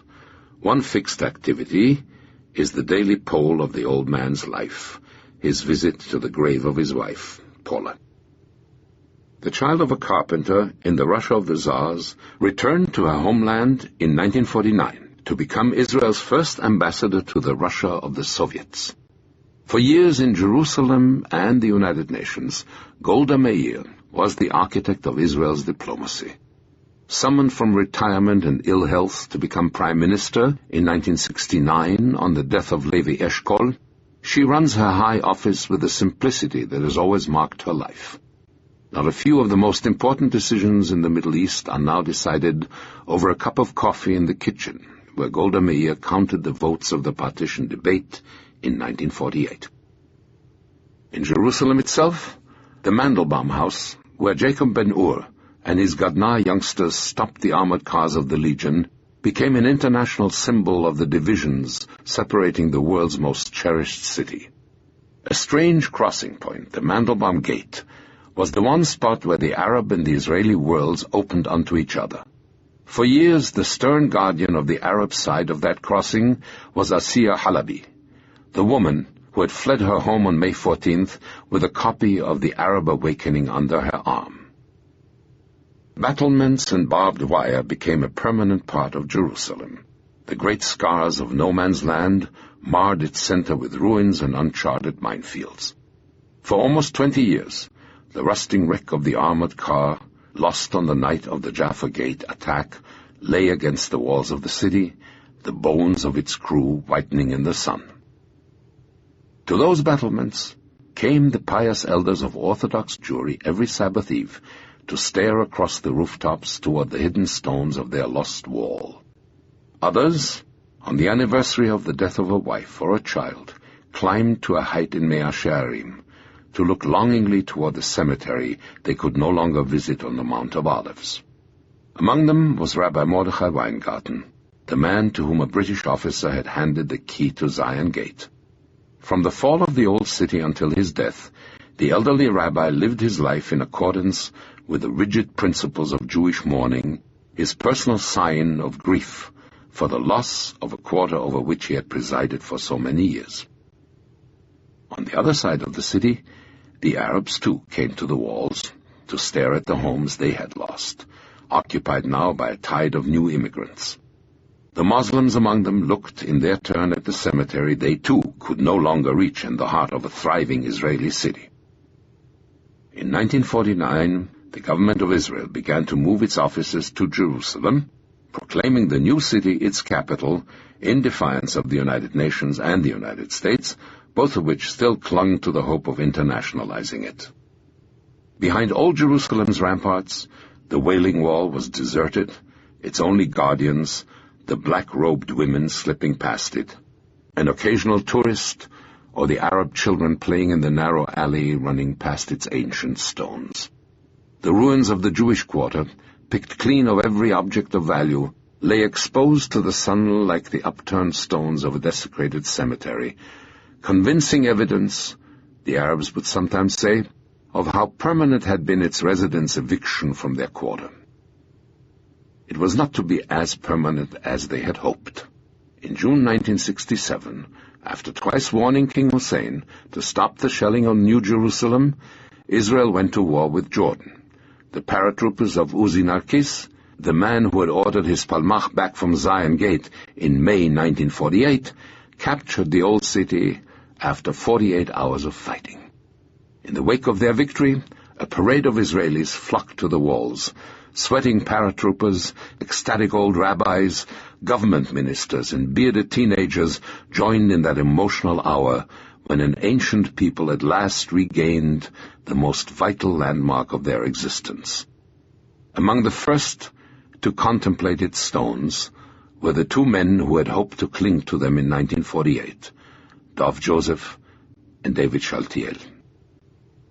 All across the city, the first days following the end of the June War witnessed an extraordinary intermingling of peoples, of Arabs and Jews renewing old friendships, rediscovering sights, sounds, smells, and landscapes. In that brief euphoric hour, the battlements and gun ports were dismantled, the barbed wire was rolled up, no man's land rehabilitated. Once again, Jerusalem was a united city, its two halves rejoined in their common whole, the ugly scars of war removed. The blessing of its newfound unity would be disturbed, however, and the euphoria that had burst out in the aftermath of the war would be of limited duration. The government of Israel, anxious to place its new occupation of its ancient capital beyond question, formally annexed the conquered portions of the city. New immigrants were encouraged to move to Jerusalem, and plans were developed to link it more closely to the Jewish state by surrounding it with new settlements. Jerusalem, the Israeli government made it clear, could not be considered negotiable in a peace settlement with Arab states, although special measures for the protection of its shrines would be contemplated. For their part, the Arabs, angered by what they sensed was an effort to diminish their numbers and role in the city, withdrew into a muted hostility toward Jerusalem's new regime. The rise of the Fedayeen elsewhere inevitably had its effect in Jerusalem, and the awful wreckage of terrorist bombs once again scarred the city in the marketplace of Machaneh Yehuda, the dining room of the Hebrew University, a supermarket crowded with Sabbath shoppers. And so, while the barbed wire and the battlements were gone, the line dividing the city's heart remained. As the image of ancient Jerusalem had decorated the walls of Jewish homes in the diaspora, a portrait of the Dome of the Rock now graces Arab homes from Beirut to Baghdad. And unless Arab and Jew can display more tolerance and understanding of each other than they have done in the past, the ancient prayer, "If I forget thee, O Jerusalem," may well become a war cry for future generations of another Semitic people. Written for the great Hebrew king, who made the city his capital, the words of the ancient Psalm of David remain as true today as when they were first sung. Pray for the peace for Jerusalem. Peace be within thy walls, and prosperity within thy palaces. Copyright 2002 New Millennium Audio, a division of New Millennium Entertainment, Incorporated. Audible hopes you have enjoyed this program.